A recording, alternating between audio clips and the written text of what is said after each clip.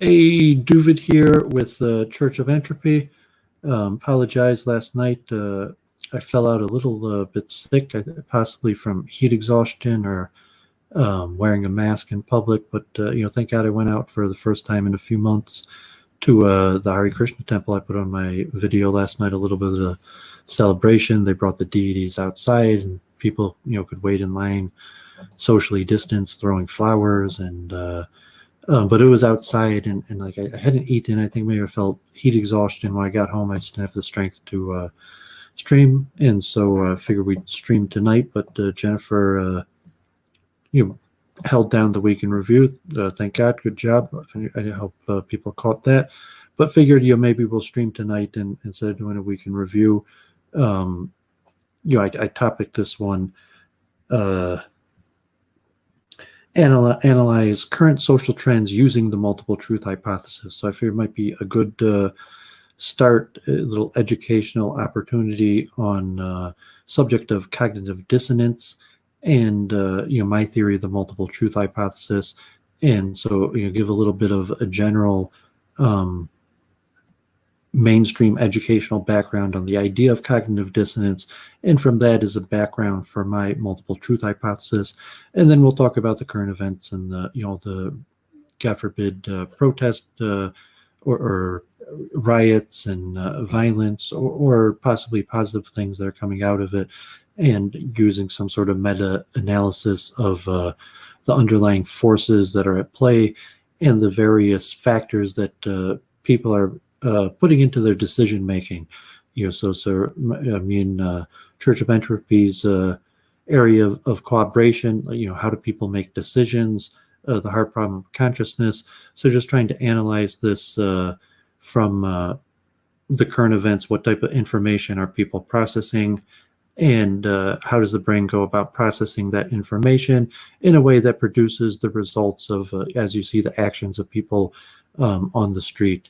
And so we'll both maybe present our ideas, and then we'll go straight into the analysis. So anything you want to add, Jennifer? Well, I'm glad Doooovid's feeling better, and I'm glad we had a chance to stream today. Thanks to everyone who's already watching, and hope to see some more people show up so we can have a great chat today. I made a couple diagrams there that I've sent to Doooovid, so I hope at some point during the show we can have those displayed on the screen and talk through them. And I think it'll be very beneficial for everyone because it's a bit of a new way of approaching the problem. So thanks again for hosting. Yeah, maybe I'll even do that right away. I'm sorry, I didn't have these open up beforehand, so I'm getting these links that I had sent to you. So do you want to add a few more thoughts while I get this ready? Sure. The first diagram that I made is the one that is the thumbnail for this stream. And it's basically a 4-step process for how it's basically the subroutine that's always operating when you're conscious. And how it recognizes patterns is as a multi-step process, because we're not looking at every last thing in our field of vision. Like the sensory experience is not just the field of vision, but if you just take the field of vision, that's a sort of a reasonable simplification to the total consciousness field. And when you want to understand the total consciousness field, you just, integrate to the remaining senses. But basically, you're looking at a series of steps that are happening in a very, very short time period. Now, I was estimating earlier in the chat saying that this could happen 20 plus times per second, because... Can you see it clearly on the screen now? Yeah, it's looking great. So it's a very rapid process. So you got to really have a hyperfine awareness to be able to understand that this is how things are working. But if you take a look at basically the idea has to do with signal processing. So we're just think about it in terms of just the ocular system, the field of view, just for simplicity.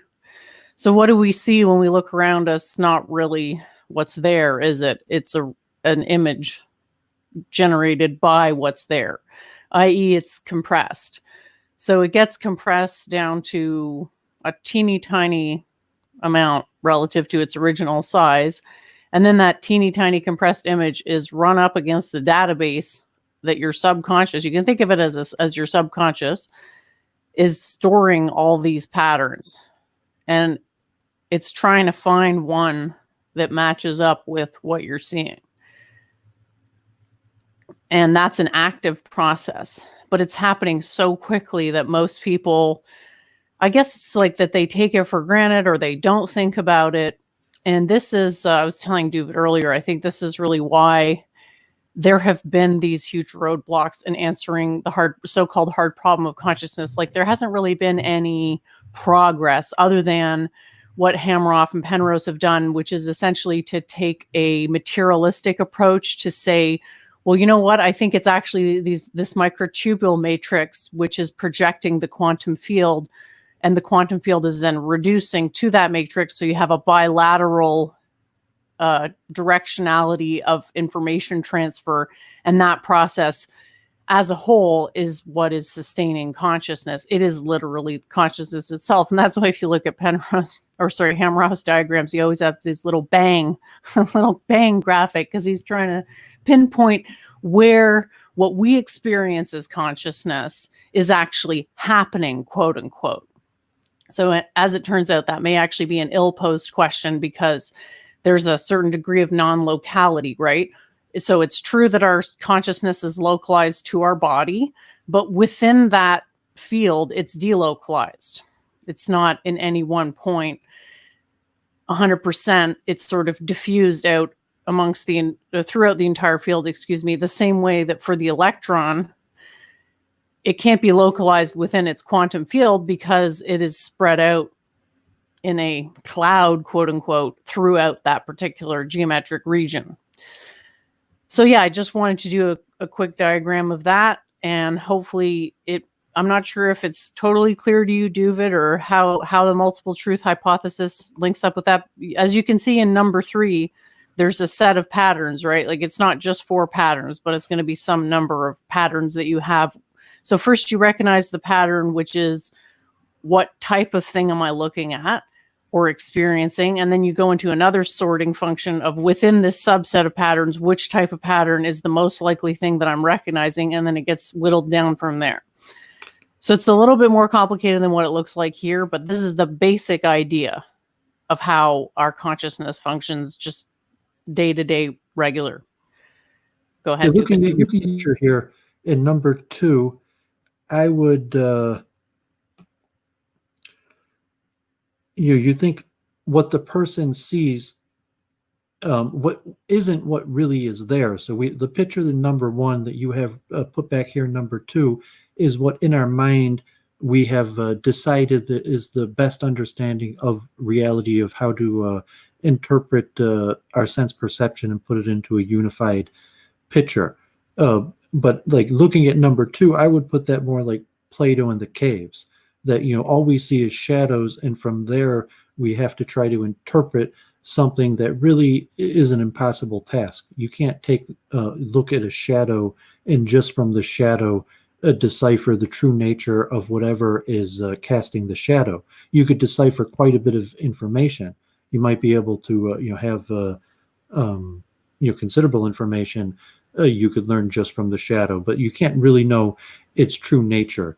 So yeah, this is essentially Will to Power's thesis. This is a restating of what he called subjective absolutism, that the information is always tinged through the lens of consciousness, and that we may, indeed, we are unable to know the material nature of what is external to that observation, i.e. our own consciousness observation of what's going on out there. And yeah, it does kind of remind me of the cave. Nice observation there.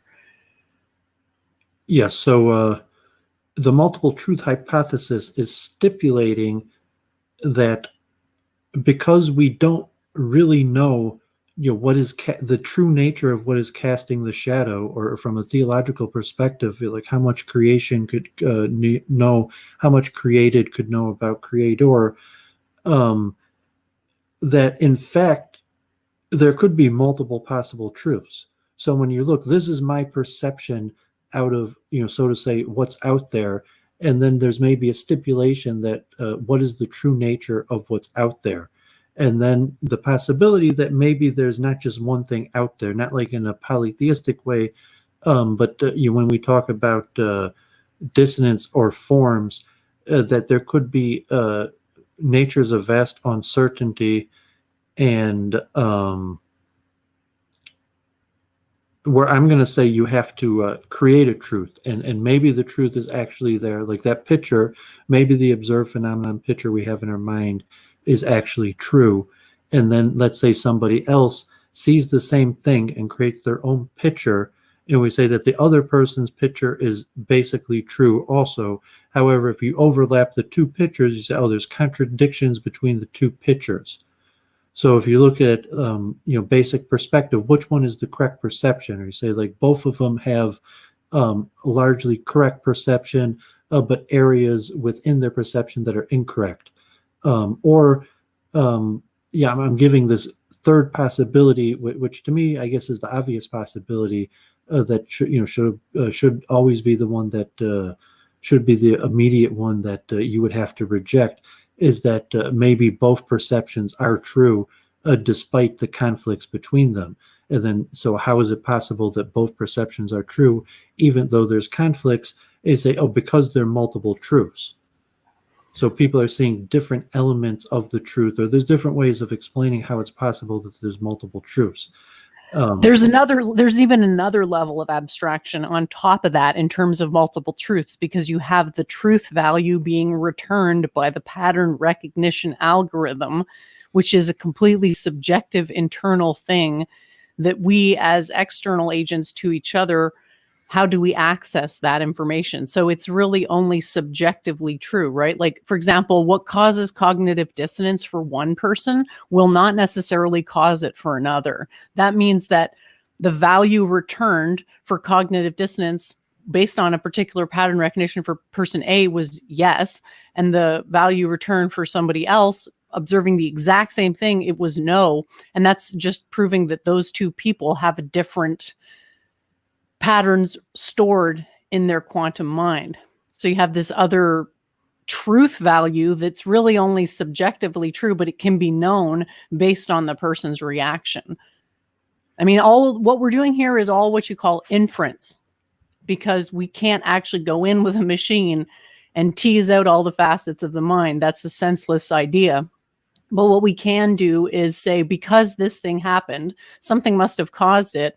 And so then we go through all the possibilities for what caused it. And in an Occam's razor type of approach, we figure out how many steps had to come before what we absolutely know to be true is what was caused was cognitive dissonance. We start there and then work it back step by step. And that's why we have to be so careful in how we use our axioms and how we use this approach, because it can very quickly become too difficult of a problem to approach, right? And that's, again, what we see with this hard problem of consciousness is just like, you know what, it's too complicated.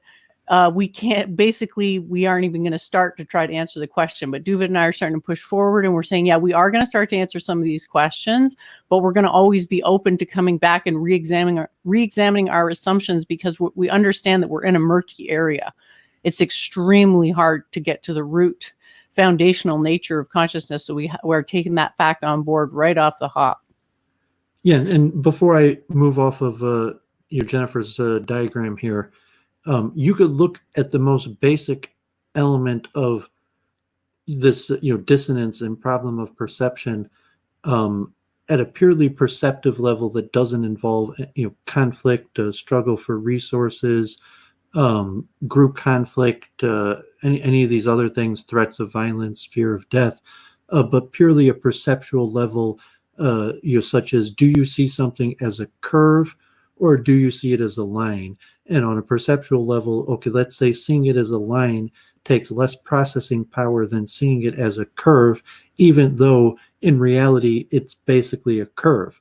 And you could show on a human level that perceptually people will perceive it as a line, and we presume even on a neurological level, for people who believe that thought and everything arises from the brain, that it's simply some form of energy conservation form of a dissonance level of you only have so much processing power to use to perceive all of the visual stimulus or all the various type of stimulus out in the environment.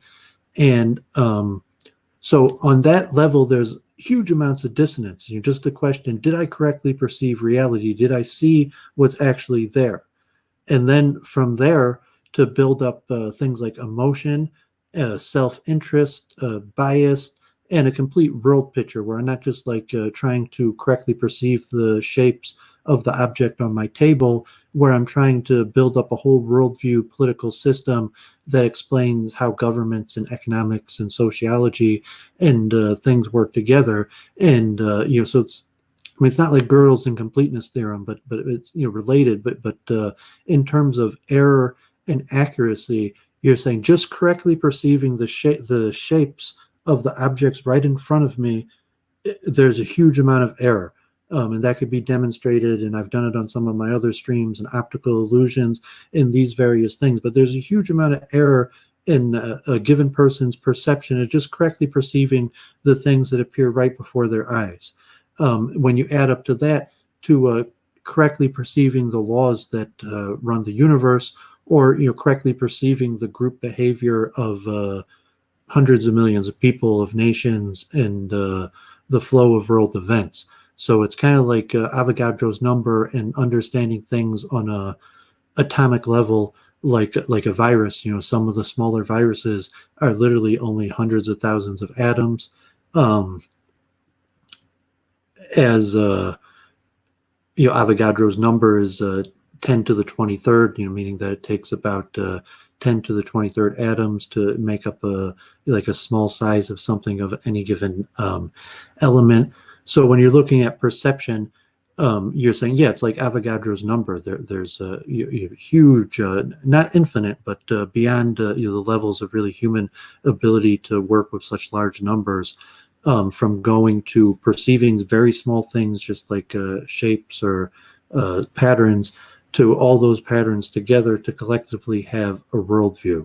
And yeah, my approach takes that into consideration. I'll just ramble for a minute if you don't mind grabbing those images I just sent you on Facebook, because I think they'll be helpful for illustrating this. You want me to put it to the code thing? Oh, sure. Yeah, that would be great. Yeah, so this is a problem that often gets used as a justification for why they can't solve the hard problem of consciousness. It's like it's basically irreducibly complex, like it's too much infinity. And so our philosophical way of approaching that problem is we acknowledge the infinity, and then we divide up the infinity into a finite number of categories, which are separated by qualities.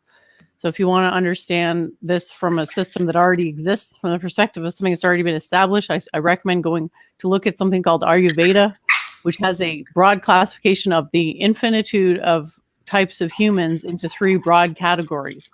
And then once you have those 3 categories, you can impose more categorical classification systems, archetype systems, so long as they're independent, right? Because if you're just imposing the same measurement over and over, they're not independent measurements. So there's a limit to how much independent information you can get. But if you successively apply finite numbered parse metrics on an infinite system, you can eventually get to a sufficient degree of precision within that infinity that you can make predictions based on your diagnosis. So this diagram here that I've shown, or that I had Doooovid is showing, that I sent him earlier, is like a little pseudo code that I made. So basically trying to give people an idea of what exactly is happening under the hood when you're just doing nothing, when you're just sitting in a chair and staring what's going on. So basically the idea... If you were thinking mathematically, you could look at these values here, that here you have yes and no as something between 0 and 1. So from a multiple truth hypothesis, truth could be estimated as a value between 0 and 1, and 1 being it's the only option that of all the possibilities, this is the only one of them, to any other value where it's just a percent of value that's the truth, or it's the proportion of the multiple truths that here you just have as a definitive yes or no. Well, it is a definitive yes or no, because cognitive dissonance is either triggered or it isn't. So it's like a light switch; it's either on or off. Yeah, but it could be triggered at thresholds. It doesn't have to be triggered because it's a 0 or 1. It could be triggered because it just reaches a threshold that is somewhere between 0 and 1. Well, yeah, that is what's happening. So what happens is there's a threshold, and once the threshold is breached, you go from 0 to 1 instantly. So it's like a pre-calculation. It's like a heater, it turns on and it stays on once it gets to a certain temperature threshold. And then once it reaches the upper temperature threshold, it just clicks off. So it's a bit like that. Like that's why, excuse me, you might get cognitive, like let's say you're really tired, you haven't eaten, you're run down, you might, get cranky, i.e. cognitive dissonance, much more easily than otherwise. So the triggering coefficient, the thing that could be said to be between 0 and 1, depends on the circumstances. Like if you just ate, you're half drunk, you're in a really good mood, you just made a bunch of money on the stock market, you're going to have more resilience to things that may, under other circumstances, cause you to have massive cognitive dissonance, just as an example. Yeah, so awesome. So just people who watch, Church of Entropy regularly, know that our theories in general are unification theories of everything, that at the same time are physics theories of physics, but they're applicable on a spiritual, social level, and basically the tool of calculus that could work with infinities and so it's just important to know that this has a scientific precursor, and I hope to produce a series of streams that will also connect it to the neurological basis. And there is much understanding of the neurological basis of dissonance and all the other streams I've done on consciousness that I hope to continue more. So hopefully this stream tonight will be a good continuation of that. So related to public events, you could talk about like the physics of this stuff. But I think tonight we're going to focus more on like a generic group think and group cognitive dissonance, or kind of like average American, average citizen, average person, how the various forces of what's happening now in society are affecting them, and the various decisions that a person might make based on how they process the information. And you're saying that there's substantial amount of dissonance always, but in the current political situation, there's extreme social dissonance, and so much. No, dissonance is the exception. What you're usually in is a state of non-dissonance, and if you experience too much dissonance, you'll eventually get burned out, i.e., you'll just be numb, because the body's really and the mind are really not equipped to deal with long-term dissonance. So that's actually the exception, not the rule. Well, I'm framing it in a way because the way I understand it, a person's perception is by definition false, and we'll say the accuracy of a person's perception could be very small. It could be less than 1%, or maybe it's tens of percent. But like the accuracy of a person's perception being like 90%, 99% is like no. That's basically impossible. And the accuracy of a person's perception of events on a larger scale, especially like global events, you say, okay, like I have a understanding and narrative for kind of what's happening in the world, but from a objective level of my perception of world events being accurate, you said it's going to be pretty low, probably even much lower than 1%. Well, what's causing dissonance isn't between reality and perception. What causes dissonance is between perception and expectation. And both of these are things that exist within the quantum mind itself. So the fact that what you observe is not 100% accurate doesn't itself cause dissonance. What causes dissonance is when whatever you're observing doesn't line up with any of your existing patterns, or it contradicts one of your existing patterns.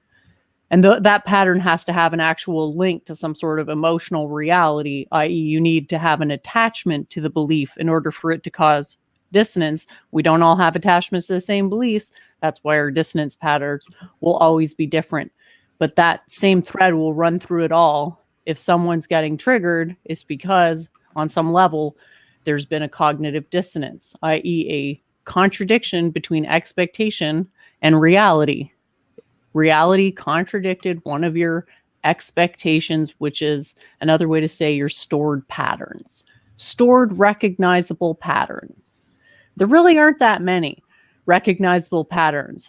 Like, you could argue there's really only one, which is like your grand unified narrative, and every other pattern is just a sub pattern in that one grand unified pattern.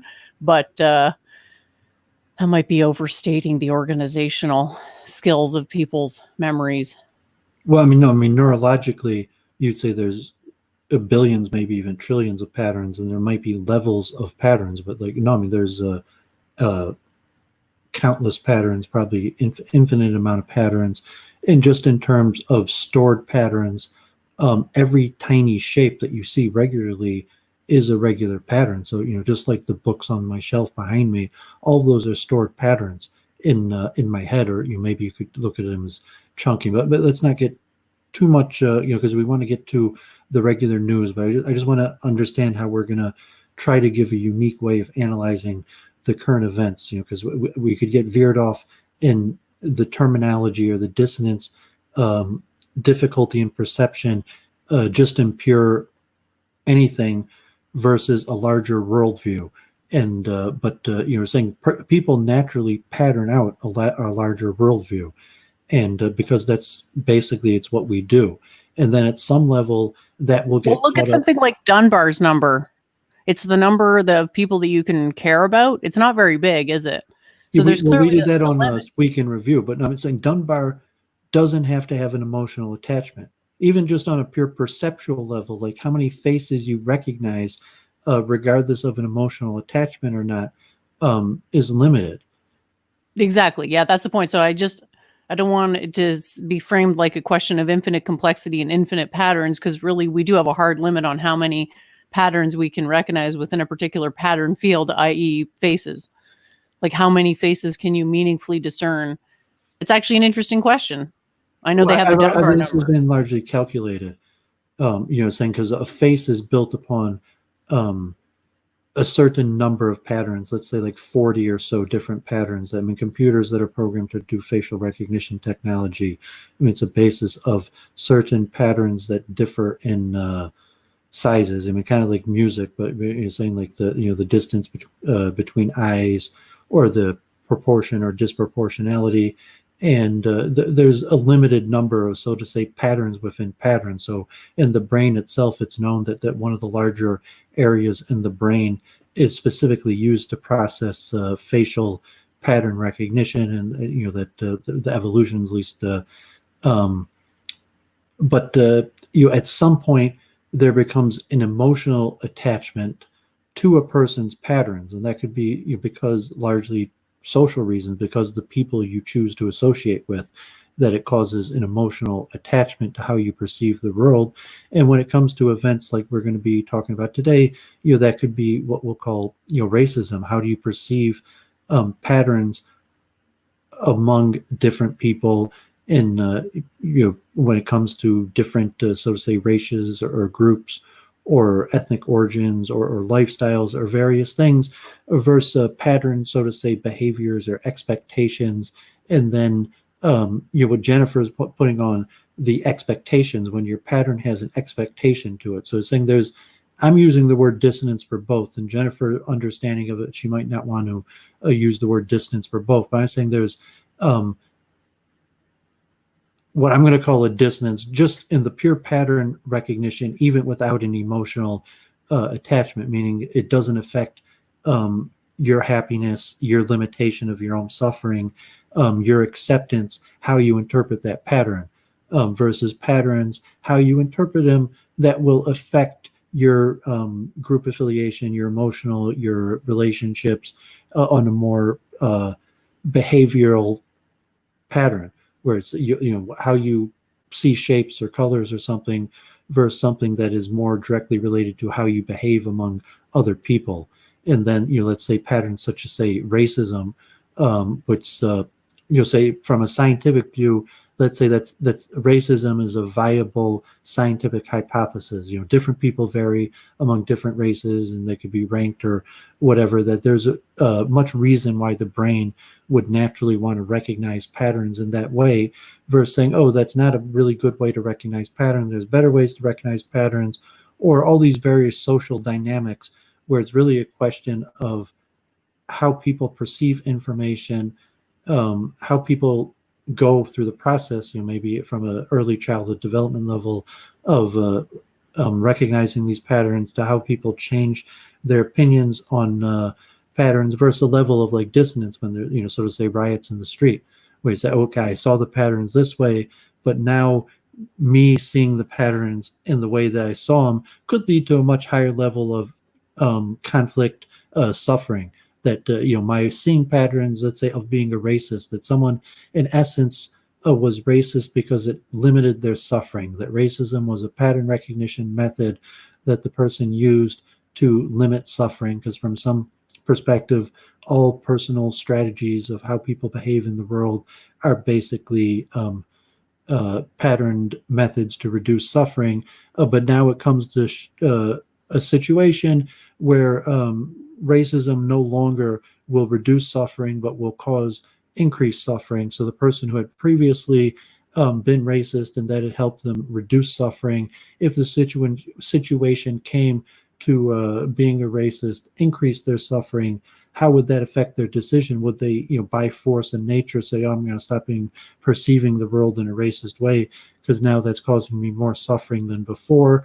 Or, so that's the kind of angle that I think, me and Jennifer want to take for the analysis tonight that hopefully we'll get to. This is just an image Jennifer showed me, just a common optical illusion way. Right. So if one person says, I see a bunny, and the other one says, I see a duck, the truth value for both of those pattern recognitions is true, but they're contradictory patterns, or are they? So it's just sort of to show people that the questions we're looking to answer are complex, because the world we live in is complex. And here's an off-cited example of blindfolded men trying to identify. From the Vedas. Yeah, it's a blindfolded men trying to identify an elephant. So yeah, did you want to talk about that, Doooovid? Well, I mean, it's most known from Buddhist sources. And I've even heard rabbis say it from the Talmud, but the disputed origin is actually whether it's Vedic or Jain. But this parable goes back thousands and thousands of years, and it makes sense. And it's just that the problem of perception. You could see there was a bunch of blind people in there, just trying to feel a certain part of the elephant. It's going to be near impossible for them to perceive that it's this great huge creature that we know as the elephant. But in reality, that's just a nice parable. From the Vedas, maybe authorized, so to say, divine configuration, if you want to say, because it's a story from the Vedas, it's somewhat like a divine, like Platonic shape or something like that of configurations for patterns. But it's a nice way of understanding maybe even the hard problem of consciousness in general. We will be able to get there. It's just a question of successive axiom acceptance. So for right now, we're on step one. We got to get people to accept that consciousness is happening in the bioelectric field generated by the body. That's step one.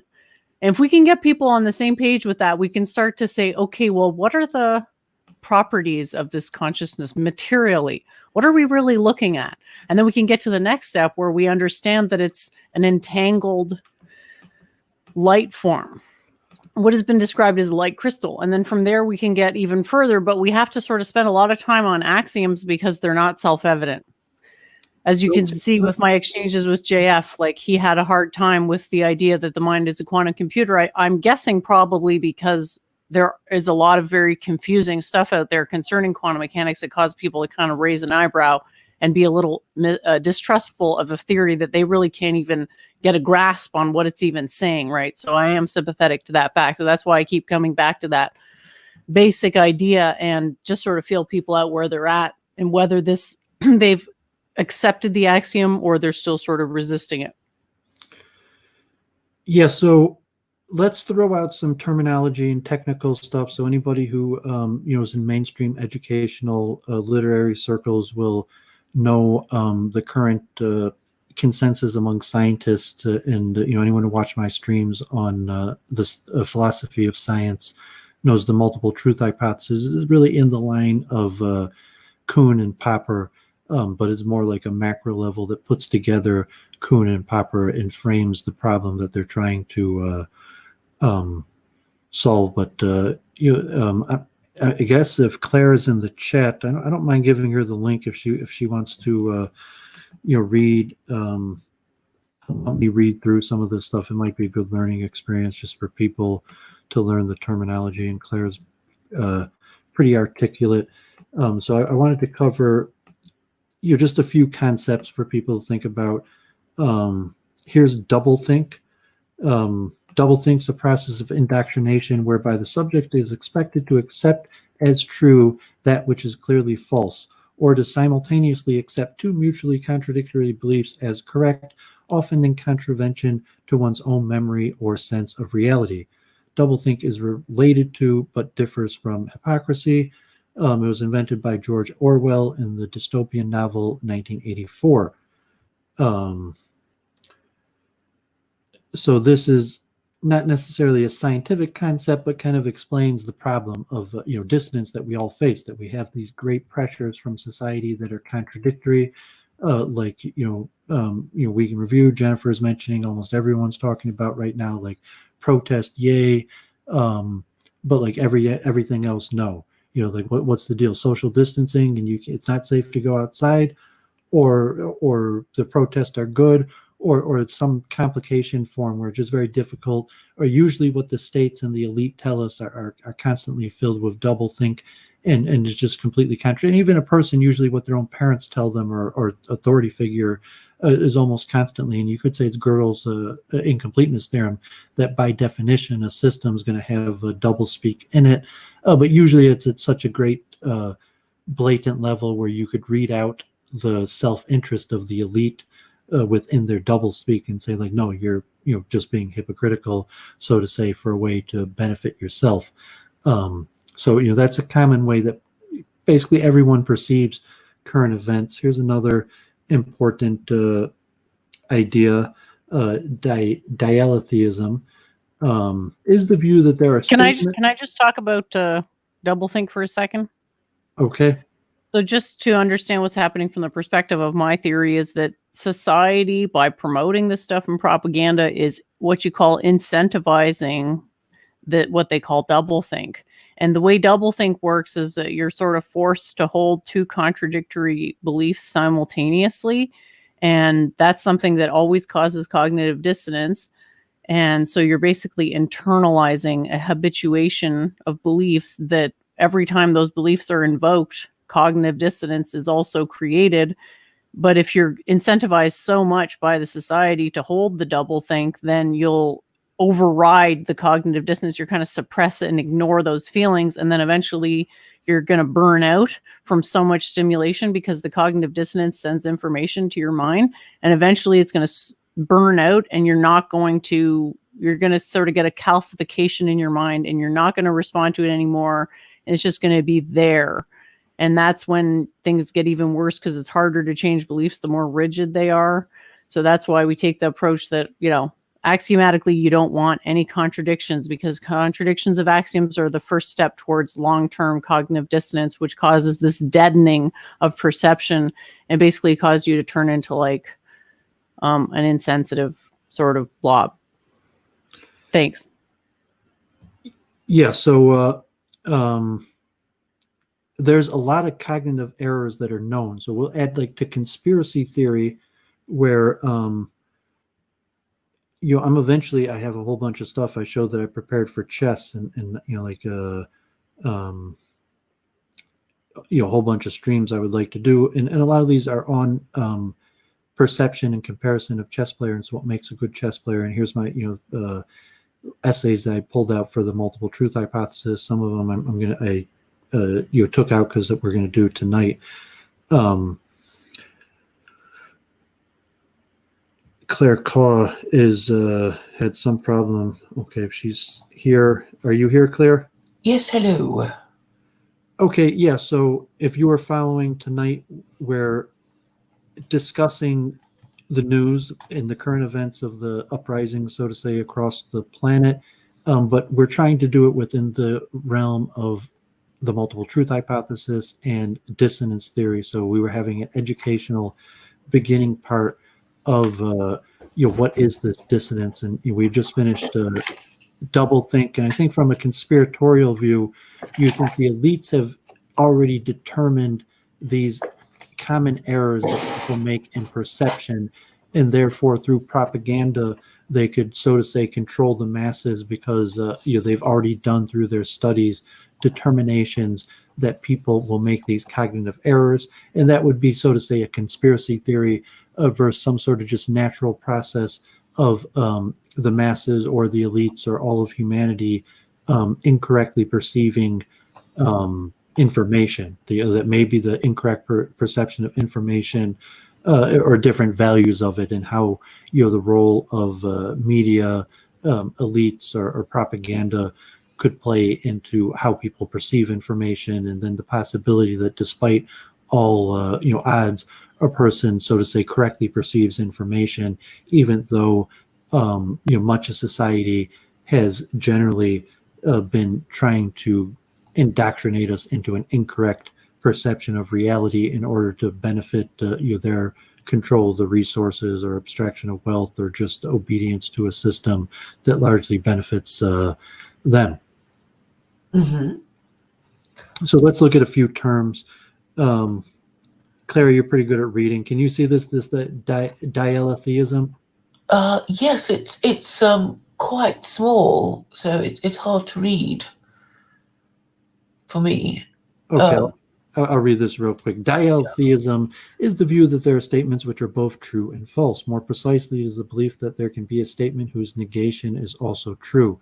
Such statements are called true contradictions, dialetheia, or non-dualism. Dialetheism is not a system of formal logic. Instead, it is a thesis about truth that influences the construction of a formal logic, often based on pre-existing systems.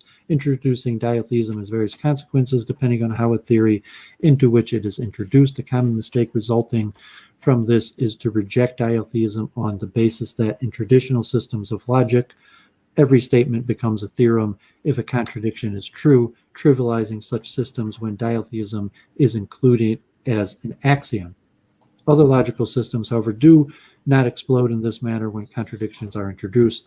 So I'm not sure if you ever heard of this, but it's somewhat related to, the dialetheism resolves certain paradoxes, like the liar's paradox and Russell's paradox deal with self-contradictory statements in classical logic and naive set theory, respectively.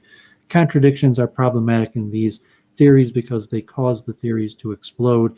If a contradiction is true, then every proposition is true. The classical way to solve this problem is to ban contradictory statements, to revise the axioms of the logic so that self-contradictory statements do not appear. Dialetheists, on the other hand, respond to this problem by accepting the contradictions as true. Dialetheism allows for an unrestricted axiom of comprehension in set theory, claiming that any resulting contradiction is a theorem. Have you heard of this, Jennifer? Nope, but it's interesting to get a crash course right now, so I appreciate you reading through that. Okay, I just wanted to mention it. Is this too small? Could you give an example, though? Is this the one when the liar says, I'm lying? Is that this thing that I remember? Yeah, when the liar says that my statement is false, because that means if the person, it can't logically be resolved, because if the person is always lies and they say they're lying, they're telling the truth.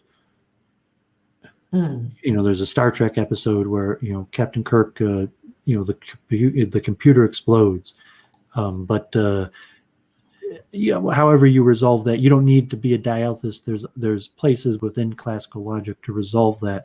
But the dialysis just includes that no, there's not like one system. You don't have to exclude false theorems. You could just keep them as postulates that are possible truths right now that have been rejected, as opposed to the classical logic, kind of just like, no, it's a false theory. The end of it, as like Jennifer, like it has to have a 0 or 1 value, as opposed, dialysis isn't necessarily like the multiple truth hypothesis, but it's saying like, no, it has an ascription of a 0 to 1 value, and that may have just resulted in having a higher or lower value. Is this big enough that you could read, Claire? Yeah. Cognitive dissonance refers to a situation involving conflicting attitudes, beliefs, or behaviors. This produces a feeling of mental discomfort leading to an alteration in one of the attitudes, beliefs, or behaviors to reduce the comfort and restore balance. For example, when people smoke, behavior, and they know that smoking causes cancer, cognition, they are in a state of cognitive dissonance. Okay, so historically, there was a cognitive dissonance is not Freudian. It's in line with some Freudian things like the Freudian slip. But no, there's a guy, Leon Festinger, who I think is Jewish also, but comes up with cognitive dissonance theory in 1957, wrote a paper.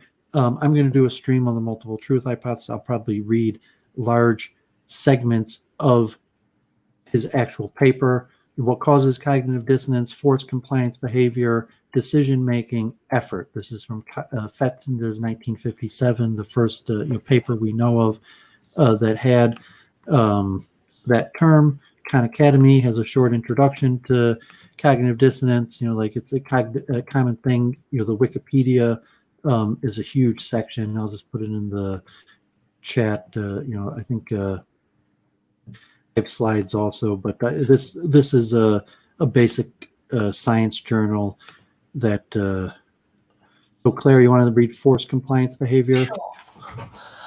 When someone is forced to do publicly something they privately really don't want to, dissonance is created between their cognition, I didn't want to do this, and their behavior, I did it. Forced compliance occurs when an individual performs an action that is inconsistent with his or her beliefs. The behavior can't be changed since it was already in the past, so dissonance will need to be reduced by re-evaluating their attitude to what they have done. This prediction has been tested experimentally. In an intriguing experiment, Festinger and Carl Smith asked participants to perform a series of dull tasks, such as turning pegs in a peg board for an hour. As you can imagine, participants' attitudes towards this task were highly negative. Are you familiar with this experiment? And basically, he pays them, and the people who get paid to do it, say how much they love doing it, and the people who didn't get paid to do it is like, oh, it really sucked. In the basic dissonance, I'm going to have here a slide share, but let me just show.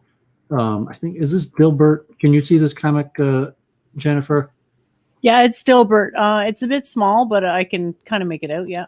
I'll read it. Say, why should I hire you as my consultant? And I use my special process of cognitive dissonance to improve employee morale. How does that work? When people are in an absurd situation, their minds rationalize it by inventing a comfortable illusion. Okay, go do it. Isn't it strange that you have a dead-end job when you're twice as smart as your boss? The hours are long, the pay is mediocre, nobody respects your contributions, and yet you freely choose to work here? It's absurd. No, wait, there must be a reason I must work here, because I love the work. And so then he goes off, oh, I love my job. And, the dog is like, next. Through the purpose of cognitive dissonance, the common thing of the person, I hate my job. The elites are using me to line their own pockets. And it's just this horrible dissonance. Like, God forbid, like I was born a slave. It sucks. Just saying like, no, I really love my job. I love my boss, type thing, which you could take it to Well, you could look Let's on. have Claire read the official scientific term. But I mean, people see the Dilbert for a comedical. So Claire, just let's read the the technical psychological terminology. Decision making. Life is filled with decisions, and decisions, as a general rule, arouse dissonance. For example, suppose you had to decide whether to accept a job in an absolutely beautiful area of the country or turn down the job so you could be near your friends and family. Either way, you would experience dissonance. If you took the job, you would miss your loved ones. If you turned the job down, you would pine for the beautiful streams, mountains, and valleys. Both alternatives have their good points and bad points. The rub is that making a decision cuts off the possibility that you can enjoy the advantages of the unchosen alternative, yet it assures you that you must accept the disadvantages of the chosen alternative. People have several ways to reduce the dissonance that is aroused by making a decision. One thing they can do to change the behavior they can do is change the behavior. As noted earlier, this is often very difficult, so people frequently employ a variety of mental maneuvers. A common way to reduce dissonance is to increase the attractiveness of the chosen alternative and to decrease the attractiveness of the rejected alternative. This is referred to as spreading apart the alternatives. Method. Brehm 1956 was the first to investigate the relationship between dissonance and decision making, and we don't have to read through the study because, psychologically they had some method to try to test this theory, but we're going to be trying to apply this theory to a larger perspective. But if you want to continue with effort, and I encourage people on their own to read these studies. Effort. It always seems to be the case that we value most highly those goals or items which have required considerable effort to achieve. This is probably because dissonance would be caused if we spent a great effort to achieve something and then evaluate it negatively. We could, of course, spend years of effort into achieving something which turns out to be a load of rubbish, and then, in order to avoid the dissonance and that produces, try to convince ourselves that we didn't really spend years of effort, or that the effort was really quite enjoyable, or that it wasn't really a lot of effort. Sounds familiar? In fact, though it seems we find it easier to persuade ourselves that what we have achieved is worthwhile, and that's what most of us do, evaluating highly something whose achievement has cost us dear, whether other people think it's much cop or not. This method of reducing dissonance is known as effort justification. If we put effort into a task which we have chosen to carry out, and the task turns out badly, we experience dissonance. To reduce this dissonance, we are motivated to try to think that the task turned out well. Okay, yeah, so here's another experiment that we'll skip. So how is cognitive dissonance resolved? Dissonance can be reduced in one of three ways: A, changing existing beliefs; B, adding new beliefs; or C, reducing the importance of the beliefs. Change one or more of the attitudes, behavior, beliefs, etc. to make the relationship between the two elements a consonant one. When one of the dissonant elements is a behavior, the individual can change or eliminate the behavior. However, this mode of dissonance reduction frequently presents problems for people, as it is often difficult for people to change well-learned behavioral responses. Acquire new information that outweighs the dissonant beliefs. For example, thinking smoking causes lung cancer will cause dissonance if a person smokes. However, new information such as research has not proved definitely that smoking causes lung cancer may reduce the dissonance. Reduce the importance of the cognitions, i.e. beliefs, attitudes. A person could convince themselves that it is better to live for today than to save for tomorrow. In other words, he could tell himself that a short life filled with smoking and sensual pleasures is better than a long life devoid of such joys. In this way, he would be decreasing the importance of the dissonant cognition. Smoking is bad for one's health. Critical evaluation. There has been a great deal of research into cognitive dissonance, providing some interesting and sometimes unexpected findings. It is a theory with very broad applications, showing that we aim for consistency between attitudes and behaviors, and may not use very rational methods to achieve it. It has the advantage of being testable by scientific means, i.e., experiments. However, there is a problem from a scientific point of view because we cannot physically observe cognitive dissonance and therefore we cannot objectively measure it, behaviorism. Consequently, the term cognitive dissonance is somewhat subjective. There is also some ambiguity, i.e. vagueness about the term dissonance itself. Is it a perception, as cognitive suggests, or a feeling about a perception? Arison's revision of the idea of dissonance as an inconsistency between a person's self-concept and a cognition about their behavior makes it seem likely that dissonance is really nothing more than guilt. There are also individual differences in whether or not people act as this theory predicts. Highly anxious people are more likely to do so. Many people seem able to cope with the considerable dissonance not to experience the tensions the theory predicts. Finally, many of the studies supporting the theory of cognitive dissonance have low ecological validity. For example, turning pegs is an artificial task that doesn't happen in everyday life. Also, the majority of experiments used students as participants, which raises issues of a bias sample. Could we generalize the results from such experiments? Okay, so that's the end of this one. And so you're saying, cognitive dissonance is a very difficult thing to scientifically theory, and now you have trying to reduce dissonance to a neurological basis, and even if in a laboratory environment you could demonstrate that people incorrectly perceive information, like we've done, so to say, with racism, in terms of what's the word they use? Something bias for implicit bias for racism studies, or the cop studies where cops simulations of when they see a black person or a white person, or various things. And you could say these things that the experts now are using to try to understand racism are basically the science of cognitive dissonance, and what pre-factors determine how people perceive information and make their decisions, and a possible change, like how could we change the fact that people currently tend to perceive information in this method and change them to perceive information in a different method, or if that's even possible. So I think, could you explain though how racism is cognitive dissonance? I still haven't got that.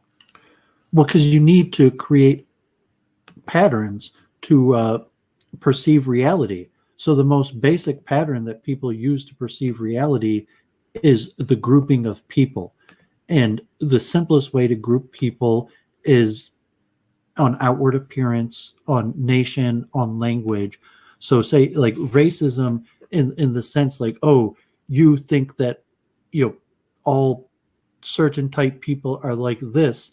That's a natural method of putting information together. Like my rabbi from Afghanistan told me that he didn't see a black man until he was 9 years old. And when he first saw a black man in the airport, he went to his mother, like he was like, look. And it was to some sort of pattern that he had never seen a person with dark skin like that.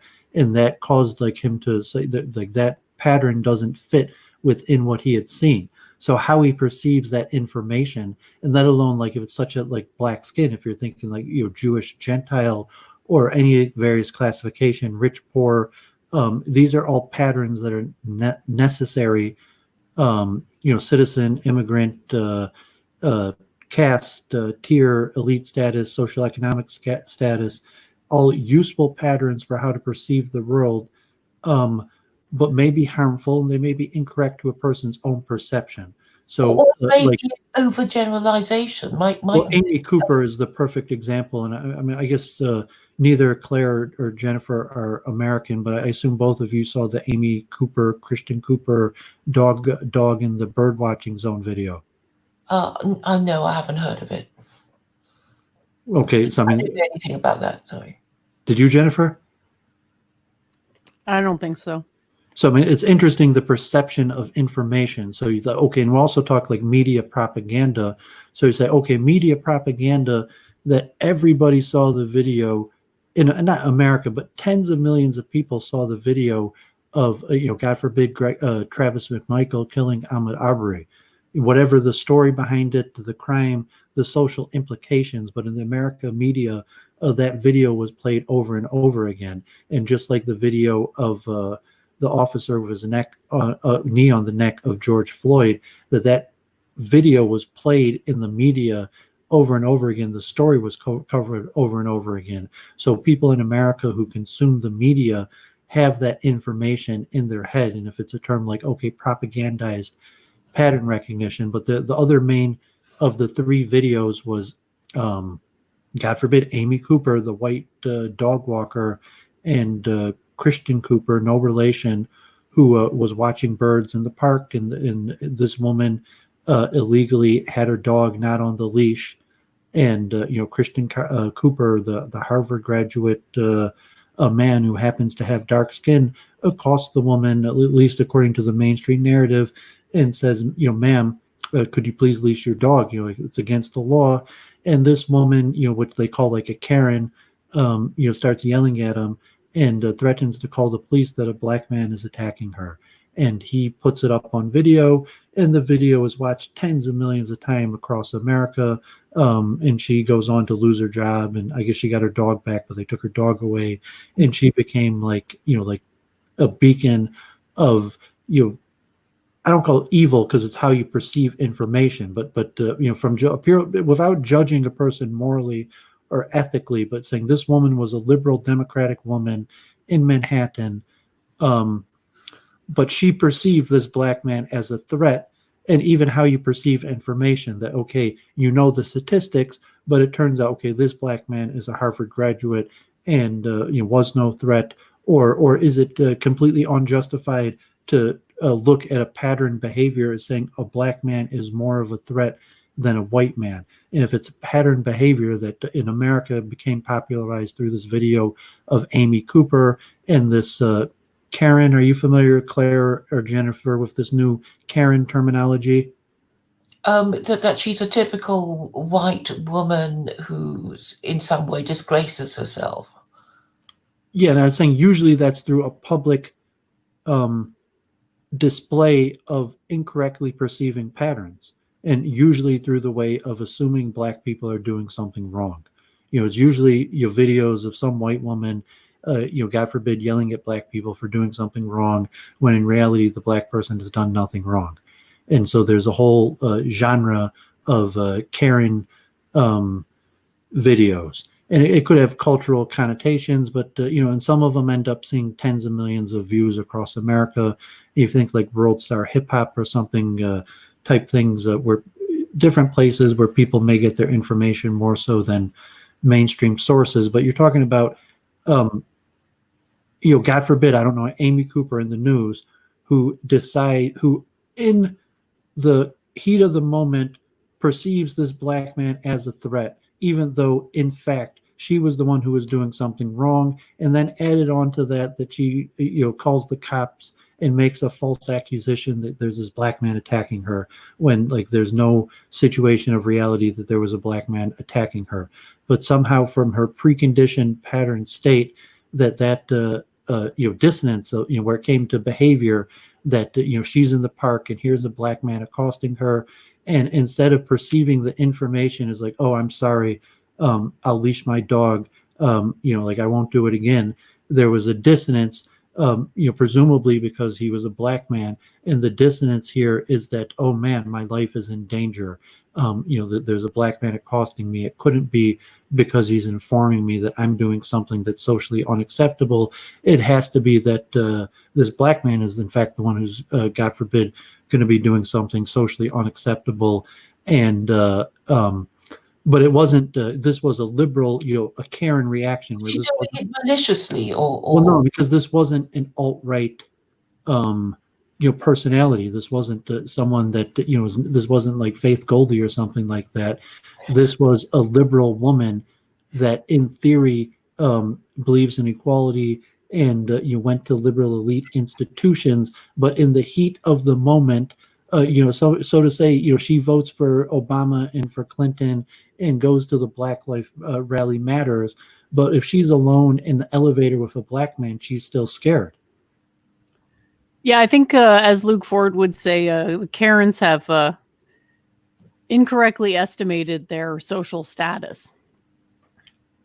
Well, if you say there's some form of dissonance there, and that's why there's videos of them, and it's kind of like ridiculous because, and usually from the perspective, it's their white privilege in what they've misestimated, that they feel, somehow that there's darker skinned people behaving in a way that they don't like, that there's some value to them accosting them in the street and informing them or threatening them that authorities are going to stop them from their behavior that is unacceptable, when in fact, according to the current state of the U.S. law, there's nothing wrong with their behavior.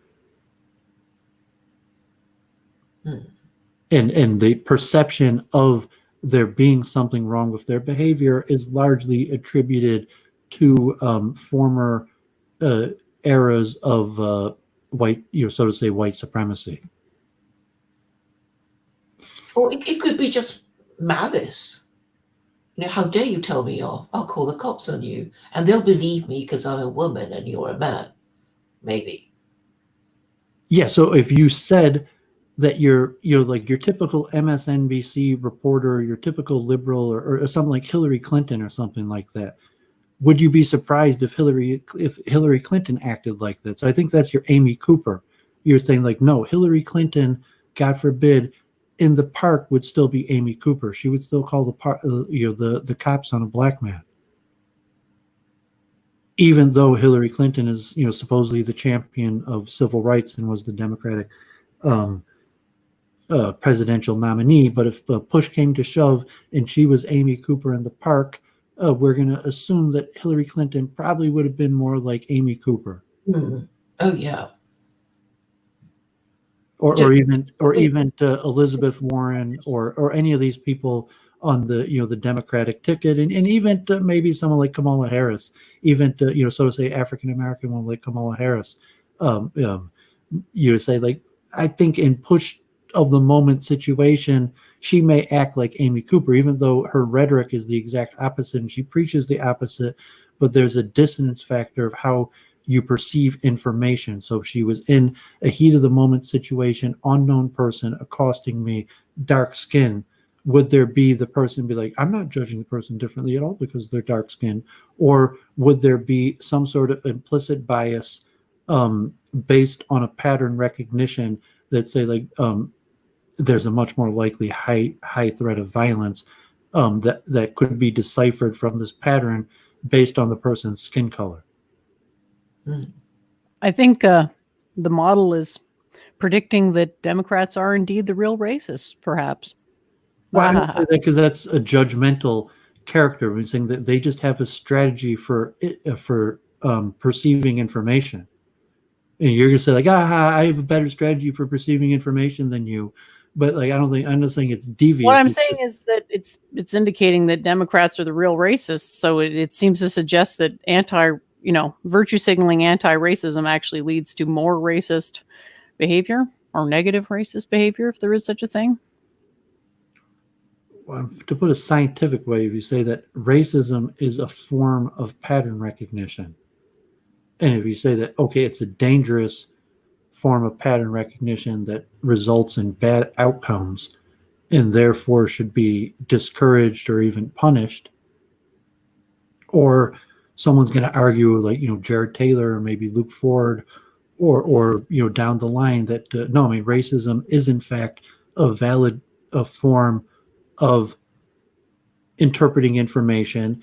And the dissonance from people is coming from the fact that they don't admit that racial interpretation of information, in fact, is a more accurate method of interpreting patterns. Yeah, there's going to be dissonance either way, unless you have like a perfect model, which is not, you don't expect people to have a perfect model, but yeah, some models are less bad than others. So that's why the dissonance is coming in, because people are fighting what has traditionally been just like their basic pattern recognition faculties. And let's say the proposition that I have a model that predicts the likelihood of violence that is not based on skin color, and therefore I could predict violence, and maybe it's possible you could give some statistic that there's a certain percentage likelihood of various peoples towards violence, but there's other factors like body language, proximity, maybe even things like smell or something that will be a better perception of violence than skin color. And in fact, someone is interpreting violence based on skin color, they're probably not a very good interpreter of violence. They haven't been trained in the martial arts.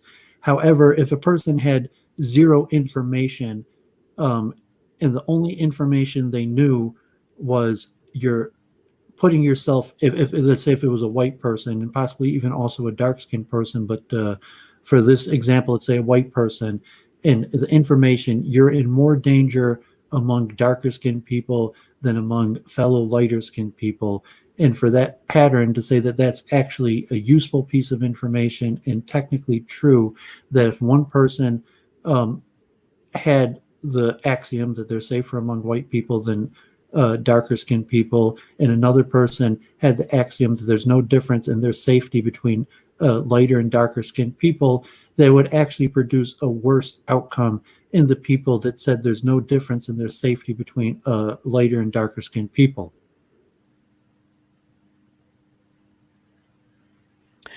Yeah, I guess you could say the denial, it leads to a very simplistic approach wherein like there's no ability to discern any pattern other than this person looks different, therefore they're a threat.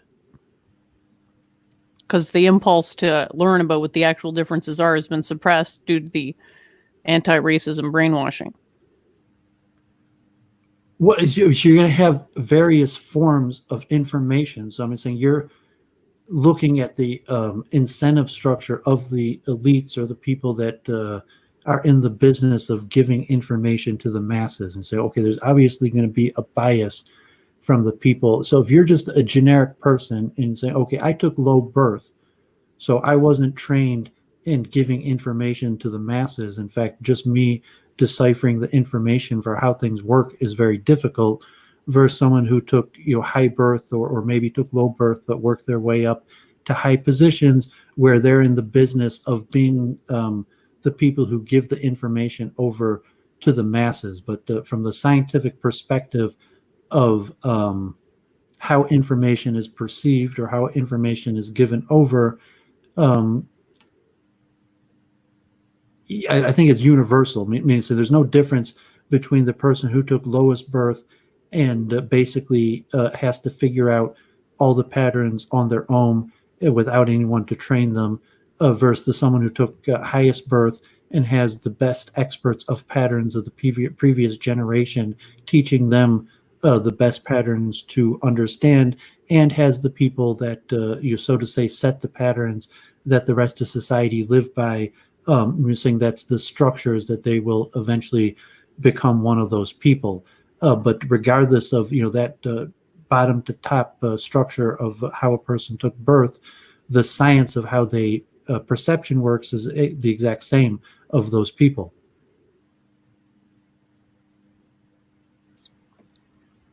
Well, you could say, it's true for everyone. Everyone has biased perceptions, just that the nature of the bias is different, and it can vary statistically among delineated groups. Yeah, I mean, so if you took low birth and your only source of information is largely, so to say, state-sponsored or organizational, elite-sponsored, controlled information that's being given to you. You might, meet your common person on the street, the other person on the street corner, and what their opinions are, or the system, what you get in public education, or politicians or media tell you, as they verse the person who so to say took high birth and was initiated as circumstance of birth into all of these patterns, because so to say the power structures at B are dependent upon the preservation of certain patterns. And so a person who took low birth may not even be aware of those patterns versus being indoctrinated in those patterns. And then the understanding of a person in a situation of power, why they would even attempt to set patterns for the rest of the people. But that process would be the same. So the person who took low birth, if they move up in social economic ladders, you will eventually be in a situation where they're trying to have their own patterns put upon the masses, like in a way like JF or someone like that, a country boy with a high IQ that had nothing but disagreeing with the patterns that are being taught to him.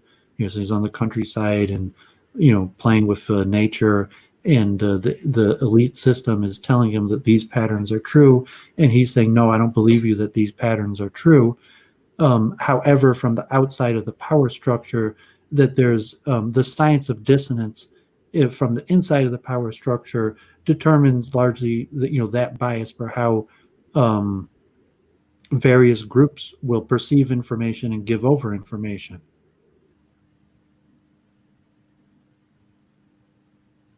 And you could add in a moral, ethical scoring.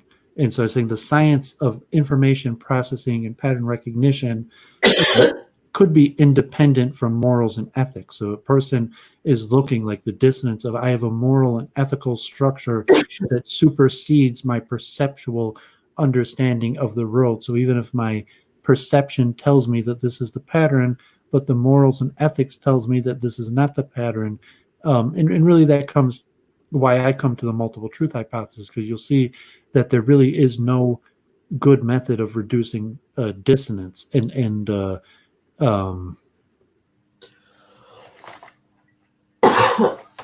I don't know. By questioning, can't it, Doovid? The what? But by asking questions like, well, why do you believe it? Doesn't it contradict, what you previously said? And in this way, prove that the person can't substantiate what he or she says. Yeah, but that just increases dissonance. So to say, if there's a threshold level where the dissonance is large enough that a person is actually considering changing their behavior. So your purpose, so to say, like as a agitator or preacher or something, is to change the person's belief system and behavior. And you could look at a different method. But if a person has, in your opinion, an inferior behavior pattern and an inferior belief system, and you're trying to win them over to an ulterior, in your mind, more beneficial for that person themselves, belief system and behavior pattern, you could use the method of increasing their dissonance, like the person reminding the person of their dissonance. So just in case you forgot about your dissonance and like all the stuff that you really know deep down, but don't tell yourself because it causes you dissonance.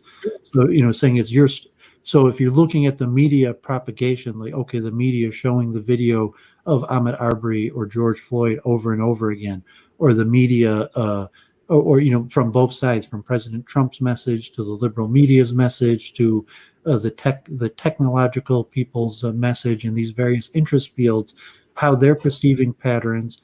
And usually a pretty clear thing, people perceive patterns in a way that are in their own best interest.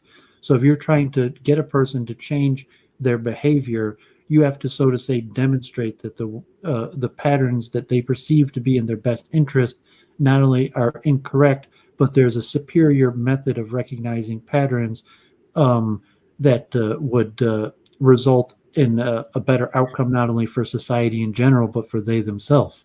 Yeah, and if they refuse, and you think you've made all your points, then you can think, well, they're obviously invested in their belief system because they've believed it all their lives, or they're afraid of saying that they accept your system because they fear being punished in some way, ostracized, mocked, because Generally, fear of death, your fear of suffering is the most strong form. So you're sort of say the use of violence, riots, popular uprisings, in saying fear. You're saying no. People perceive the pattern of racism, that there's a significant part of the population that processes information in a way that the opposing side just says that's racist, that's wrong. We need to eliminate your processing of information in that manner.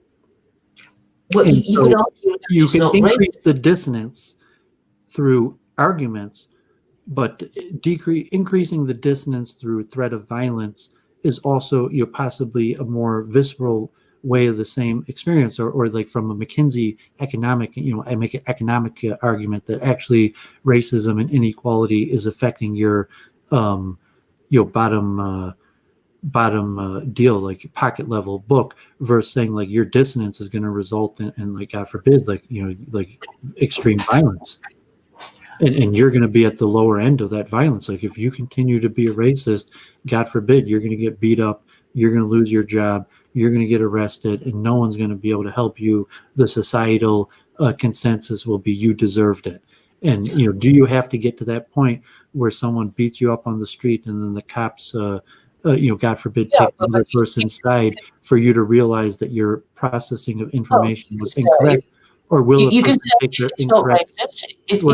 Will the person take their incorrect processing of information? Yeah, but this is you're threatening people. So people either give in to threats or they fight back, and it seems that that all these people who can't even formulate an argument. You could say that in the case of police brutality, you can quote statistics and say, well, actually, lots of white people get routinely executed by the police. Isn't it racist not to care that all these white people are routinely murdered by police? We got Gandalf here. Well, white people can't be racist according to the interpretation of racism because whites have systemic privilege. So it's not possible. Is that official? Is this it's not what possible to be racist? I hear that a lot. It's not possible to be racist against white people because they have institutional power. Okay. And racism so is only people so stupid that they can't argue against it. They just it's not. They can't argue against it because the more modern scholastic orthodoxy doesn't allow them any venue to argue against it because it's an axiomatic assumption of the theory. You should know that, aren't you educated in this? They actually make the argument. They don't. They can't even make the argument. Ladies, let me say something. Then I'll put Gandalf in here, and then I'll maybe even take a little break myself and let you talk. But I wanted to make, because Gandalf has probably perused this literature. I was reading some this week of God forbid, the diaries of famous slave masters, and if you look at the dissonance where there was a science to it, I'm saying the expert slave traders wrote down their literature. A lot of them kept diaries. A lot of them even scientifically, so to say, in a pre-scientific or even post-scientific era, like in a behavioralism manner, investigated slavery. So if the perception is I'm a free man, and then someone else captures, God forbid, another person and puts him in shackles and say, you are not a free man. You will do whatever I tell you to do or face consequences. So the dissonance in the person's own mind is be like, no, I control my own volition, and I'm not going to just do what the other person did them. And then God forbid, if you read the literature of the slave masters, there's a method of torture and of breaking the will of the person and putting the person in severe pain, or reward, carrots and sticks, until their will is subverted. And you're from a dissonance perspective of a person, let's say at one point who had been free, regardless of their race. Say it could be any person, but most of the in some of the accounts of this go back to Greek and Roman times, and don't necessarily apply to whites upon blacks. But this method of reducing a person into slavery is a method of how they perceive information, where the information is either where the slave now perceives is I do what this person says, even if their method of perceiving information is still I would desire to do this, and I do what this person says, or else I receive punishment. But in kind of like a Pavlovian dog type way, they did reduce people into slavery, and they did break people's will, and they largely did use torture to do it, and they were pretty scientific in it. And I don't know, Gandalf, have you read that literature? Yeah, I've read some of it. I mean, there's a Greg Gardin book about it. There was a couple books written at the early of the decade that relied on oral testimony from ex-slaves done by the WPA in the 1930s, who were at that point quite elderly. I mean, most of those people died before World War II. Yeah, there was kind of scientific management of slaves to some degree by cotton plantation owners. I mean, yeah, there was a whole assembly line to get a certain amount of pounds of cotton sold to meet the demands of commodity markets. So whether slaves have worked harder or less harder depended upon how much debt the slave owner had to banks and how much cotton they needed to sell at predicted prices for global commodity markets, because cotton was once kind of traded at the same level that, say, oil is now. I mean, because textile industry was the foundational industry of 19th century early industrialism. Some of that literature, unfortunately, is not off the tip of my tongue at the moment. But it doesn't really prove anything, Okay, black people were enslaved, but can I try to add a little order here so we don't just argue back and forth? Maybe we could take like 5 minutes each, and each person could explain their understanding, so to say, in a dissonance method of the greater forces at play and the different methods to process the information and how that is causing the various factions that we see. Like what's going through the minds of the people on the street, what's going through the minds of the people who oppose them, what's going through the minds of the elite, what are the greater forces at play, and what are the various patterns and information processing methods that various factions are going through and possibly changing. And this is kind of how I'm framing it. If you understand it a different way, that's fine. But maybe take like a full 5 minutes if that's good with you guys, or you could even do longer or shorter, where each we could let Gandalf go first since he just get on, but Gandalf, the Church of Entropy, and Claire could give their full understanding of what's causing this current situation, largely these national, international protests related to racial relations. Mm-hmm. Is that good for you guys? Mm-hmm. Yeah. Okay, so I guess you could go first.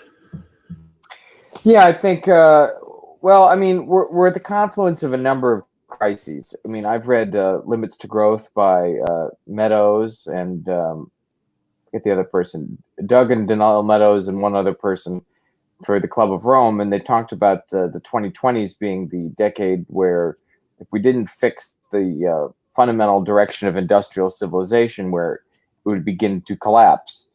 I mean, we've had a number of instances going back several months showing that it's on the verge of collapse. You have the repo market crisis of late September. You had the coronavirus.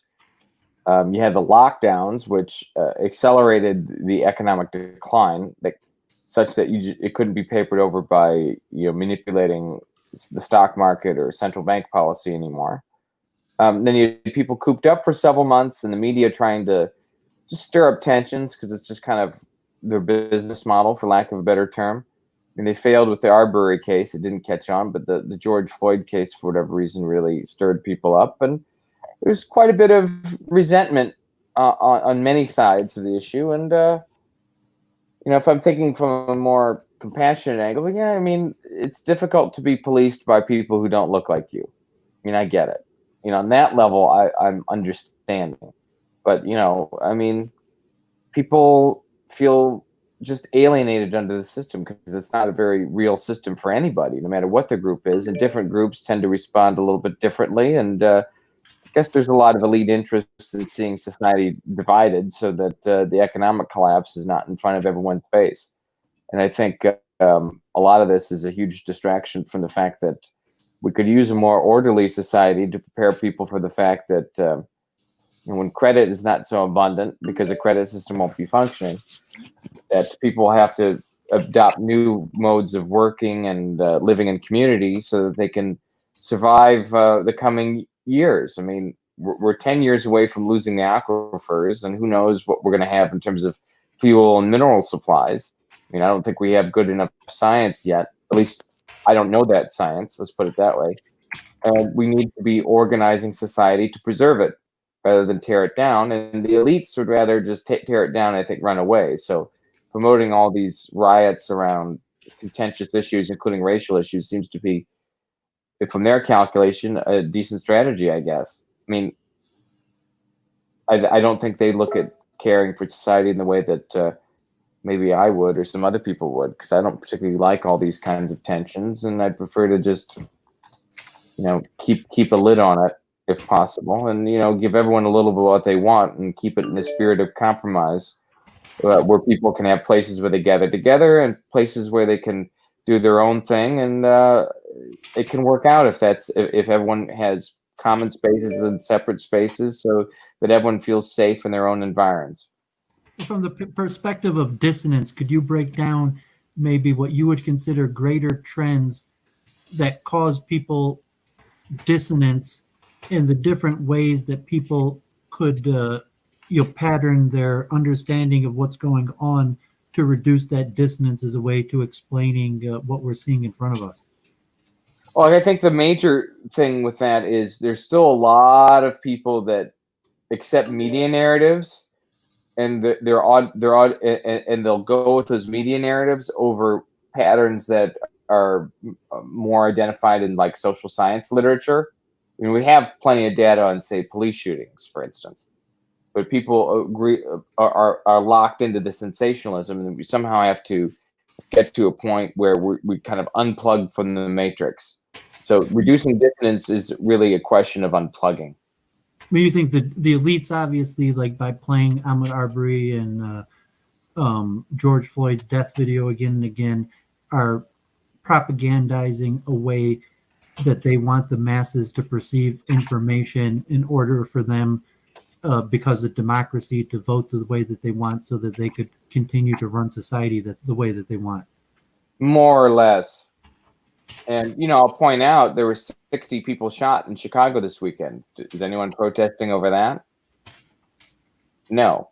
So it means that this whole thing is sort of fake. I don't know why George Floyd's life is, say, more valuable than the 60 people who were shot in the deadliest weekend in Chicago in the century. Well, because people have limited perception. So just one thing creates a visceral response. They can't remember the name of like everyone who dies, but they could have one, just like one leader, one elite personality, one person that's representative of a suffering that needs to be eliminated. Yeah, but when you're done, you could hand it over to Claire. Yeah, I'll just respond to your last point there. I mean, you're never going to just alleviate suffering in that way, though. You just can't just say, I'm going to eliminate the source of my suffering and it's just going to go away. I mean, because a lot of that sorts of suffering also comes internally. I mean, yes, there are problems with the police. I mean, I don't think that that's in dispute, but also, yes, there are problems internally within certain communities that need to be fixed.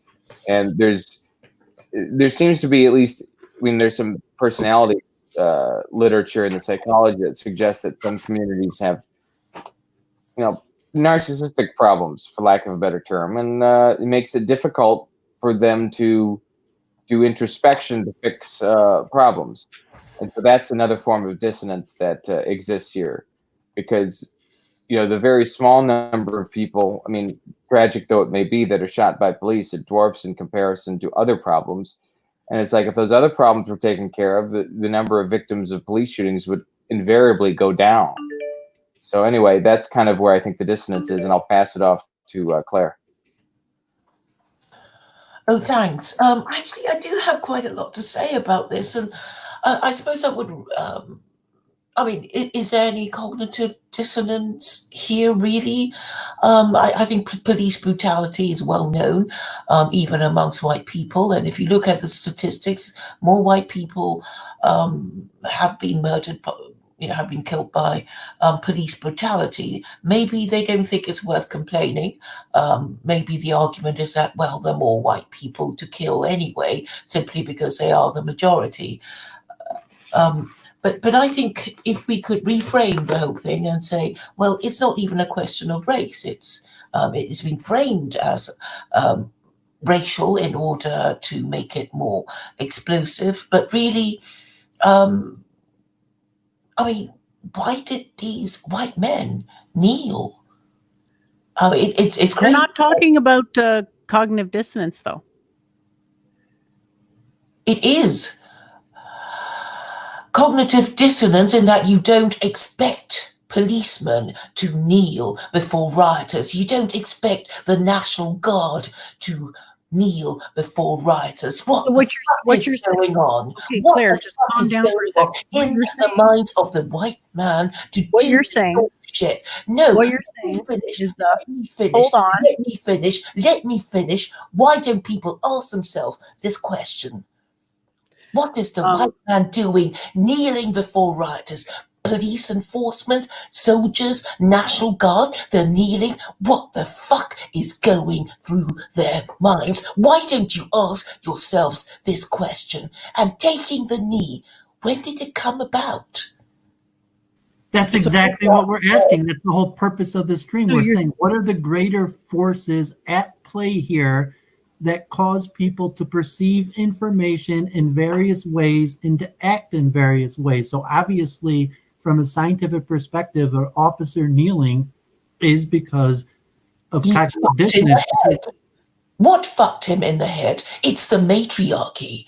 In fact, it was Jen who said, what was she talking about? The pleasure of religious submission. She was talking about that on Week in Review, the one that you weren't in, to Elliot.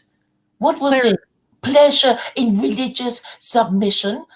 This isn't about your cognitive dissonance. This is not about your cognitive dissonance. It's about their cognitive dissonance. So right now, you can't get past your own cognitive dissonance to analyze these people's cognitive dissonance. I'm in the process of analyzing it, and you don't seem to like my analysis. I'm saying all this shit is happening because you live in a matriarchy and you're not acknowledging that you live in a degenerate matriarchy where the National Guard and the police take the knee before rioters and looters and are somehow surprised that they get no respect. Why don't, if you want to shoot anybody, shoot these men who take the knee in their jobs as policemen and law enforcers and National Guards? What the fuck are they doing kneeling before rioters and looters? Why doesn't somebody ask that question instead of saying, "Ooh, these rioters and looters hate us"? Yeah, they have nothing but contempt for. So you're clearly lost control and don't even know that they have. So your opinion as to what's causing the cognitive dissonance is matriarchy. Did you have anything else you wanted to add?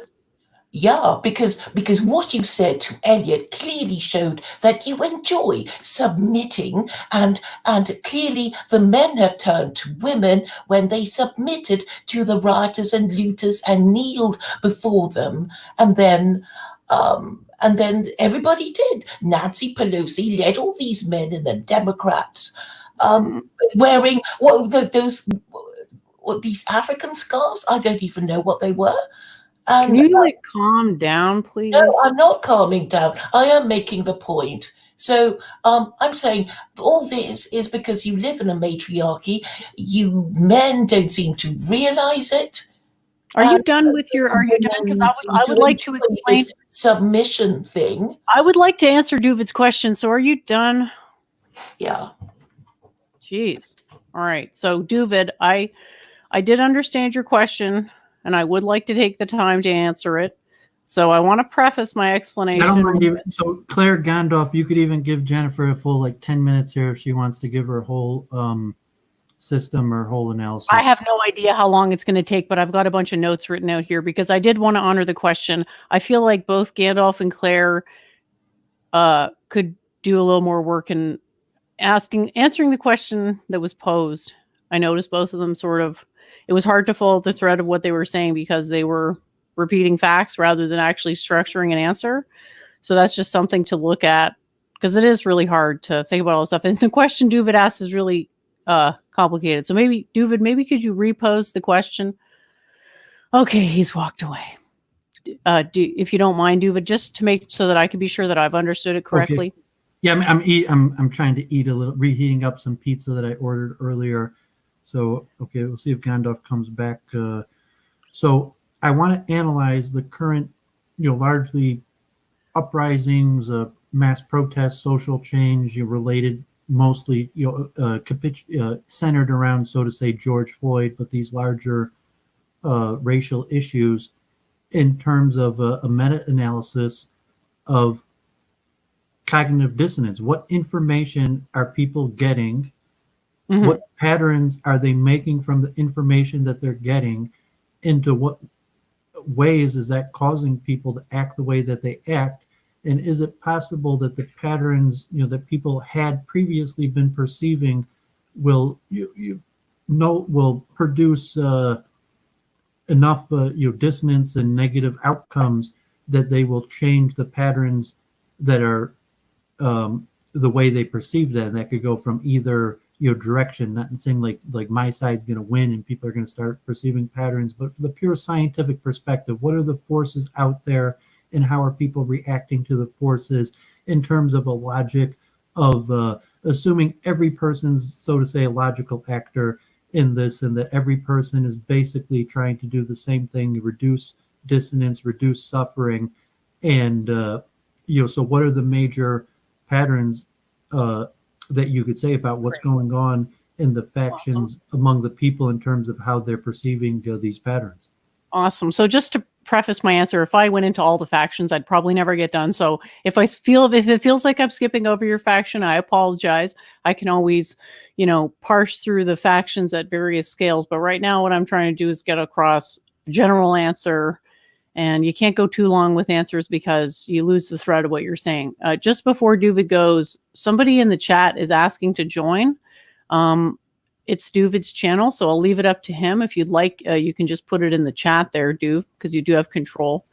All right, okay. So I didn't go anywhere. I just eating, so I'm muting myself. We're in the kitchen right next, but I'll do that. And I guess StreamYard is pretty easy to.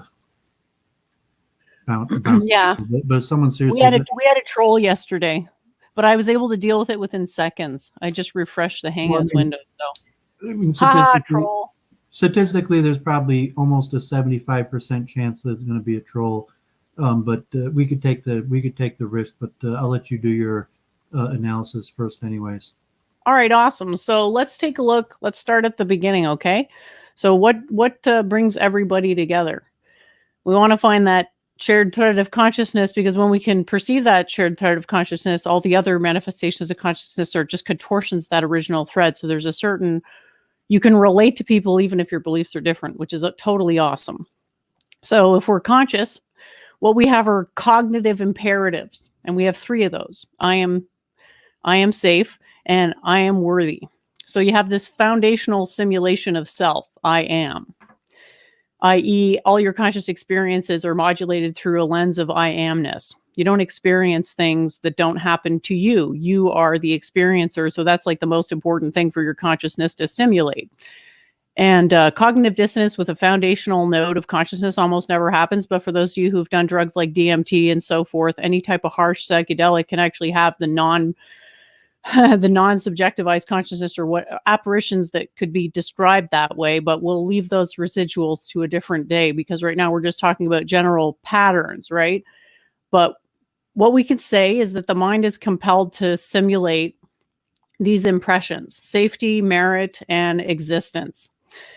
And this is done spontaneously. The energy to do it comes from the food that you eat.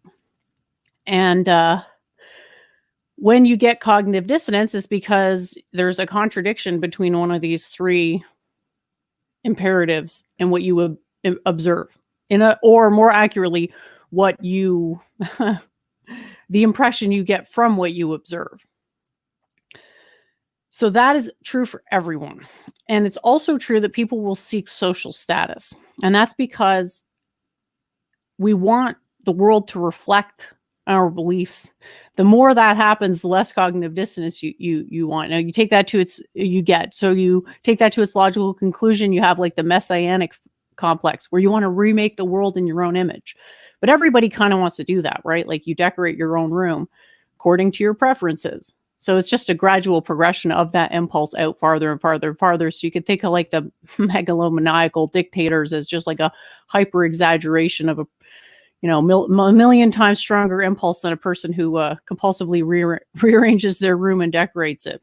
So this is just something that we all share. Now, what we recognize as social status symbols, what we recognize as ascending a social hierarchy, that's totally different from person to person. And then you have this residual of people who gain their confidence and self-image from objective knowledge, which is connected to other people because they're the means by which we reach that objective knowledge, but it's sort of independent of those other people. So that's a tiny residual of people who tend to be quite reclusive. And so we won't be looking at them too much, but they basically are also subject to these generalized social status impulses just within their own milieus, right? Like they're not going to care what some jack up on the streets thinks, but they're going to care what their peers think. So this is sort of a transcendent idea about the conscious impulse.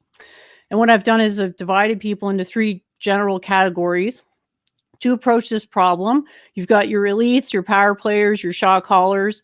You got your normies, basically the NPC, Pavlovian dogs, and then you have the residual.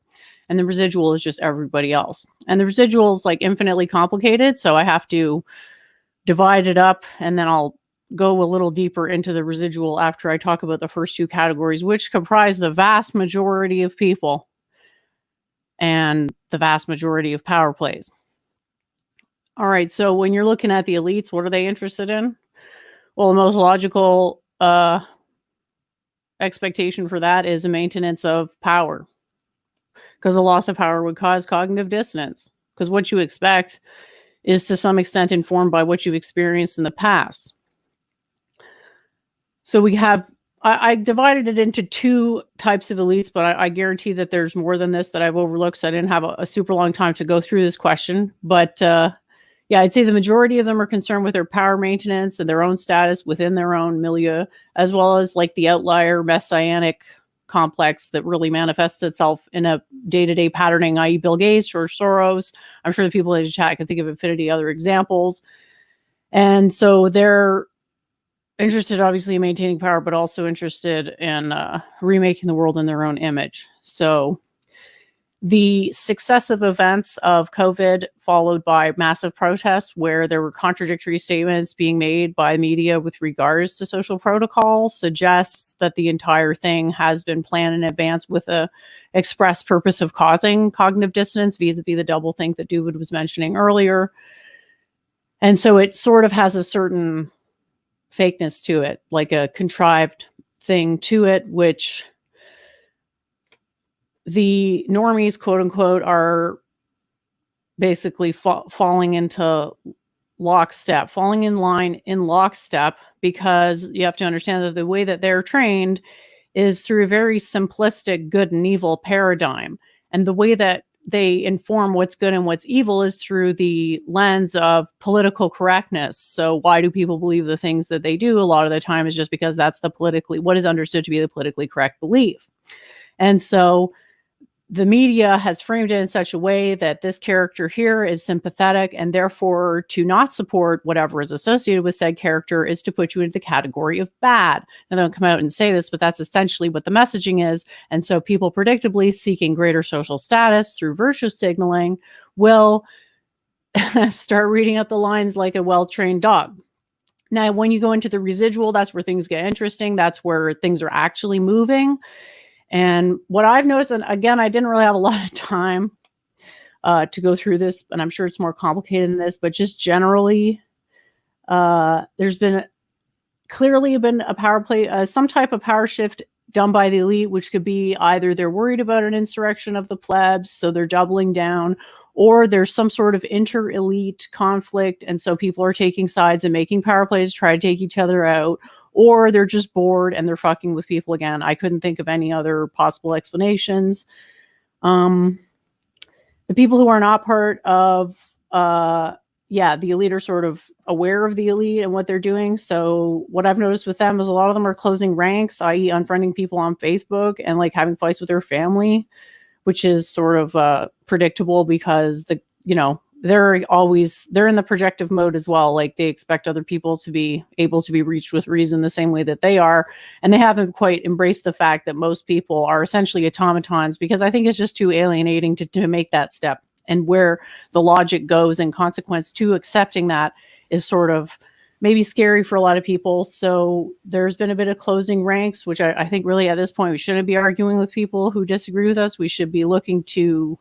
I don't mean to break your flow, but could you understand this like a bell curve where you kind of have like your elite all the way on one side and your residuals on the other side, and the normies are the mass in the center, and there's some sort of mirror properties of parallelism between the elites and the residuals, or at least the factionalism among the elites and the residuals?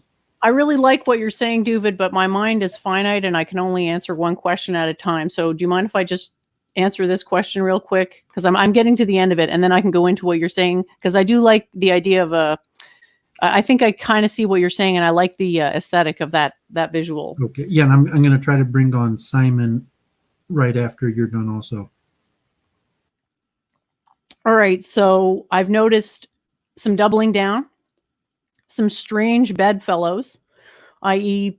there seems to be this push towards more sympathizing with what you call Dukenism, Nazbol. There's been a huge amount of people who are just basically saying, fuck everything. I'm the big brain centrist who just doesn't believe in anything, and I'm infinitely skeptical. And I think the pattern of personality cults, what I've often called personality cults, and what has been described by, trying to remember who said it, sorry, it's slipping my mind for now, but someone was talking about how there's these information nodes where information is only given value because someone else values it, and then it's a question of what values that person's opinion, and so on and so forth. So getting into that information flow idea, that will just continue to cement itself as we move away from a linear time and towards a more cyclic understanding of time. So thanks for listening to my ramble. I hope it wasn't too unclear. These subjects are enormously complicated. I don't want to skip over anything or place too much emphasis on anything else. And I hope that this explanation has been somewhat clear, at least not more. I at least hope that it hasn't caused people to become more confused. Let's put it that way. Yeah, I hope we'll talk about this more, and hopefully, it's subject matter that we usually do week in review. And because I missed yesterday, I just figured we, so to say, spin this off into its own show where we largely just talked about the ongoing dissonance discussion and the ability to kind of make a separate teaching stream. And I might even want to take a break here in a few minutes if you, Gandalf and Claire and even Simon, want to participate. Yes. Go through a few more scientific slides on dissonance, just for us streamers, so to say, to increase the quality of our streams and verbalization and communication to, understand these theories or the technical language. So Simon, welcome. You want to introduce yourself, or have you been listening? Yes. Yeah, this is my first time being here. I am a black right-winger. I am a little bit curious to discover or to just, look into the paradox, I would say, between right-wingers, minorities that are normally conservatives in their values, while siding with left-winger Antifa. Well, I mean, you want to, I guess, is this, are you a regular viewer, a Doooovid, or any of the panelists, or did you just randomly come on to this tonight? I'd like to look into that. So the value. Well, I'm just curious, is this your first time watching my It's my channel? first time here, so I'm pretty new here. Yeah. Okay, I appreciate you coming on. I mean, we Can have I our. just- I'm trying to understand what you're asking. You're asking why are traditional conservative people supporting left-wing Antifa? Is that your question? So black people are often conservative right-wingers, Okay. but they kind of find themselves to be in the same camp. Well, just to get your terminology, I mean, obviously everyone in America knows that blacks vote Democrat like well over 90%. But if you mean like African Americans have strong conservative values, like African Americans are statistically more likely to be Christian or to oppose homosexuality or something like that. Is that what you mean when you say blacks are more conservative? So black people are in their private life conservative. They are like in conservative values. Can I try to answer this one? Because I got a really good example. Yeah, can I just like frame it right? Yeah, I just want Simon to clarify his language for because it's his first time on here, so I live in Europe. And for people to clearly understand what he means by the words he's using. Yeah, so I live in Europe. Let me just make that clear. So, okay, yeah, I just want people to clearly understand the way you're using words because people might use the same words you're using. So black people, universal, are conservatives in a group level on the average. So we believe that meaning I myself, we believe that in our private life, we subscribe to right-wing values, but we kind of find ourselves in the camp of left-wings in the Western world, which is kind of like a strange bedfellows, as Church of Entropy mentioned. So how can we, in our private life, subscribe to things that is in contradiction with Antifa or left-wing communist or even just socialist? Okay. That contradict ourselves. That would be I would just try to look into that. I'm just going to take a crack at this because this is something I have seen. So within Indians who immigrate to United States, they're sort of a lot of the time espousing leftist values. But then what they want back home is super right-wing conservative, quote unquote. So you're seeing the exact same thing essentially. And so we have to understand that people don't really by and large live by principles. They live by a code of conduct that allows them to function in a society. So basically, people are more so motivated by social conformity than rational or consistency of beliefs. So they're basically going along with this because that faction of the government is marketing to their demographic. And that you can see a very good example of this in the United States is that I've heard many African Americans echo the sentiment that if they go against this leftist Antifa narrative, they'll be called I want to say a coon, but I'm not sure if that's the right word. But it's like a slur for somebody who or is it Uncle Tom? See, I'm sorry, I'm so bad with wing. That's not left wing. Well, I'm just aware of this trend of like basically they're getting harassed by members of their own community for not believing the right things because the impression on the level of the community is that if they believe those things, that makes them a sellout to the white man. That's how I understand it. Okay. So you have to understand that. Yeah, go ahead. Okay, so you're doing several mistakes. First of all, it's not that they want something different back home. They want a difference in their own family and probably among their friends and their community. Meaning you basically you're voting left-wing while actually being conservative in your own family, and community. That is back home, though, Can I just isn't it? No. Well, yeah, it literally is. Okay, you're misrepresenting us. Okay. Back home means different country, right? So if you live in Germany, back home doesn't mean in a different country. So you can vote left wing while being right wing, very conservative in your own family, among your friends. That's not back home. So that basically means you're building a parallel civilization, I guess.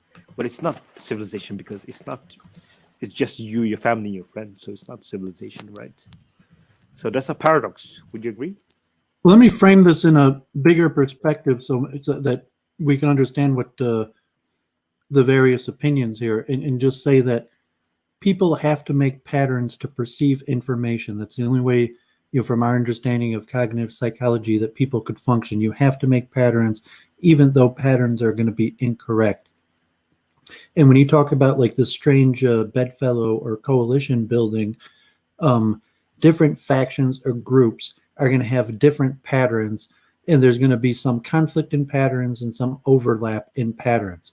And when it comes to building a coalition to change society, you have to build coalitions. And if you could limit what you're trying to change to a small item, your coalition is going to include many people who generally you have complete disagreement about. So if you're looking at anti-police, and you could say, yes, African Americans have strong reason to have anti-police sentiment. So if Antifa also has their reason to have anti-police sentiment, and if there's generally no connection between the two except for the overlap among them of anti-police sentiment in this scenario, racial relations in general, why in general in majority white societies, all minorities are on the left, even if you have conservative values, because, so to say, true conservative values is we want a homogenous society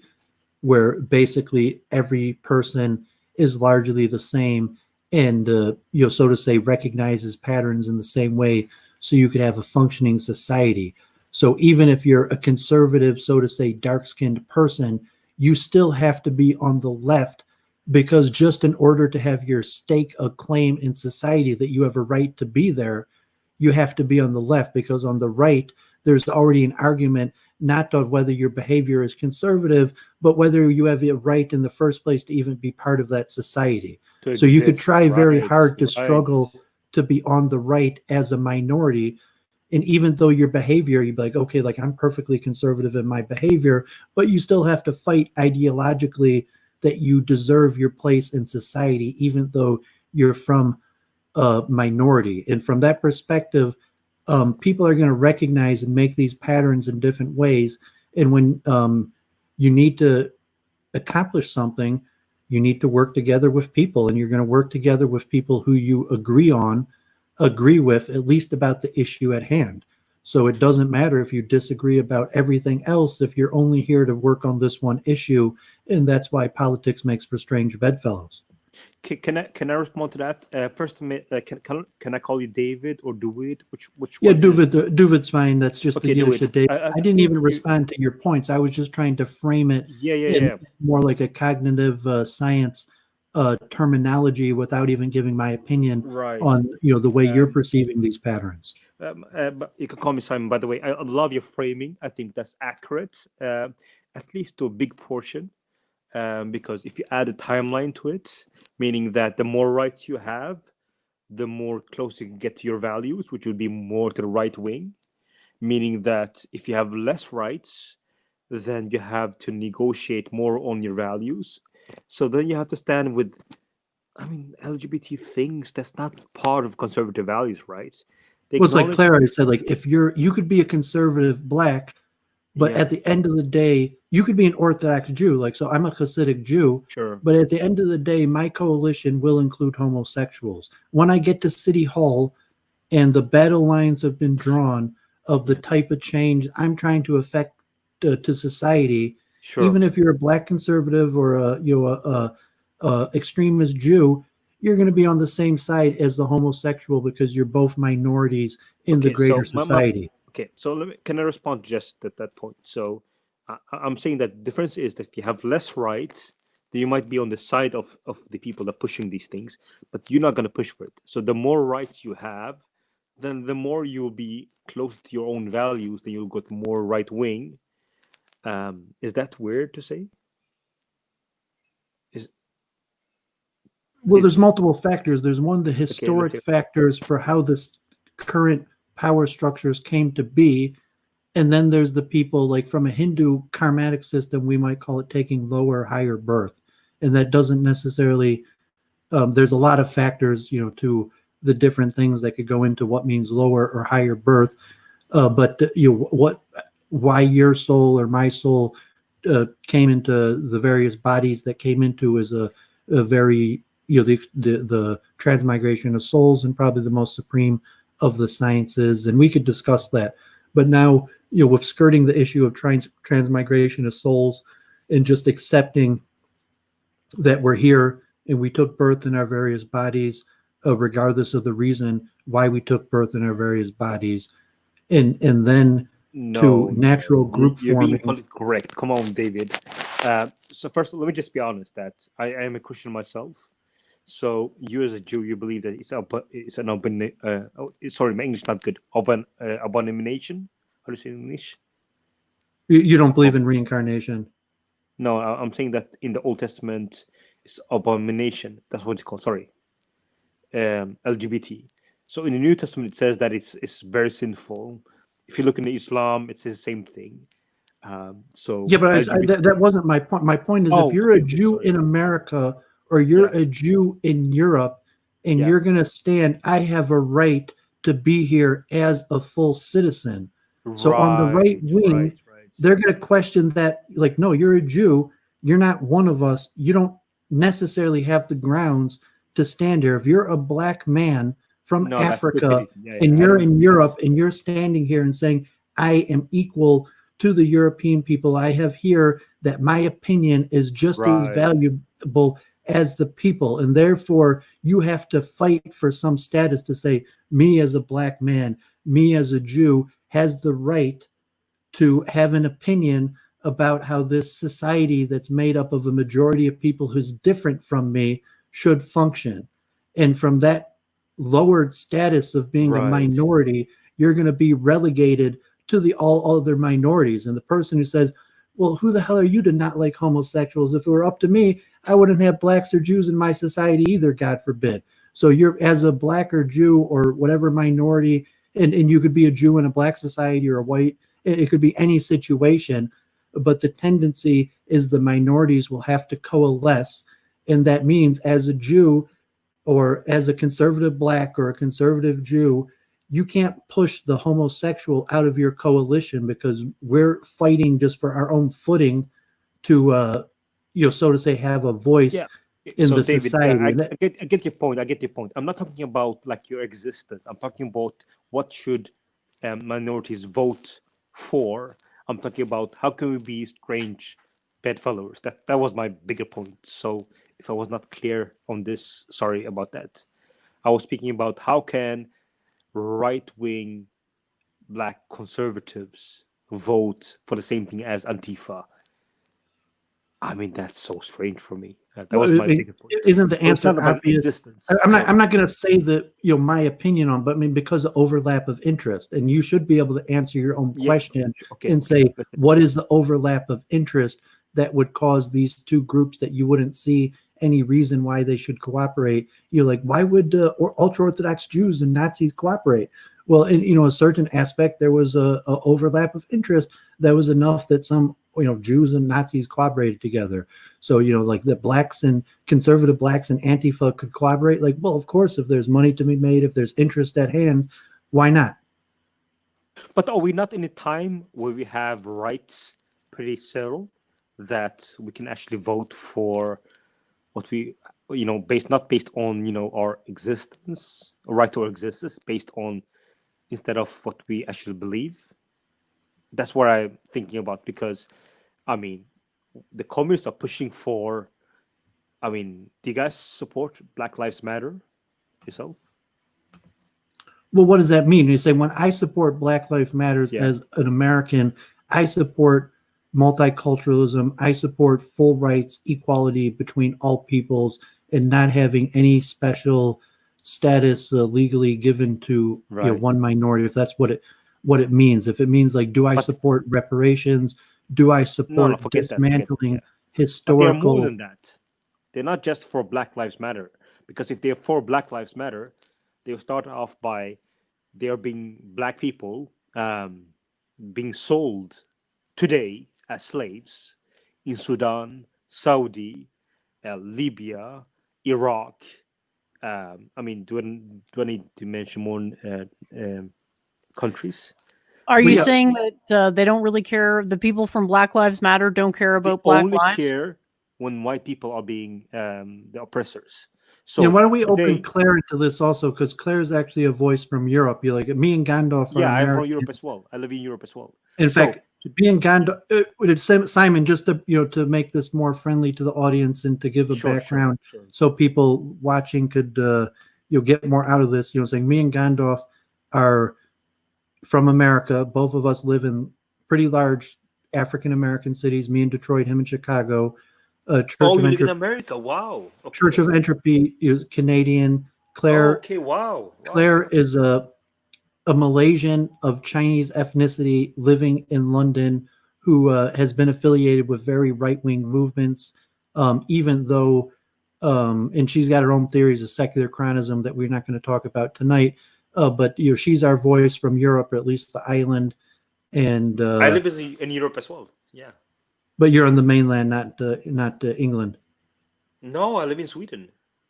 Okay, yeah. So we have Claire from England, and obviously she's a minority, so to say, but she has been affiliated with very right-wing movements and even what would be considered white nationalist movements in England, despite her being, so to say, a minority.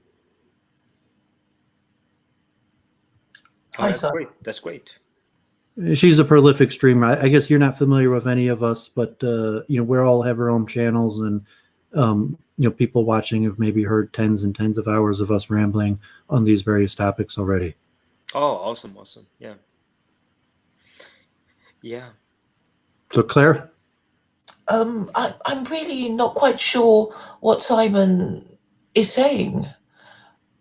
Well, I'm saying that if Black Lives Matter is promoting that Black lives should matter, then I would want to at least a portion of the activism should reflect the slavery that's going on today in Sudan, Saudi, Qatar, UAE, Yemen, Egypt, Libya. Black people are being sold today on auctions. Do you understand? So my English is not good. Apologize. Okay, so who are they being sold to? Well, and just a quick interjection for anybody watching. Who cares who they're being sold to? Well, I mean, Simon, just real quick. I mean, you could really only affect your immediate community. So saying, yes, that's a horrible thing. But let me at least control Black people being unfairly beat up by the police in my own neighborhood before I try to start, abolishing slavery in the Sudan. Well, we have Black people or white people in global protest today in Australia, Sweden, Belgium, Germany, and so on. And if it's really about Black lives, then we should care about.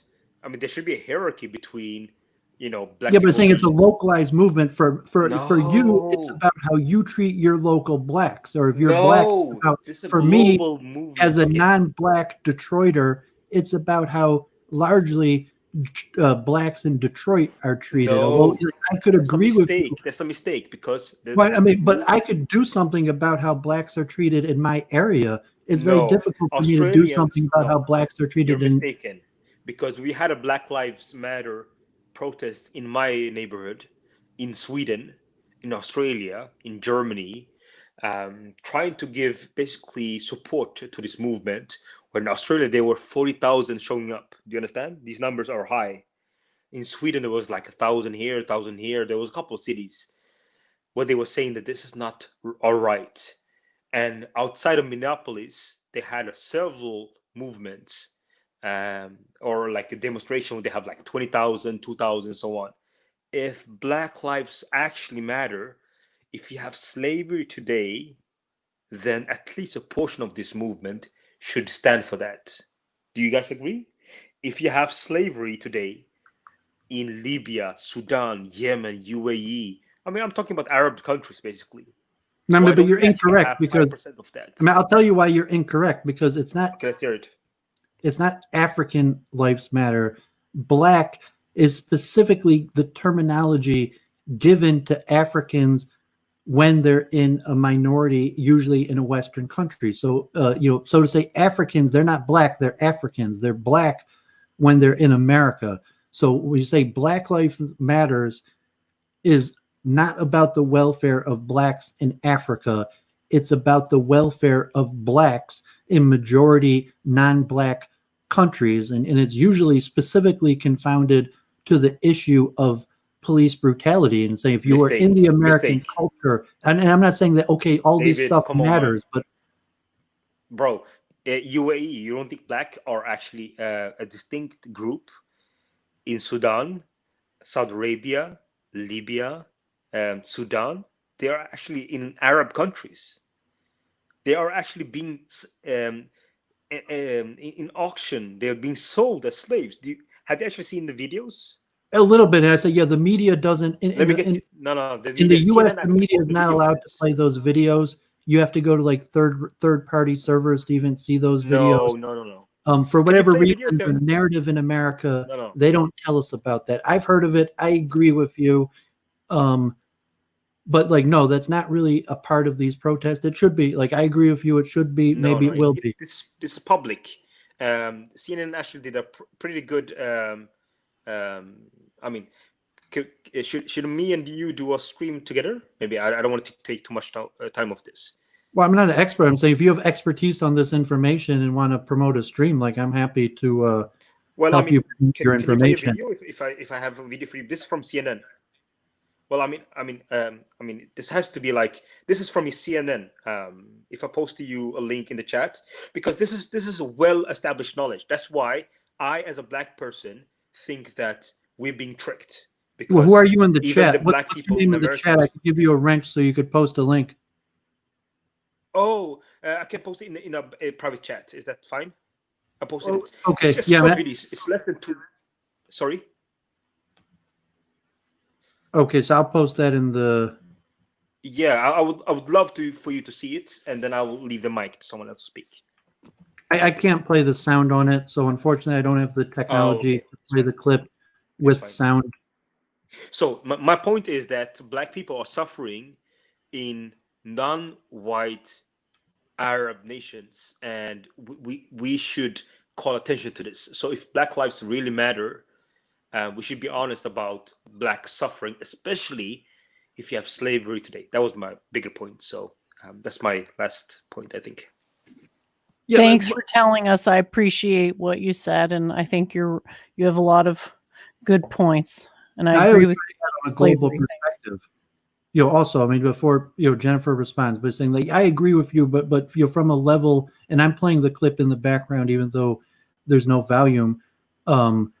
But people's perception is limited, and just to face the problems in their own neighborhood is quite a stretch, let alone to create a global movement to face injustices globally. But yeah, I agree. Just like we've been talking about the alt-right and things and demographic replacement, that God forbid this mistreatment.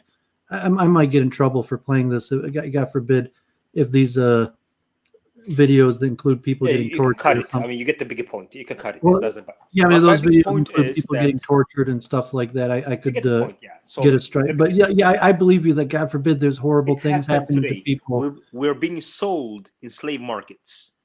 They're paying money to enslave us. So if Black Lives Matter, sure, let's point to police brutality. Can we give at least 5% to something else? Slavery happening today, at least 15%. That would be my bigger point. So this, for me, I'll tell you the truth, it's a communist movement that want a revolution. They're using minorities. That's what I believe. They don't care a little bit about the black people. If they really cared about us, they will at least point to 15, or at least, if they're going to be fair, 50% about slavery happening today in countries that is non-black, non-European, and Arab countries. That was my bigger point. Yeah. Well, I mean, me and Jennifer. Wait, can I just ask you one question? One question. Can we have a stream, me and you, on your channel or my channel, and we can discuss this, because I don't want to take too much of your time. But this is. Imagine if you had Jews being enslaved in Japan, and we don't speak about that. That's unfair, right? Well, I'm not disagreeing. And first, I don't. What's your channel? Slave market. Yeah. What's your channel? You want to give the link to your channel? I'll put it in the chat. Do you have a mail I can send to your? Takia Watch. Just put it in the private chat, and I'll put it in the okay. main chat. And we could talk about this more. And okay, that's fine. I'll post it in the chat. But imagine I try to take these things as a. Imagine if you had Jews in a slave market in Japan, bro. I would be on your side to challenge them, right? And imagine if they would talk about Jews being mistreated in New York. That would be unfair, right? They have to post, put some effort, at least in Japan, on Jews being. Well, let me just pose you a simple question. If you wanted to decipher, say Doooovid, how good is Doooovid to black people? Would it be better to decipher my relationship with black people in my area, or what I've done for black people in other places? And I'm saying, even as a black man that may be from Sudan, and he wants to judge Doooovid, he say, you never did anything for me. But he eventually comes to Detroit, and he says, well, you're friends with a lot of black people, and I don't know many black people have a complaint about the way that you've interacted with them. Well, I guess that's, or just take it as a Jew and say, okay, like, what's your opinion on Israel, as opposed to how well have you treated the Jews in Sweden? And can I judge your relationship with the Jews not based on your opinions on Israel, but based on how you treat your Swedish Jews? You have a good point. I guess the reason I would invite you is because I think you're intelligent. Sorry, that was my point. So it would be like me, you, and like two more people. Sorry.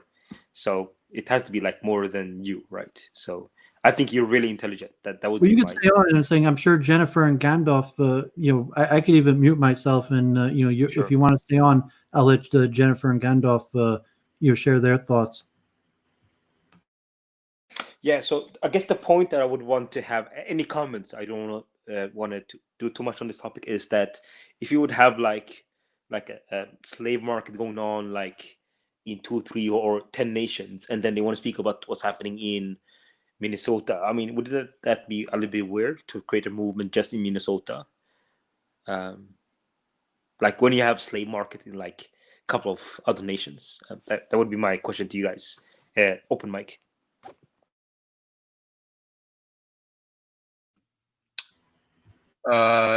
Church of Entropy, you want to handle that first? Do I think that they're hypocrites? Yes. Do I think that they benefit from the slave markets? Yes. They'll never be against it if they benefit from it. And no. I mean, the people of Black Lives Matters are not benefiting from it, but the people who fund Black Lives Matter are the same kinds of people who profit from slavery in Sudan. No, it's not. It's not. I'm afraid that that's a fact. No, it's not. Oh my God. Sudan, Saudi Arabia are not connected with what's happening in Minnesota. What's the difficulties is that if they go against Sudan, Saudi Arabia, these nations, what they're doing is saying that oppression is not just about what's happening from white people, it's also happening from people of color. It's a disaster from them. Yeah, so they're not benefiting from it. Yeah. So the justification is that it only matters when white people are doing it? Yes, thank you. So that seems frustrating, right? Yeah. I can understand. I mean, it's a contradictory position, right? It's not a principled stance against slavery. It's a race-specific persecution. Yeah, it's almost like they don't care about persecution. They just care about hating white people. And I'm not white myself. That's kind of sad, isn't it? Because, like, of course it is. I'm not really that hateful. Like, Oh, I I don't believe get that. along. I don't get believe- along with everybody, but it would suck to be hating people all the time, wouldn't it? I don't know, bro. Or sis. I I mean, think we have slave markets today in Sudan, Saudi, UAE, Qatar. It burns my heart when I hear about I know black what you people mean. Like, Can I just I finish my sentence? literally, Please, I can I get just finish? upset. Can I just finish my sentence? I get upset. Yeah, go ahead. The liver is taken out and they're selling it on black markets, and they're selling slaves for $1,400 in Libya. And I try to tell people on the social media, and they just want to speak about Black Lives Matter. And then I tell them what's happening in Libya, and they don't care. It's just shocking. So how can right-wing black people side with Antifa? It's just shocking for me. That's all I have to say. Thank you for your time, David. It's a tragedy, you know. There's so much stuff like that going on. You know, you got Falun Gong in China, recent Armenian genocide, slave markets, genocide in India. Yeah, imagine if you would have like a Holocaust going on today, and then you have like Jews siding with the far right, and they want to speak about how Jews are being suffering under like silly things going on in police brutality in Madagascar or Miami. It's silly. You have Holocaust going on right now. That's how silly I would say. So far, like Jews that are right wing should not give them a pass. That would be my bigger point. But before I spoke, what was the bigger point that we were speaking about, guys? Sorry for deviating. We're talking about basically answering the question of why people do the things that they do and how people form their opinions. So we're looking at it through various things that have been happening. For example, the protests and also the COVID.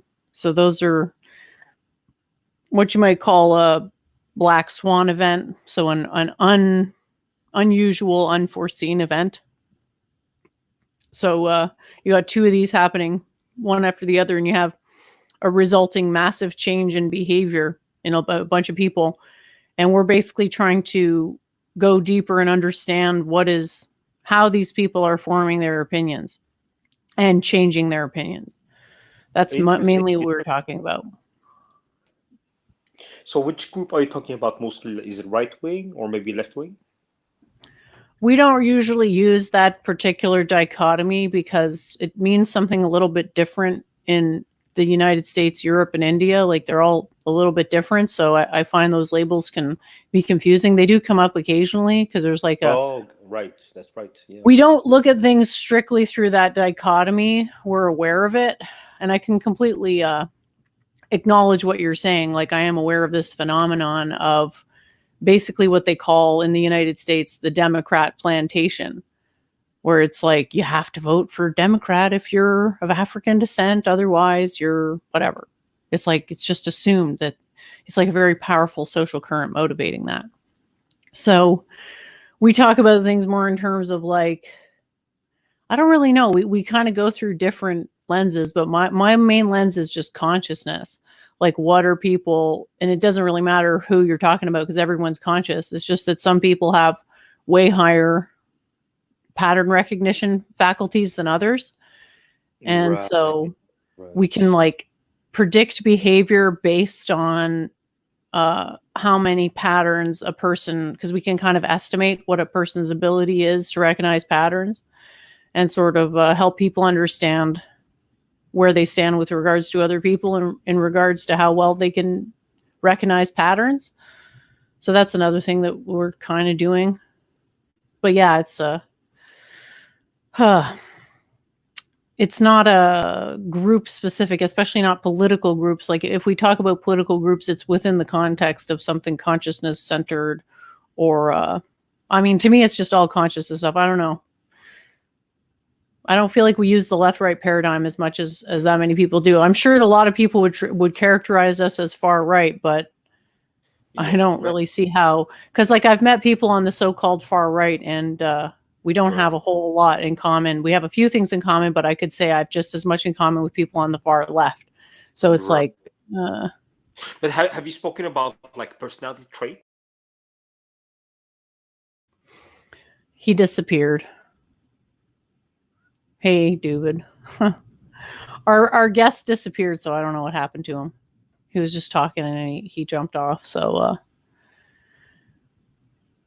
Could be internet like it was with me. Just my computer froze and I dropped off. You will see if he comes back. I don't know. If he was, Simon on StreamYards and had a different name in the chat, or even he said he was inviting me to stream with him, but I couldn't even figure out, what his webpage is, or if he was in the chat also, he would have had to have been a different name because I don't see any Simon there. But yeah, it's interesting to add a different perspective and a global perspective, because presumably any of these, so to say, rules, if we're correctly analyzing them, should be predictive in all societies. Oh, that was his channel. I mean, I did play that video of do Black Lives Matter in Muslim countries, and I don't. Oh, so that's it is Simon of Sweden. Okay, so I got it. Simon of Sweden is that video. Like I started playing it, and then I was it looked like it had people being like tortured or something in it. I mean, God forbid. I'm sure that it doesn't surprise me that's going on, but I thought possibly I could get some sort of strike for playing that. I think I could put in a thing at the end when I do it that includes violence, and should be okay. But I don't see any videos of his longer than a few minutes, but that's fine. If he comes back, or we'll see. We could add him to our circles. That's interesting. Simon of Sweden. He's even got a PayPal, and he's got a database of Islam. Okay. Maybe he could play Oh, here he's back. Okay. Okay, Simon, I guess you dropped out there a minute. We got you back, and I found your YouTube page. I just Oh, it's my backup channel. So I posted the main channel that I had. I kind of have difficulties with censorship. I do talk mostly about Islam. That's my main topic. I try to liberate Muslims from Islam. So that's my main. Yeah. Well, are you? I mean, I don't know how much information you want to give of yourself, but you're saying you descended from a place that's majority Muslim. No. I just love Muslims enough to try to liberate them. I mean, and you think that? I mean, are you saying like Islam is a greater threat to the black man than the white police officers in the West? I think Islam. Or you think they go together hand in hand? No. I think Islam is not what Muslims believe. I think Islam is close to ISIS. I mean, what do you take about? I mean, not since you're mentioning it, Yeah. this was not too much covered in the U.S., but I know like Ayatollah Khomeini in Iran, like did all these support of George Floyd and posted all these videos of the history of slavery in America. Islam is how a very Islam racist opposes religion. it. I mean, were you following it? I mean, it appears that in That's America, propaganda. are you familiar with Nation of Islam and Elijah Muhammad? Of course I am. So I mean, if you Islam- look at it from that perspective, that Islam is a useful tool to the black man in dealing with oppression from lighter skinned people. It's not. Islam has this race agenda. I mean, just watch my channel. You'll see this. Islam is very racist. It's Arab based, basically. It's Arab has this inherence of Muhammad being the best Muslims, and they follow his model. So but it's saying in America, Islam was a useful tool for blacks to organize in opposition to Christianity. To say that Muhammad blacks were more successful in overthrowing the oppression of the white man using Islam than Christianity in America. That's oil money. Muhammad sold 2 black slaves for 1 Muslim. He sold 6 slaves to buy 1 woman. That's not what you expect from someone who's for racial justice, right? So just follow my channel. You see a lot of these things. I expose these things. So I've created 150 ex-Muslims because they see these things and they're like, I cannot accept this thing. So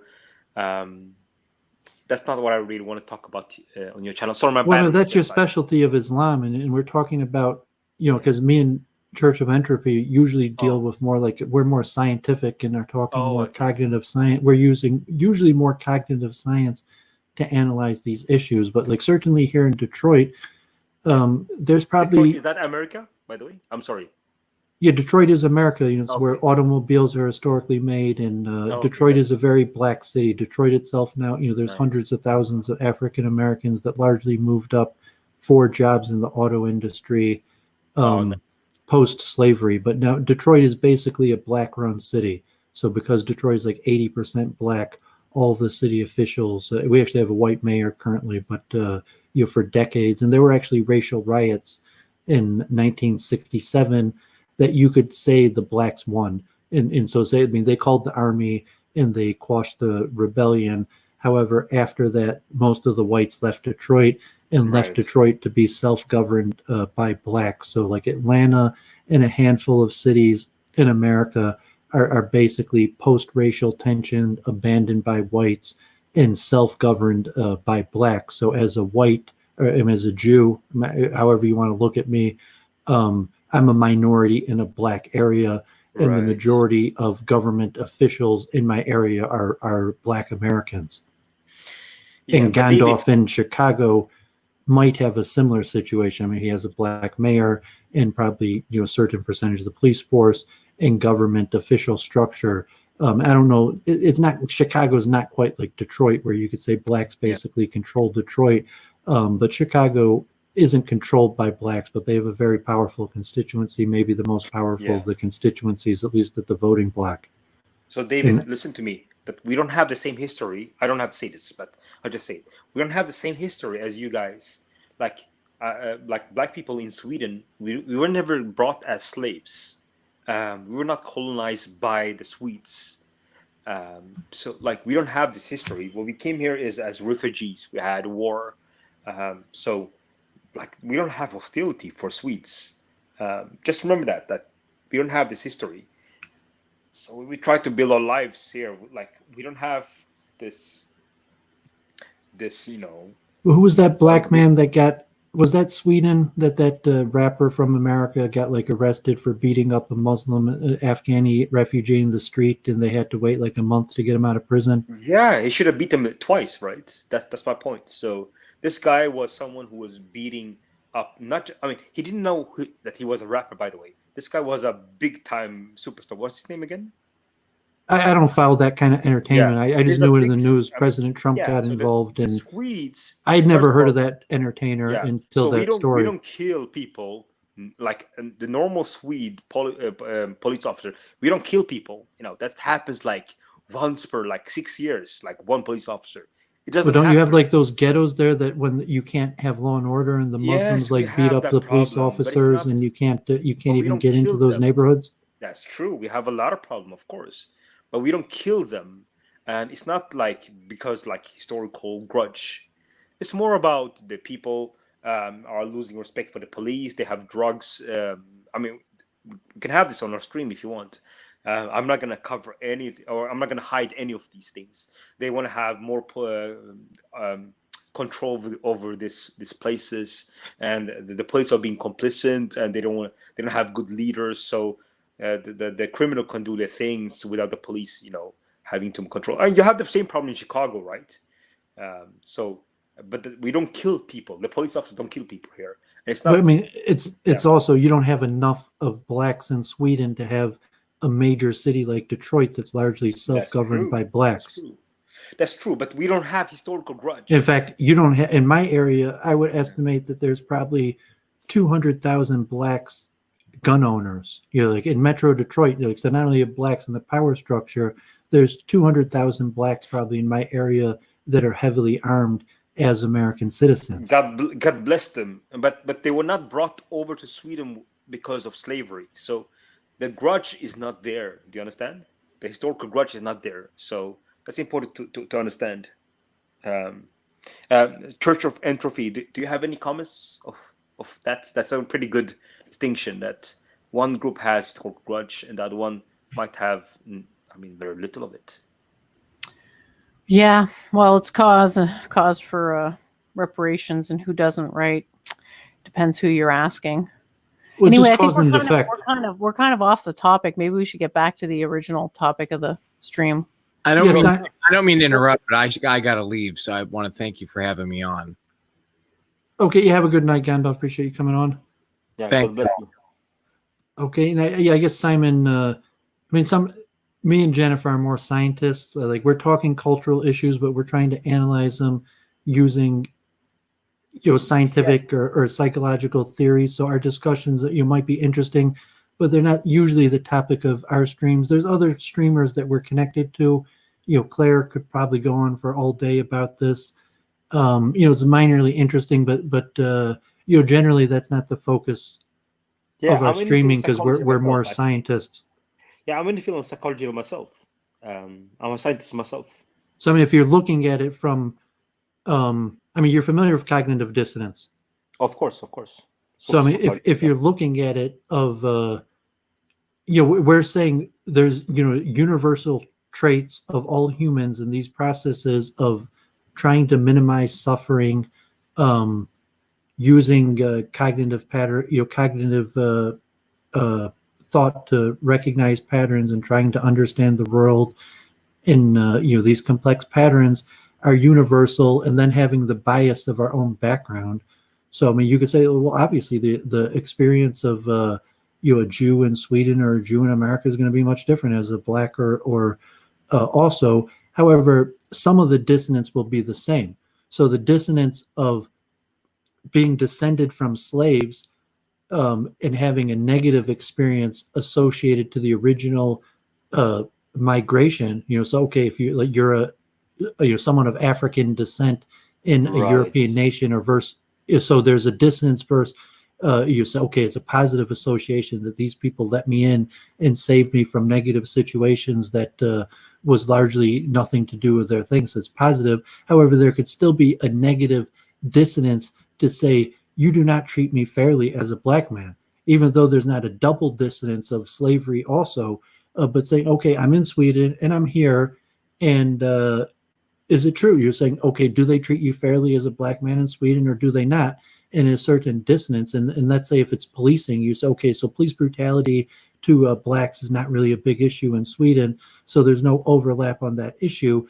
But in reparations for slavery, you're okay, you got no connection with your African Americans in that issue, but you might have a lot of connections to multiculturalism, to the way legal structures, to opportunity, to maybe questions like affirmative action and these other issues that might be affiliated with Black Lives Matter. Say Black Lives Matters is largely about the way the police treat black people in America, but there's all these other issues that are affiliated even though they're not the major issue, and that is a black man in a largely white Sweden.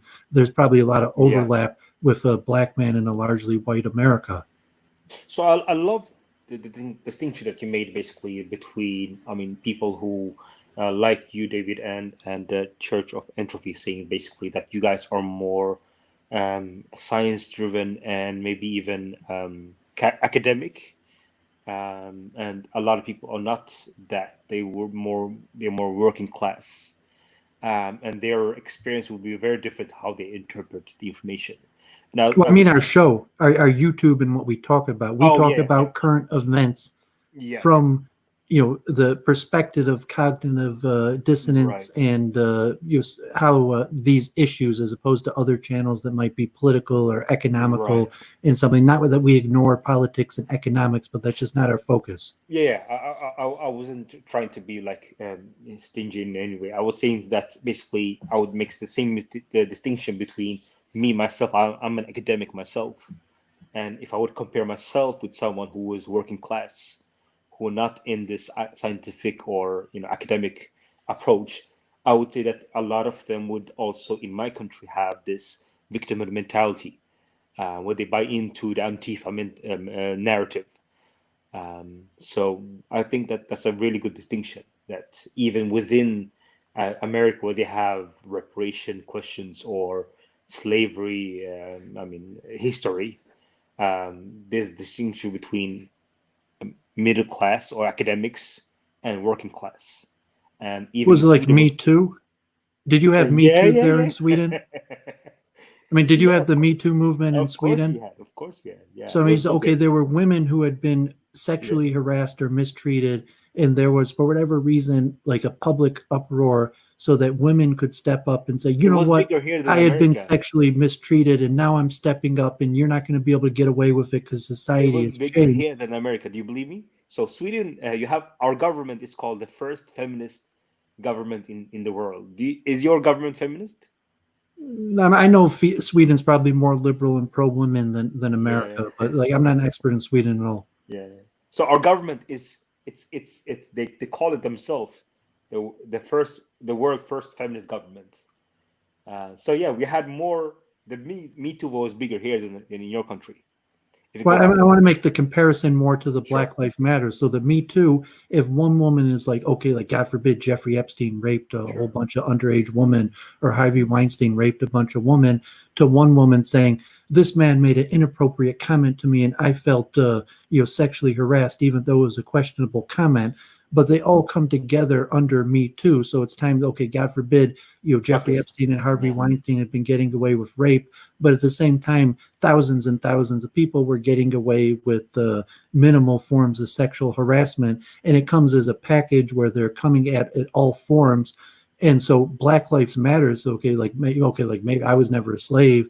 I never, suffered police brutality. And maybe you as an academic, but Me Too. I remember when I was mistreated because of the color of my skin, and maybe it didn't mean you were beat up or arrested or something like that severe, but you could say academia. Like I remember those guys didn't invite me to lunch. Those people made no effort to include me in their little circle, and it hurt. And you're saying Me Too, Black Lives Matter, and from that point there could be an overlap, like in Sweden, where you could say that it hurt that those guys never invited me into their little clique. Yeah, so Sweden is not that much about individuals, more about groups. So the doctors has a huge Me Too movement. The dentists had a huge Me Too movement, and social workers, so on. But we don't call out individuals in huge numbers, and even the individuals are being pointed out. Sweden have a pretty huge middle class group. So even if you call out a person specifically that is famous, the critical thinking is very high in Sweden. So even that someone calls out a person, there's still a portion that are skeptical of it. So we are more interested about calling out groups, like, is there trends of men behaving badly? So if there is, then we will call out the trends. So sure, there could be like 1 or 2 or 3 people being called out, pointed out, which is thanks to social media, because nobody can control that. But we're more interested about calling out behaviors and trends more. So yeah, on trends we're pretty good, but we don't want to point out too much people, specific persons. So what does it mean? Can you have Black Lives Matters to say, okay, in Sudan it means you got to get rid of slavery. In the U.S. it means you have to have more economic equality and get rid of police brutality. And like Sweden, that you're saying has even less of a problem, but you're still going to say that like blacks collectively might have some gripes as a minority of how the majority treats them, and this is an opportune time to stand up and say, like, look, Sweden, you got to treat them collectively. You have to treat the black man better than you're treating them. No. So when it comes to Me Too, the minorities were not pointed out, which I wish by myself, because I believe that Sweden has a huge problem with honor killings. That we have a lot of women being falling out from balcony, and they just call it suicide. But it's not suicide. It's their fathers or husbands or uncles throw them out from the balcony. Do you guys have that problem in your country? I mean, in America, you would rarely hear about that, but you might hear rarely? about Right. Okay. Sweden, we have the Middle East. Okay, no, that's Sweden, by the way. But we don't have. Are you saying it's people from the Middle East or Africa, or are you saying they're native Swedes? Middle East, mostly Middle East. Where they throw out, it's mostly Muslim, to be honest. It can be African as well. They throw out their daughters, their sisters, their uncles. They just throw them out from the balcony, and it's just called out as. I mean, Yeah, I don't want to turn the show into like I know the negative things about You know about it. Middle Eastern and Muslim society, so like I don't want to turn the show into like you giving an encyclopedic review of That's bad fine. shit that Muslims do. But like yeah, I mean if you're making a point from it, you go ahead. No, the bigger point is that, yeah, so the Me Too movement was a positive movement which points out when men transgress the boundaries. So it's not about, so we were not about calling out specific men, which happens, by the way, but they were not in big numbers, you know, Jeffrey, what do you call Epstein, Epstein? Oh, no, the other one, Harvey Weinstein. Harvey Weinstein, yeah, sorry, Harvey. Yeah, so we didn't have, we had like one or two, but it was not many, you know. So we were more interested in calling out trends of behavior that was bad. So we're not interested in calling out people. We're more or specific persons. So we're more interested in calling out behaviors. We meant in America that Yeah, stuff that used to be commonplace now could cost you your job. You know, such Right. like maybe God forbid in the 50s, you know, man could have pinched the rear end of his secretary and it would have been socially common. But like Yeah. already in the 80s, that might cost a person their job to something about you know making sexually explicit comments about your coworker might have been commonplace, you know, decades ago, but now that could cost you your job.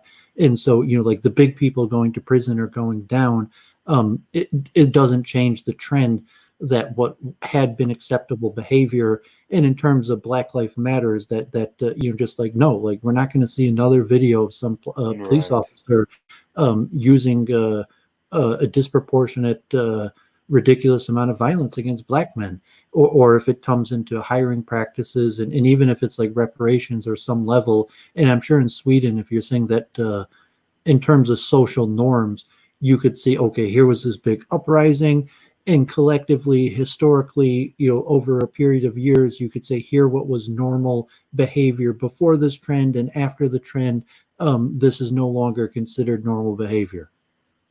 Well, I mean, you have to understand that Sweden is a very liberal country. I mean, Sweden is like.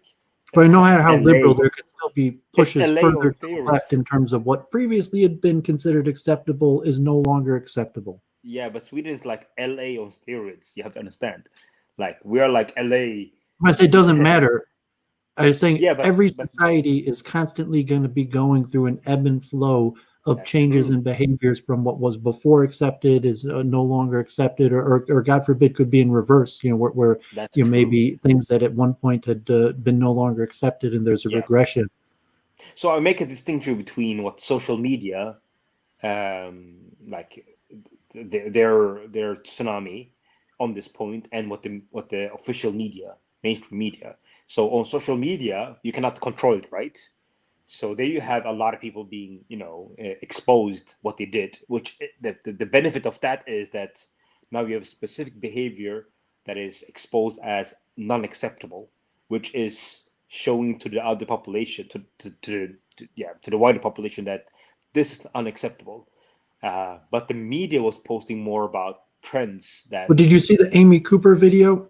No, I don't know who that is. Who is that? Amy Cooper is the white woman in the park that the bird watcher accosts her and says, like, ma'am, Oh, you I have to know have your about it. dog Yes, leashed. of And she course. accuses him of Screw attacking her. her, even though Screw she was the her. one in the wrong. We know about her in Sweden, of course. Yeah, screw Yeah, I her. mean, that like tens of millions of people. That was almost as big as Ahmaud Arbery and George Floyd. But from that video, if let's talk about acceptable behavior, because like that Right. Amy Cooper is probably like your Swedish liberal.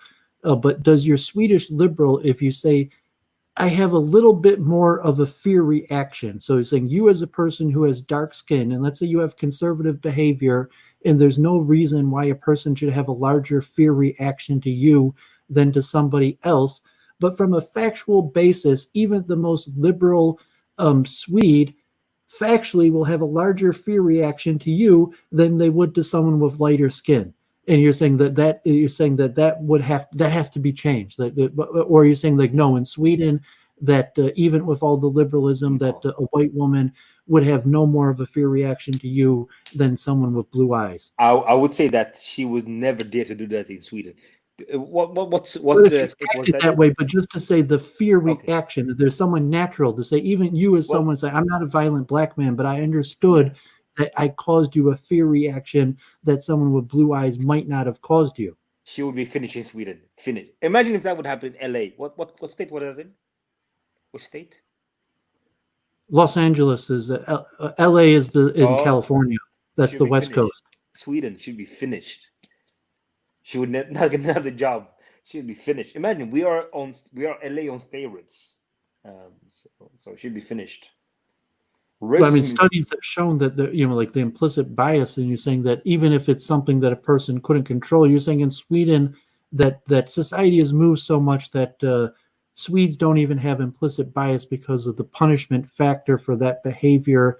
And from a psychological perspective, let's say, is it valuable information? In the U.S., there's crime statistics and there's trends, and you say if a person, as a pattern, has a larger fear reaction to someone with dark skin it than doesn't to matter. white skin, is it useful to the person? So if you're a white person in America and you're looking at patterning, thinking that you're more likely to face violence among darker skinned people versus pattern that doesn't include a lighter, darker skin dynamic and whether your chances to face violence.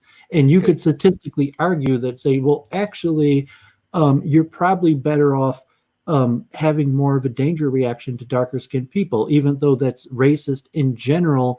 But from a practical perspective, you're probably less likely to get robbed or something if you have a larger fear reaction to darker skinned people. Okay, David, I'm Simon, by the way. Call me Simon. David, you have spoken like 5 sentences. In Sweden, you would not even pass the second sentence. If you're labeled as a racist, you have no chance to go to the second sentence. You can't quote crime statistics. They won't listen to you. Do you understand? Sweden is like LA on steroids. But so left-wing racism is they have okay tolerance. Right-wing racism is very low tolerance. Anti-Semitic has very low tolerance as well. But do you know what they have tolerance for? Do you want to know? Anti-Christianity?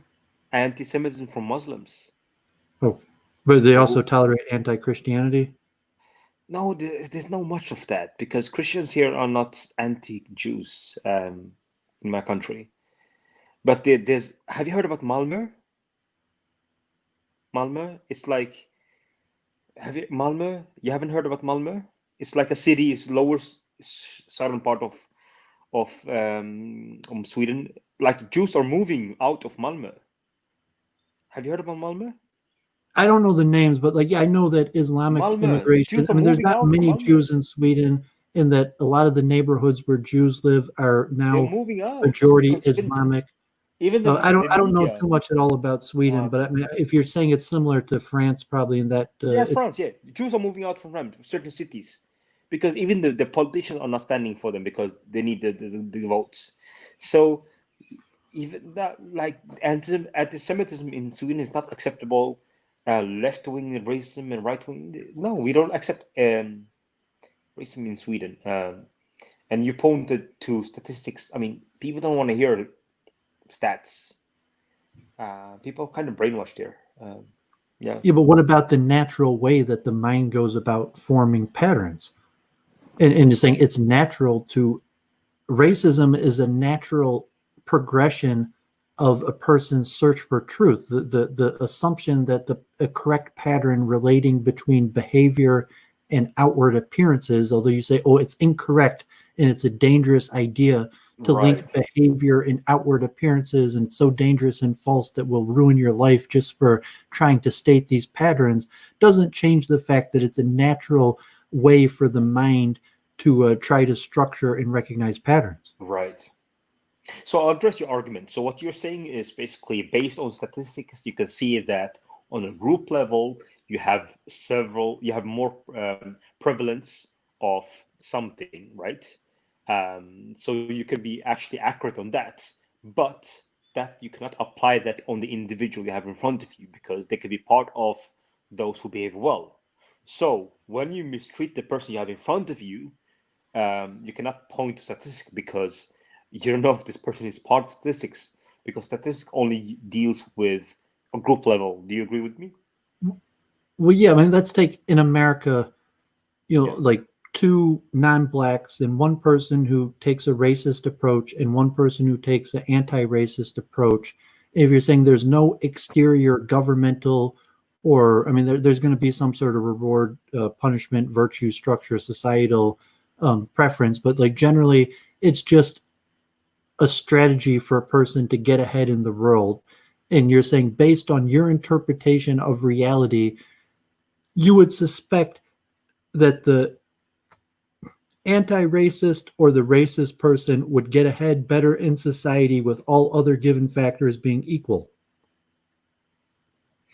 Well, I mean, the main question here is if you mistreat someone, right? That's the main question, right? We're talking about if. Well, I mean, you could say, okay, will you get ahead better in life by mistreating people or right. treating people properly without even the question of racism of people in general, that the person who says, like, I don't care how many people I hurt, I just want to, reach the top, versus the person who says, I would like to reach the top, but I'm willing to sacrifice that to not hurt other people, and all other factors being equal, who do you think would achieve more success in your society? Okay, so I can definitely answer that question first, and then I'll go to my main points.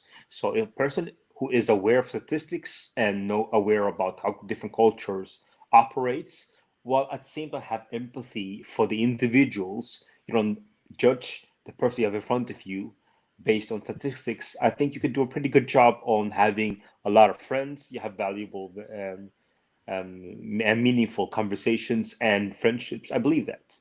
And you're also aware about the risks and the benefits on a group level. But what we are discussing here is if a person mistreats someone based on their racial group or a belief group, and you can actually have good statistics backing you up. Well, there's levels of mistreatment also, where you say is rejection of association is different than negative treatment. So say the person mistreated the fellow person's society, that, even the highest level of violence or even saying bad things, versus the person who maybe never did anything wrong to the other person's society, but just rejected their association. Well, we have the freedom of association in each country. So you don't have to be friends with people if you can actually identify them. Well, no, I mean, you could say if there's a white person and at the end of the day, they have a group of 20 friends and they're all white, you could garner a trend. You'd say, okay, did that person necessarily mistreat black people? No, but there has to be some reason why their circle of friends doesn't have any black people in it. We have. I mean, we know by science that you actually you're going to have better relationship with people that actually are similar to you. So we know that from kids' age. So science is very clear on that those who are similar to you, you'll have more connection with them. So that's not a crime because you connect better with other people who are close to you. So have you ever heard of Jean-Francois Carepi? No, please. He's out of Quebec. He's got a big stream. Like, I don't know if you heard like Richard Spencer or Gregory Johnson. Yeah, of course. Yeah. So, I mean, he speaks with some of these guys. But he's got a popular YouTube show, Mark Curlett, and maybe even some of these things with Gregory Johnson that have been in Sweden. But I mean, if he would argue, and I don't necessarily agree with him, but he's saying what you're saying is racism is scientific. Why would you want to outlaw something that's scientific? If scientific is saying that people are naturally racist, how the hell are you going to try to outlaw something that is naturally scientific? That's easy to respond to because the difference is not in-group favoritism. The problem is when you have out-group hostility. So you can have in-group favoritism without hating other people. Basically, out-group hostility. You lack that. So there's no problem with actually having favorites. The problem is when you actually. Well, I'm saying there is. You might be saying there's no problem, but I think for some perspective of the radical left, it's saying like no, in-group preference is also racism and unacceptable. It's not. Well, I mean that's your opinion, but I'm saying from the radical left or so the protest here. I don't think that your opinion is the majority opinion. I think the majority of people think that in-group preference is also unacceptable. I'm in the field of psychology, so social psychology is very clear about this. They made the distinction between in-group favoritism and out-group hostility, meaning you can have extra love for people who are in the traits that you agree with, which can be genetics, it could be beliefs, it could be political parties, which is beliefs as well, and so on. But at the same time, you can say that people who disagree with me, you have no problem with them and so on. Or you can actually have in-group favoritism and hate people outside your group, or you could be a lefty who hate your own group, and then you'll have out-group favoritism. Are you following me? Well, I'm following you, but I think I don't Yeah. think that I think that the social pressure is also to eliminate in-group preference. Well, they can kiss my ass. How about that? Well, what if you say they could, God forbid, they could kiss my ass about racism? Well, I mean, you can do it. They could but, kiss I my mean, ass about out-group hostility. Saying well, like, I mean, no, I mean, you saying have the right. it's natural. It's scientifically, No, from an Aristotelian or scientific perspective, to say out-group hostility is natural.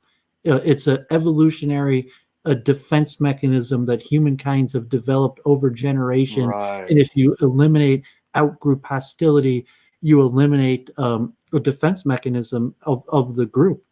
So when it comes to out-group hostility, Edward Dutton. I think I'm saying. I mean, if you follow Ed Dutton, he's got a lot of doctor, right? Yeah, I don't know if I'm giving over his arguments. Yeah. Not as good as he would. Sure. But I mean, I'm not. But from that perspective, if you were debating Ed Dutton. Yeah. Well, I mean, I'm in field of psychology. I'm not a doctor like him, but I definitely understand most of his arguments. When it comes to IQ, I mean, it's pretty easy to actually dismantle these arguments. But I'm not a doctor to say anything like that. But I would say like this, that you can, on a group level, you can say that these are incompatible with us, that we as a group are not going to be affiliated with this. But if you have a person in front of you and you mistreat this person based on what you think this person has, based on his group, I guess you attribute him with this group. Sorry, my English is not good. Group values. It's unfair because this person might be open-minded, So mistreating this person based on what you think this person should have in his values. So that this is what we call racism. You mistreat this person based on this group belonging. So, for example, I am a conservative, but people would probably believe that I am a supporter of Black Lives Matter. I am agreeing with this communist, disgusting movement, and they would be severely wrong. So, yeah. I mean, Jennifer, are you still there? I mean, we like to interpret it. I mean, Jennifer more from the central principle of the limiting of suffering is basically the central motivating factor. And if you want to look at in-group preference versus out-group hostility, and the difference is the amount of suffering caused by it, in the in-group preference reality still inflicts suffering, but is minimal compared to the suffering that is inflicted by out-group preference. And even though out-group hostility, and even though out-group hostility might be scientific in the sense, if you believe in evolution, that out-group hostility is a natural human factor that arose out of evolution, that still it inflicts more suffering and enough suffering upon other people that there should be societal attempts to eliminate out-group hostility when it causes an undue amount of suffering. I don't know if Jennifer, she hasn't talked for yeah, I mean, that argument is basically Talmudic gibberish. I think the accurate way to put it would be to say that in-group preference and out-group hostility manifest differently for different groups, is there to some extent, and there's a healthy balance. And can you take over a few minutes, Jennifer? I'm going to be here. I'm listening. I'm just stepping away from my computer, but I still have it on. So Simon, if Jennifer would just discuss this with you. Yes, please. And the elite has been in charge for a long time, and they have a particular method of governance, which includes undermining people's basic survival strategies in the interest of weakening them. So it goes from the normal, which is in-group preference, out-group hostility. And that hostility doesn't have to be like always of the same brand, right? It doesn't have to be overt hostility, or you don't even have to call it hostility in some cases. It's just maybe indifference is the better word. Rejection or incompatibility. Yeah. Yeah. So cognitive dissonance weakens people, and therefore there's no better way to create cognitive dissonance than to inverse that ideology. So what you get is an out-group preference and an in-group hostility. And the mechanism by which that's achieved is to shift the majority ideology into incentivizing basically things that are bad for you to believe by punishing people who just believe what is normal to believe. Right. So That's why they call like the power structure, unnatural, because it's basically encouraging people to believe things about themselves that are the opposite of what they would be believing if things were working properly. yeah, can you hear me? Hello? Yeah. Yeah. So I love how you actually phrased it, which would be just like in-group favoritism, which just means that you agree with certain values within your group, while the other group would just be incompatible. You don't have to be like hateful against them. So if people within your group try to flirt with values outside your groups, then you have to punish them in one way, right? So the consequence would be like, yeah. So that way, it's not necessarily just you just punish people outside your group. You actually punish people within your group that try to flirt and try to cross the boundaries, right? Yep, it's a divide and conquer strategy, right? So it's like Interesting. if you're divided against your own family, Yeah, and you were talking earlier about people doing these honor killings, right. On some level, it seems unnatural to kill your own family, right? Because your family are what help you live. So then to turn around, but when you believe things that cause that much dissonance, it can literally cause a disintegration of the family, because there's this like self-destruction going on. Dissonance can ultimately lead to death. Well, I mean, first of all, can I ask you, do you guys believe in the Old Testament, both of you? No. David, do you believe it? I believe it myself. Yeah, I'm kind of a believer. I have my microphone unplugged. I just wanted to throw in. I heard Jennifer saying dissonance at extreme levels can cause death.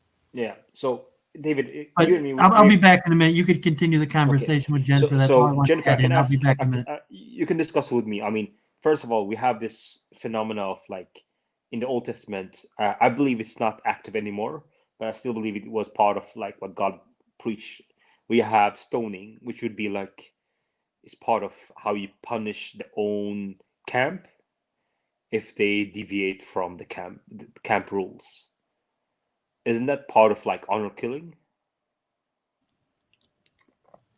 Honor killing would be an example of that tendency manifested in an extreme way. Yeah, so but there's there's like a ton of different ways you could do it, right? Like for my culture, what yields social conformity is like this thing. It sounds like this. Did you hear that? It's like an exasperated sigh. So if somebody goes like, then that's like a signal for social conformity, because the person's sort of subliminally telling you that they don't like what you're saying or doing. And then, so that's like a little bit of aggression, but it's just a teeny tiny thing, but it's still performing the same function, which is saying that if you deviate from the expectation, then there will be consequences. And that happens in different ways for different groups, but it happens for all groups because civilization evolved as groups. Like, there's really no such thing as individuals. All civilizations evolve as like a collective. So in order to maintain collective health, there has to be a level of control on the beliefs, because if people believe radically different things, then that can lead to conflict, right? So conflict within the group is bad because it weakens the strength of the organism of the civilization. Right. So it's a very complicated question, but we can sort of understand these things that happen that seem really horrible to us through the lens of what is the function of what it is that they're doing, and understand it on that level. Well, I think that what you said is just a perfect example of what you're seeing today is in America and Europe. We basically have, this unity in the West, where you have basically the left and the right is so polarized, and even the people in the middle, they don't have a home. And if you look like over time, there's actually pretty good graphs on it, where you can actually see how the left and the right has moved the last. I mean, do you know Pew Research? Have you heard about them? Yep. Yeah. So they made the same question. They made research, same question over the time span of 30 years to see how the left and the right has moved. I'll gladly post to you. Doowovid, are you here? He's away. He could show the stats. It's pretty shocking because they show that one side has moved in one way, while the other side has moved dramatically. I'll find the stats. So yeah, definitely. So are you saying that there's more polarization now? Oh, of course, dramatically. You have to see the stats. It won't make sense until you see how much they have moved, and the time span is like 30 years. So I'll wait until Doowovid comes back. But what you said basically is that the more freedom you have, the less unity you have within the group, which I definitely agree with you that if you have too much freedom, then people will want different things, and then the camp will be disunited. So you basically need strong leadership.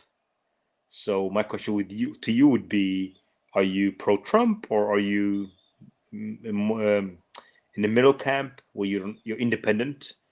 Well, I don't support anybody who Okay. doesn't support my values, and I don't consider any of the Right. mainstream politicians to support my values, because I Right, actually genuinely do care about self-governance in a very real way, and these people don't represent that. There's no way to go from Trump to self-governance right, in my eyes. So he does come across a little bit as like a strongman dictator, but that's only relative to United States politics. Like, by and large, he's a merchant, he's a statesman. It's all smoke and mirrors, just like the rest of the American political system, and he's just sort of the turd that gets shat out of that system towards on its last legs. But yeah, I mean, Trump represents because I mean, my belief is that basically, maybe not all human groups, because maybe some strategies are different, but I think most, if not all, human groups love the authoritarian dictator archetype. Yeah.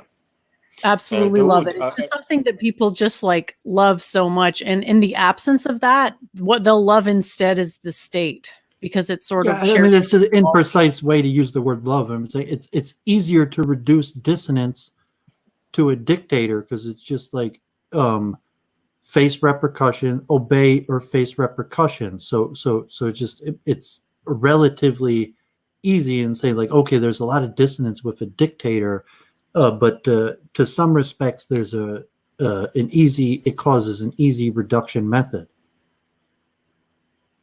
Well, first of all, my response that would be that, first of all, I love the climate that you guys have here.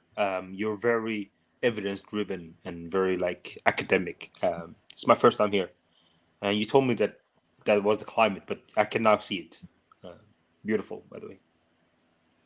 Yeah, we participate in some debates and talk politics, but even when we talk politics, it's more, from a scientific or spiritual, and we also, I guess, Hindu leaning spiritualisms that we would look at the science of spirituality, but because we deal with scientists, try to be able to phrase it in a purely scientific manner. So if they're like fellow believers, I would try to unify both the spiritual and the scientific, but for academic purposes. I love that. By the way, I did post Pew Research just for the sake of responding to. I don't know if Jennifer, you spoke about Pew Research, or I spoke about Pew Research. Can you see in the chat? If you could get like the first picture, it was from my Twitter. just to make sure that we have like the same reference point, so Jennifer can see what I was referring to see how much the left and the right has moved for like 30 years, the last 30 years in values. Okay, I'm trying to screen share it. So, what Sure. is this? Your Takia watch? Yeah, that's me. Okay, it was. Just click on the first picture, and feel free to follow me. By the way, This one here. Don't criticize Islam. Mark Zuckerberg. no, under it. Former Facebook workers. No, under it. It should say like peer research. It should be like a red and left. No. Scroll down a little bit under it. Don't you see like a post under it, like a berg, mountain, like a mountain? With the diagram of the 1994 to 2017. Yeah, that's it. Do you see now how much the left and the right has moved? Yeah, I'm familiar with these trends. Have you seen this, Jennifer? Sorry. Well, she's not American, but I mean, she might follow some of the American media.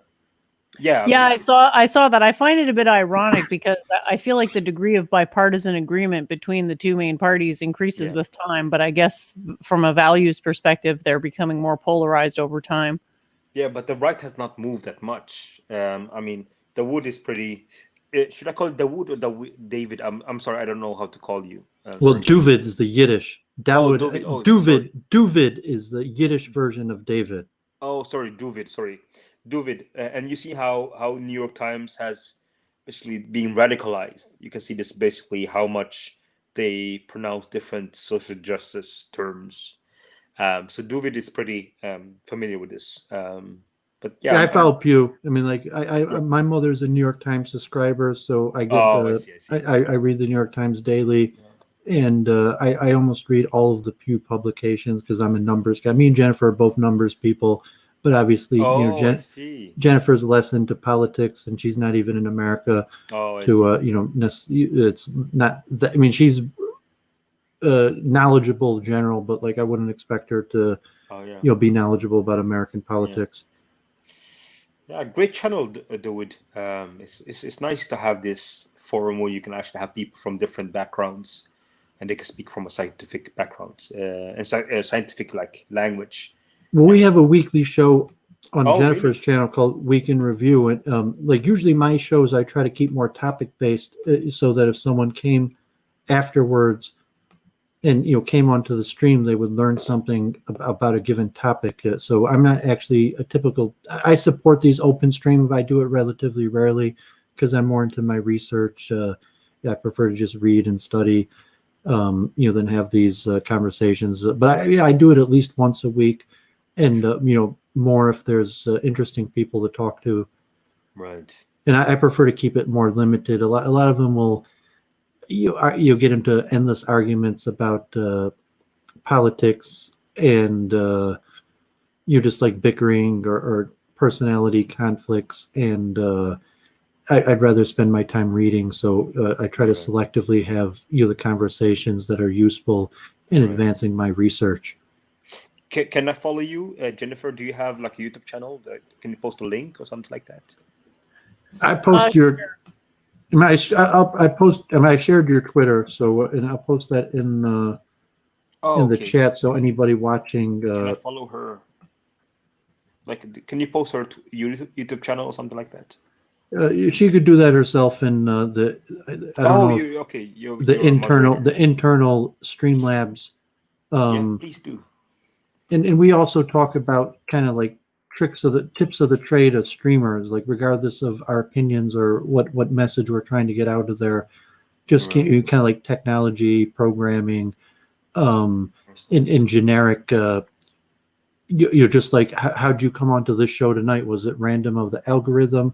Or I think I followed like, I don't remember which channel. I don't even remember how I've actually found you. I do follow like a lot of like nationalist. Like white nationalist channel to just know what they're preaching.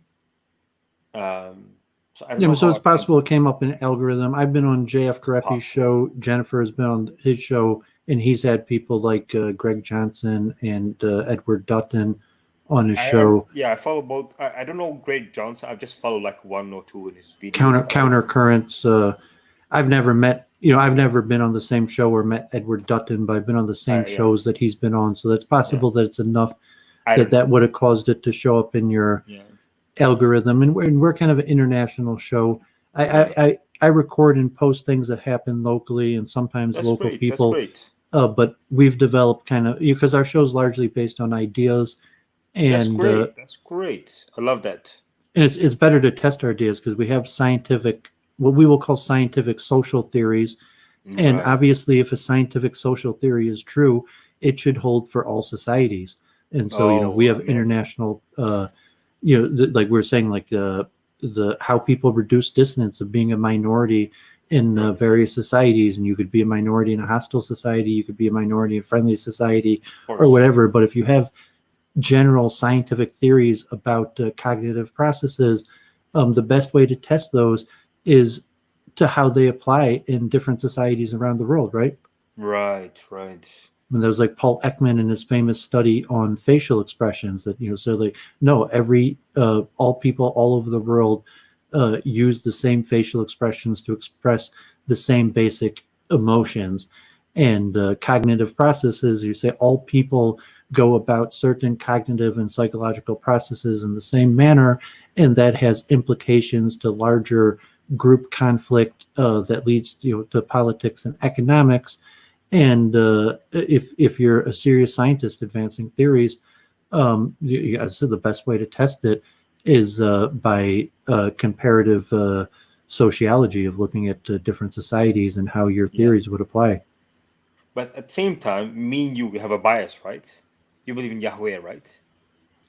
Well, yeah. My own personal beliefs don't necessarily correspond to the testing of my ideas. So, like, I have my beliefs, and then I have the ideas that I'm advancing, and but and I have my own personal dissonance and my own personal bias. We have a bias that stands beyond all of this evidence. You believe that Yahweh's way of running a society is better than any evidence, right? Right. Well, I'm saying there's a natural order to human functioning that even if you could cognitively come up with a better way to function society, it doesn't mean you could get people to act that way, because changing behavior is very difficult. Well, we believe that the better way of running a society is independent of any research, right? We believe that Yahweh, if he says this, just the way you say it, running a society. Yeah. Or it doesn't have to be the full society. It can be just our group. If you say that God has an ultimate plan, if you're interpreting the current status of your own personal life and society in general as some sort of unfolding of God's plan, which you could argue is unscientific. Say, as a scientist, I would say, no, I scientifically go about trying to understand, God's role in the unfolding of history. But, generally scientists would reject that. Jennifer might even reject, God, so to say, directing history. But personally, in my belief system, I do tend to look towards divine forces directing history. And when I try to recognize these patterns, to me, it's like, oh, this makes sense, because it makes sense to me that I think the way that God is going to reveal God's divine plan. And so, okay, if you're a Christian and I'm a Jew, there's a lot of overlap and similarity, just like Black conservatives and Antifa. Like, if at the end of the day you're a Christian and I'm a Jew, you believe in Jesus and I reject Jesus. However, there's a significant amount of overlap in our belief system. Yeah, so we don't want to take over and conquer the world, or at least I believe that that's not the point. But I believe that me and my family, me and my neighbors who agree with me, that we want to live by certain principles. So we have this built-in bias, but we don't have this agenda. We have to conquer the world. At least I don't have that. Is that a weird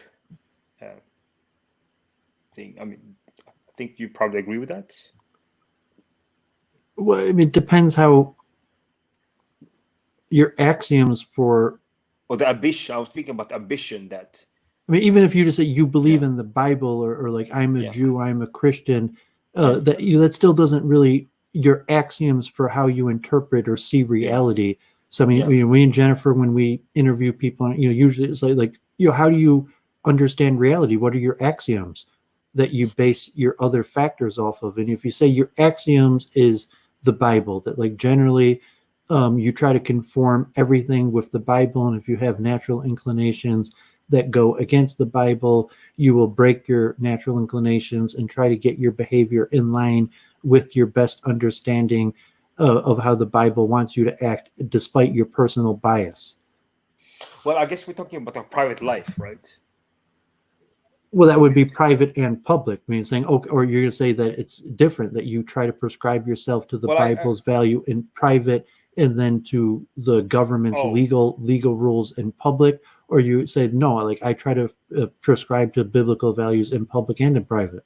Okay, so I mean, especially if you believe in God, I mean, So the same God that runs the private- world in public runs the world in private. Okay, so when I meant private, I meant like me and my family.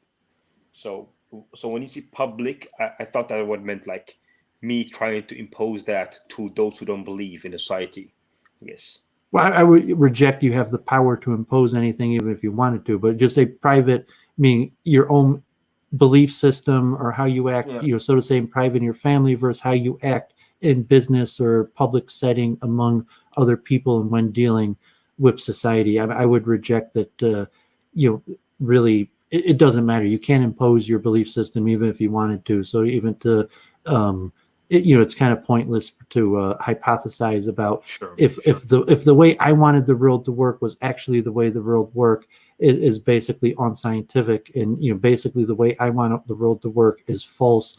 And as a scientist, I just basically completely suppressed my desire for the way I would like to perceive things, recognizing that that is largely false.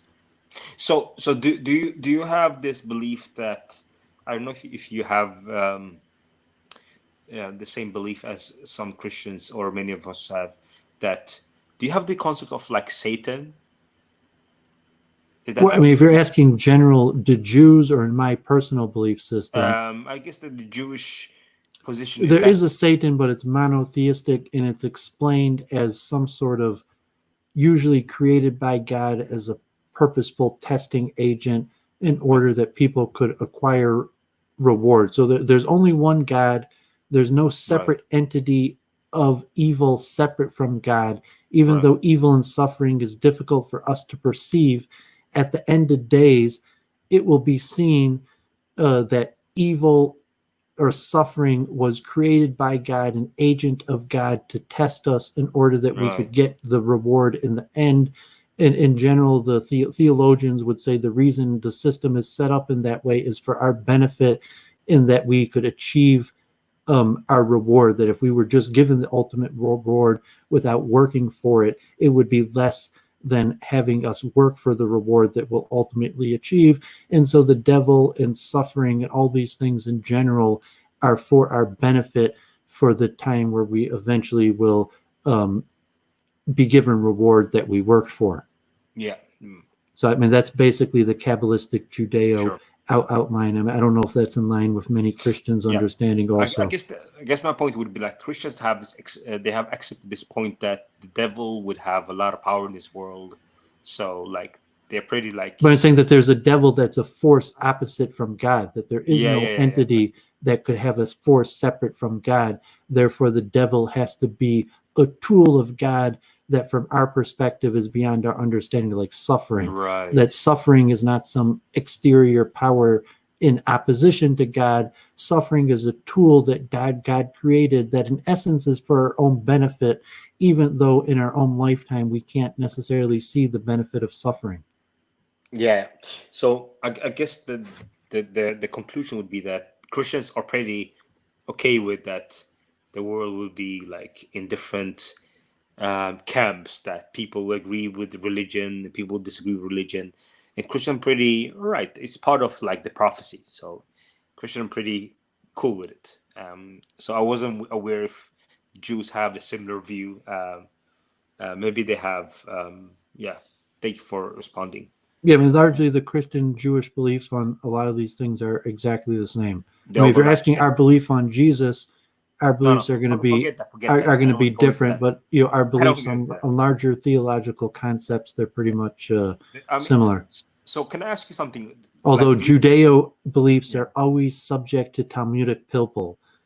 If you're not familiar with Talmudic pilpul, I don't know much about and that means that you could come to Doooovid the next day and I'll tell you the exact opposite. And when you hit me that I told you the exact opposite, I'm going to Jew my way out of it and say that, no, there was like Talmudic pupil. And even though today I told you one thing and the next day I told you a different thing, really it's the same thing because they're just different expressions of the same level of truth. There's some I like, see. real Judeo level understandings. No, I see. It's complicated, to say the least. But yeah, Jennifer, I mean, could you post your YouTube channel?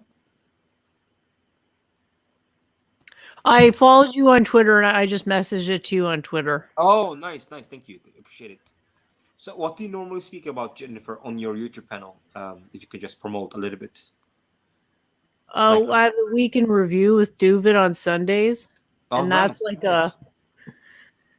we cover some modern events as well, and it's usually through the lens of religion and science. And then I have some shorter videos Nice. that are like just subject matter. Like one of the recent videos I did, if you're interested in economics stuff at all, I talked about UBI and how that could work, universal basic income. So I do a few things. I also have a blog, and there's links to the blog on the YouTube. You can check that out if you're interested. Oh, I appreciate it. All right, guys, I'm gonna leave you guys. Thank you for the first visit, and I don't know if I can say it to you. At least Doooovid, God bless you, and to Jennifer, have a great day, and thank you for the beautiful what to say it in English, like beautiful welcoming. I'm sorry if I'm not saying it the right way. Okay, yeah, we appreciate you adding to the conversation. Like regularly Sunday evening Eastern time, me and Jennifer stream almost every week. Besides that, you have to catch us streaming, or you could message on Twitter, and we'll be in touch. But yeah, I'm sure you have knowledge, and if you want to join our little circle of conversations, sure, be in contact. All right, take care, guys. It's pretty late over here. Good night. Okay, Good you night. have a great night. Bye-bye. Okay, do you have anything else you want to talk about or say? No, I'm good. I thought that was a great conversation. We hit some important points, and yeah, we got a pretty good audience turnout. I had these slides that I stopped earlier because we had all these people on, but maybe to keep it back on the show and just for our own review, to try to technically keep these terms so when we talk we could try to be scientifically correct, and then we're going to advance on. I don't know if you want to stick around and do these slides. I think we got 24 people watching. Yeah, sure. Okay, so I did just the Dilbert slide from it earlier, so let me give it the full screen, and this might even be cognitive dissonance theory. So Claire was reading early. I'll read a few. Can you see this clear enough?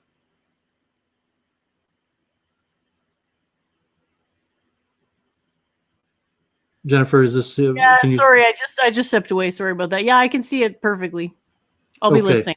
I'll be right back. Cognitive dissonance refers to a situation involving conflicting attitudes, beliefs, or behaviors, produces a feeling of discomfort, leading to an alteration in one of the attitudes, beliefs, or behaviors to reduce the discomfort and restore balance.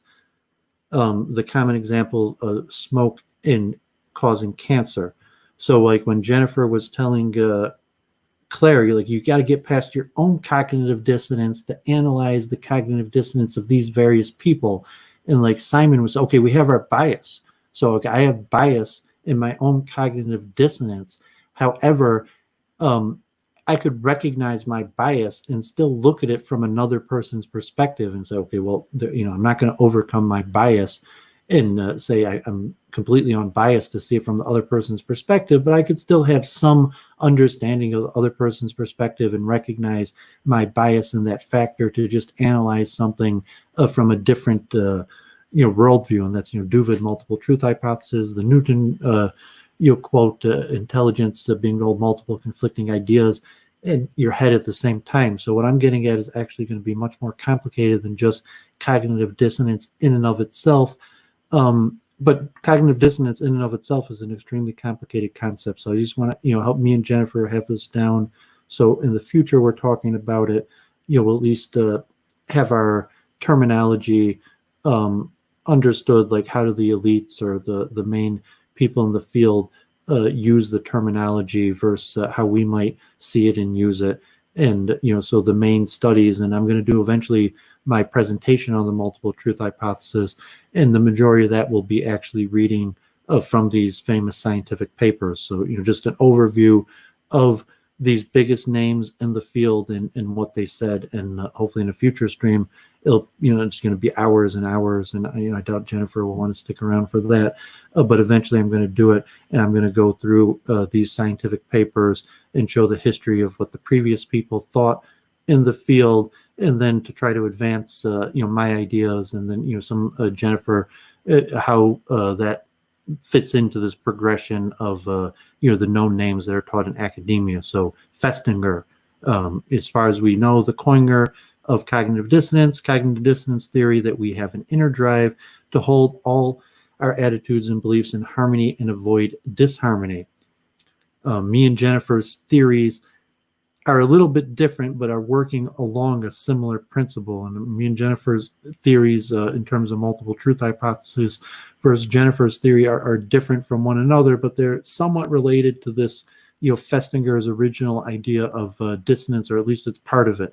Cognitive dissonance theory suggests that we have an inner drive to hold all our attitudes and beliefs in harmony and avoid disharmony or dissonance. Attitudes may change because of factors within the person. An important factor here is the principle of cognitive consistency, the focus of Festinger's theory of cognitive dissonance. The theory starts from the idea that we seek consistency in our beliefs and attitudes in any situation where two cognitions are inconsistent. That's the Dilbert comic I showed earlier. So Leon Festinger proposed cognitive dissonance theory, which states that a powerful motive to maintain cognitive consistency can give rise to irrational and sometimes maladaptive behavior. According to Festinger, we hold many cognitions about the world and ourselves. When they clash, a discrepancy is evoked, resulting in a state of tension known as cognitive dissonance. As the experience of dissonance is unpleasant, we are motivated to reduce or eliminate it and achieve consonant agreement.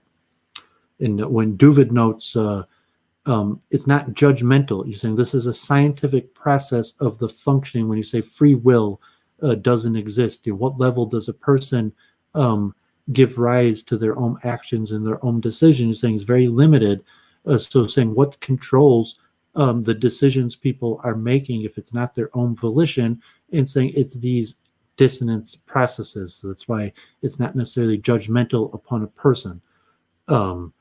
Cognitive dissonance was first instigated by Leon Festinger, arising out of participant observation study of a cult which believed that the earth was going to be destroyed by a flood, and what happened to its members, particularly the really committed ones who had given up their homes and jobs to work for the cult when the flood did not happen, while fringe members were more inclined to recognize that they had made fools of themselves and put it down to experience. Committed members were more likely to reinterpret the evidence to show that they were right all along. The earth was not destroyed because of the faithfulness of the cult members.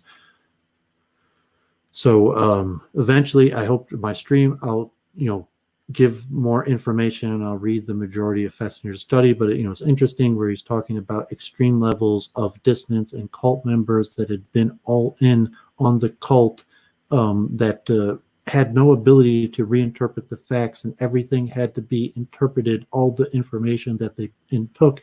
And people have a pejorative sense of a cult. Usually look at the cult like that, where the cult is all consuming and the person has no ability to rationally intake information because the perpetuation of the cult will limit their ability to rationally intake information that a normal person could do, barring the influence of the cult. So eliminating dissonance. Reduce the importance of dissonant beliefs. Add more consonant beliefs. So how do you eliminate dissonance? So, covered a little bit earlier with Claire. These slides are a little bit more in depth, and it's good to review this. So you could eliminate dissonance, reduce the importance of the dissonant beliefs, add more consonant beliefs that outweigh the dissonant beliefs, change the dissonant beliefs so they are no longer inconsistent. Dissonance occurs most often in situations where an individual must choose between two incompatible beliefs or actions. The greatest dissonance is created when the two alternatives are equally attractive. Furthermore, attitude change is more likely in the direction of less incentive, since this results in lower dissonance. In this respect, dissonance theory is contradictory to most behavioral theories, which would predict greater attitude change with increased incentive. So, me and Jennifer are usually in agreement, as opposed maybe Claire and Gandalf. They say dissonance theory is contradictory to most behavioral theories, which would predict greater attitude change with increased incentive. That changing behavior is very difficult and doesn't occur in the method that most people think. Most people who try to get people to change their belief systems and behavior that don't understand dissonance theory have a lot of difficulty in it, and that's why me and Jennifer are putting out these public study sessions, these talks, and trying to teach this. And really, our ideas are not really dissonance theory, but it's just one of the most developed science is at the current state that are in alignment with me and Jennifer's ideas that of the various things that are taught in academia right now, that dissonance theory might be one of them. So I'm not going to go through the examples, but just the principles out of it. Dissonance results from an individual must choose between attitudes and behavior that are contradictory. Dissonance can be eliminated by reducing the importance of the conflicting beliefs, acquiring new beliefs that change the balance, or removing the conflicting attitudes or behavior. So as opposed to these type of studies that work on a small lab type case, like smoking or money, how people would choose to spend money, me and Jennifer are trying to analyze these global societal news stories and trends with this theory. But like in a lab scientific setting, that's impossible, and therefore they have to use these things that they could pin down to try to produce a result that is the way that scientific studies are currently done, largely because they are not yet implementing the multiple truth hypothesis. Cognitive dissonance theory and adaptation. People adapt to cognitive dissonance in different ways. For example, a person might adapt by creating a new cognition, a second may adapt by changing his attitude, and third may adapt by changing his behavior. In the next few lines, I'll give some examples so people could look at the examples on their own. I'll put the link to this slides in the chat. Fundamental assumptions. Humans are sensitive to inconsistencies between actors and beliefs. So it's possible that humans are not insensitive to inconsistencies, and that humans don't have any tendency or aversion to inconsistencies. They're saying that's an assumption of dissonance theory, that there's natural human sensitivity to inconsistencies between actions and beliefs. According to the theory, we all recognize at some level when we are acting in a way that is inconsistent with our beliefs, attitudes, opinions. In effect, they are built in an alarm that goes off when we notice such an inconsistency, whether we like it or not. It's an example here. If you believe that it's wrong to cheat, yet you find yourself cheating on a test, you will notice and be affected by the inconsistency. Or is it possible that maybe like Jeffrey Epstein or Luke Ford or someone has a sociopathy disorder and they aren't affected by dissonance, that it doesn't bother them, that their behavior is not along with their beliefs? Okay, so recognition of this inconsistency will cause dissonance and will motivate an individual to resolve the dissonance. Once you recognize that you have violated one of your principles, according to this theory, you won't just say, oh, well, you will feel some sort of mental anguish about this. The degree of dissonance, of course, will vary with the importance of your belief, attitude, principle, and with the degree of inconsistency between your behavior and this belief. In any case, according to the theory, the greater the dissonance, the more you will be motivated to resolve it. Dissonance will be resolved in one of three basic ways: changing beliefs. Perhaps the simplest way to resolve dissonance between your actions and beliefs is simply to change your beliefs. You could, of course, just decide that cheating is okay. That's a simple way to resolve that dissonance. And in terms of this mass social protest, in terms like dissonance, you could just change your belief. If you were a racist, you could just stop being a racist, or that might revolve actions. You're saying if it was a belief where there's but in terms of COVID, the pandemic, the lockdown, these mass racial tensions and uprisings, and possibly changing towards a more, so to say, equal society. Is there a simple way to reduce dissonance between action and belief by just changing the belief? Would that take care of any dissonance? However, the belief is fundamental and important to you, such a course to action is unlikely. Moreover, our basic belief and attitudes are pretty stable, and people don't just go around changing basic beliefs, attitudes, opinions all the time, since we rely a lot on our worldview in predicting events and organizing our thoughts. Therefore, though this is simplest option for resolving dissonance, it is probably not the most common. Change actions. Second option would be to make sure that you never do this action again. Lord knows that guilt and anxiety can be motivators for changing behaviors, so you may say to yourself that you will never cheat on a test again, and this may aid in resolving the dissonance. However, aversion, conditioning, guilt, anxiety can often be a pretty poor way of learning, especially if you can train yourself not to feel these things. Plus, you may really benefit in some ways from the action that's inconsistent with your beliefs. So the trick would be to get rid of the feeling without changing your beliefs or your actions. And this leads us to the third and probably the most method of resolution. He doesn't mention your changing actions, is that usually pain and suffering is the most likely course to changing actions. The person did things that they knew were bad for their health until they got sick and the doctor told them that you have to stop doing these things that are bad for your health. And then they saw the pain and suffering that they had from their sickness and changed their behavior even though they didn't want to, or, God forbid. But it's usually this threat of increased pain and suffering that causes a person to change their actions. And human nature would usually be the case that it's usually a rare person that could preemptively change their action before the suffering, or even change their action with a mild amount of suffering. The average person, God forbid, requires significant amounts of suffering in order to change their actions. That could be seen, interpreted by the modern, so to say, uprisings, societal change, riots, or however you interpret it. How much suffering does a person need to change their actions?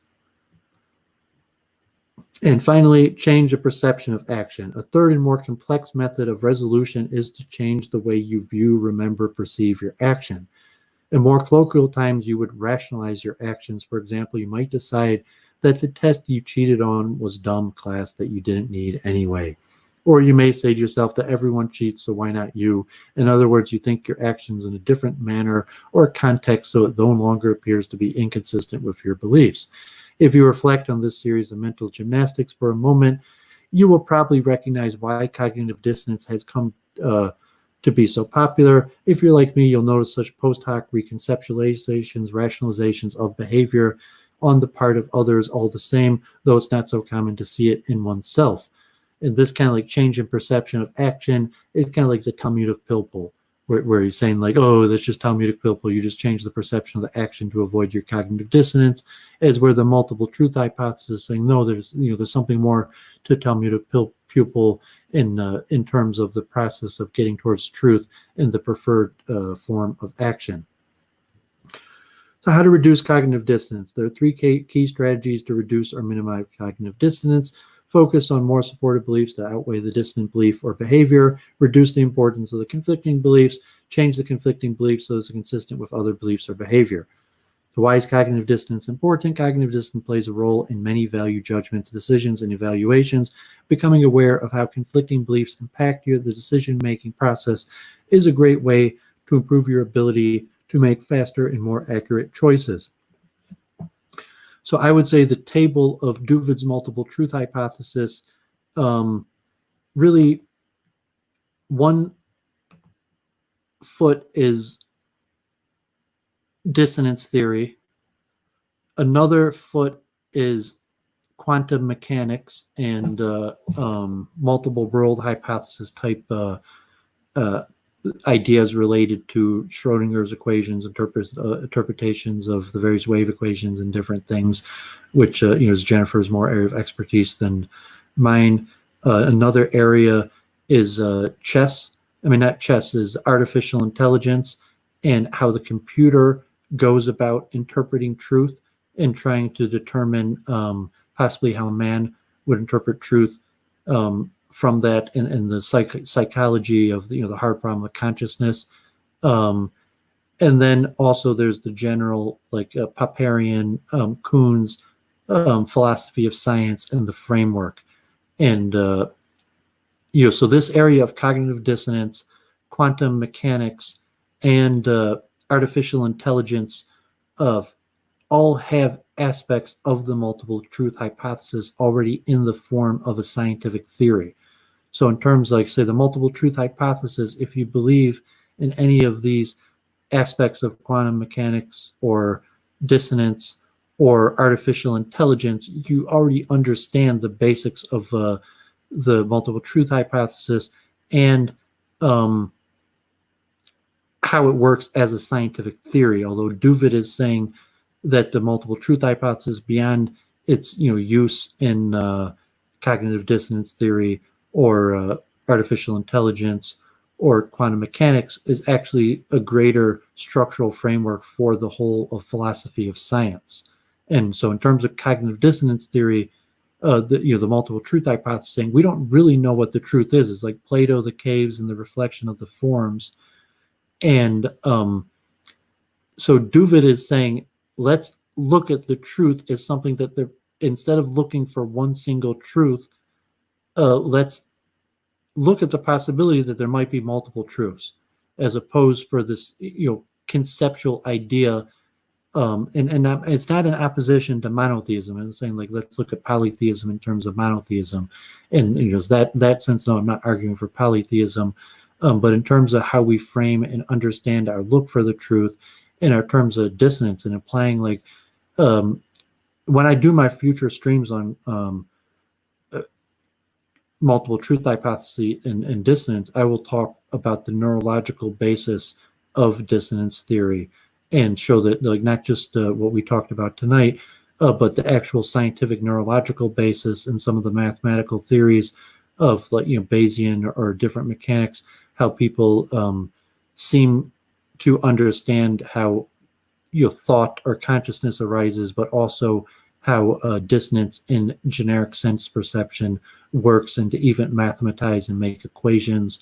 And ultimately, it would probably be reducible to entropy. I mean, the equations that a cognitive dissonance and neuropsychologist would use wouldn't include entropy, but ultimately those equations could probably be reduced to entropy. So if Jennifer's back, I'll let her give some remarks, but I did want to conclude the stream with those slides on dissonance, so people watching would be able to put in a bigger perspective of what I'm aiming for in advancing these theories, and to up the level of analysis in the various streams to really get at the root causes of what's going on and give higher levels of meta-analysis. Great. Yeah. Well, thanks for going through that. And my only comment would be to say that the model for dissonance, I think I actually disagree with how he's expressed how dissonance forms. He says it's between conflicting beliefs, and I think it's between expectation and reality. And expectation isn't quite the same thing as a belief. So I do think the dissonance is caused by your mind is sort of anticipating what it's going to experience. And when there's a contradiction between the anticipated value, i.e. expectation, and reality, that's what causes cognitive dissonance. So just to be clear that's where I differ. Oh yeah, and there was another thing about how the incentive approach hadn't really been combined with a dissonance approach, but I don't think those two approaches are incompatible, but they're both true and they inform each other. That's why so many people have so much dissonance, right? Well, eventually I'll do a public study session, hopefully just on cognitive dissonance. And this is largely just the view of Fetzinger in 1957. And obviously cognitive dissonance theory has been around for, if Festinger is the first person to, be considered the father of it, and Freud, obviously, he didn't use the term cognitive dissonance, but Freud is large parts of his system are compatible with cognitive dissonance in terms of the subconscious and the conscious. But to a further advances of my or Church of Entropy's analysis, but from an academic point of view, we should know the history and the terminology. And if someone's saying like, I follow Church of Entropy's science of dissonance, at least they would be academically knowledgeable to know the history of Festinger. And hopefully I'll have time, I'll do a stream, and I'll try to do almost a complete analysis of the history of this idea and the development today. And then obviously both my and Gender First system, dissonance is a good example for people to understand our theories. However, it's in reality, our theories are more about physics and the nature of matter and spirit, that are more esoteric and difficult to comprehend. And because dissonance is a natural process that everybody goes through in terms of how they interpret reality and how they interpret the motivations of themselves and other people, it's a very streamable, interesting way to talk about, and you could use it to interpret current events. So if we were talking about like quantum mind, or quantum physics or something like that, you don't necessarily, how are you going to interpret what's going on according to quantum physics? But you're saying on the macro level you can, because larger societal dissonance reduction is in reality based upon these micro theories that in reality are explaining ideas of physics. Am I right? Well, I don't know that necessarily every theory is describing physics, but ultimately I would like to get to a system that is correct from a causality perspective, which would mean that when we went to go check on the physical side of things, that it would what we observed in physics would line up with our expectations that we had derived through logic about the chain of events that brought about whatever particular thing you were looking at. I'm not sure if I'm understanding your question, though. Well, I'm saying our theories include things about science and the nature of matter and the nature of spirit and complicated things. But on a practical level, the template of our theory is consistent in how we use our theory to interpret current events. If someone understood that, they would understand the basic template of the same theory that explains things like the nature of matter. And that's why if me and you just had long streams, which hopefully we'll do in the future, but they'd probably be less compatible unless they had maybe really good graphics of explaining the nature of reality.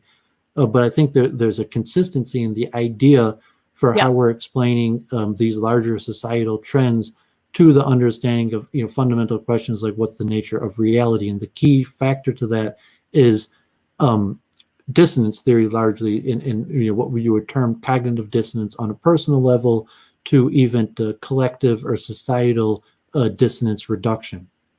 The way I would word it is that we have an objective world that's subject to laws, and we're reasonably sure about that. And then in our own minds, we have the appearance of logic and the appearance of consistency and the appearance of beliefs, but to then jump to the conclusion that that's actually what's there rather than just the appearance of that is a bigger question. So the way I would frame what you're saying is that everything is subject to the measurement limit. And so all observations represent waveform reductions. And if you want to call that dissonance, right, because it represents an interaction between matter, then what Doovovid is saying is correct. But basically, my way of explaining it would be there's an underlying structure to things, and our consciousness is not separate from that underlying structure. It's just that the way the consciousness experiences itself is in a lot of ways counterintuitive when they're compared or juxtaposed with the laws of physics themselves. So causality, aka cause and effect, underlies both systems. So if you want to be able to understand both, what you want to understand well is this idea of causality, that everything comes about due to a chain of causes and effects. And yeah, just getting practiced in that. So that's basically how I would word that. I don't know if you think maybe the multiple truth hypothesis and the measurement limit are the same thing, because it's basically the observer effect. Like all measurements or observations. Well, they're very similar, but there's probably, you'll find distinctions between my theory and your theory, but I mean, there's enough consistency between them that, and saying that's more an area of your expertise than mine. But you, at least the path of there being a consistency between our theory for how we talk about the nature of matter and the nature of society and decision making. We're linking between patterns that we already know, and we're linking between those patterns, and in doing so, we're creating new patterns, which is the structure of the links between the existing patterns. So in that sense, we're sort of exercising the same muscle, so to speak. My dad just got me this, gave me this book today, Deep Learning. It's the MIT Essential Knowledge Series, Accessible Introduction. And I said, my dad's got, he's probably getting himself like the whole series. I'll put it in the chat. So kind of interesting, but you know, kind of like high level introductions to various topics. And I have different books. I've already even taken online courses on it. But yeah, I mean, usually, you know, people who watch my content, I like to give an overview of, you know, say the consensus among the varying elites or the schools of consensus among elites, and then possibly how my theories or Jennifer's theories might fall in line with what they might or differ from what the popular authors or type people they would be taught in universities or institutes. And if it's a spiritual level, you know, like reincarnation, you know, so like obviously reincarnation is a fundamental tenet of Jennifer's system. It's a tenet of my system, maybe not as fundamental.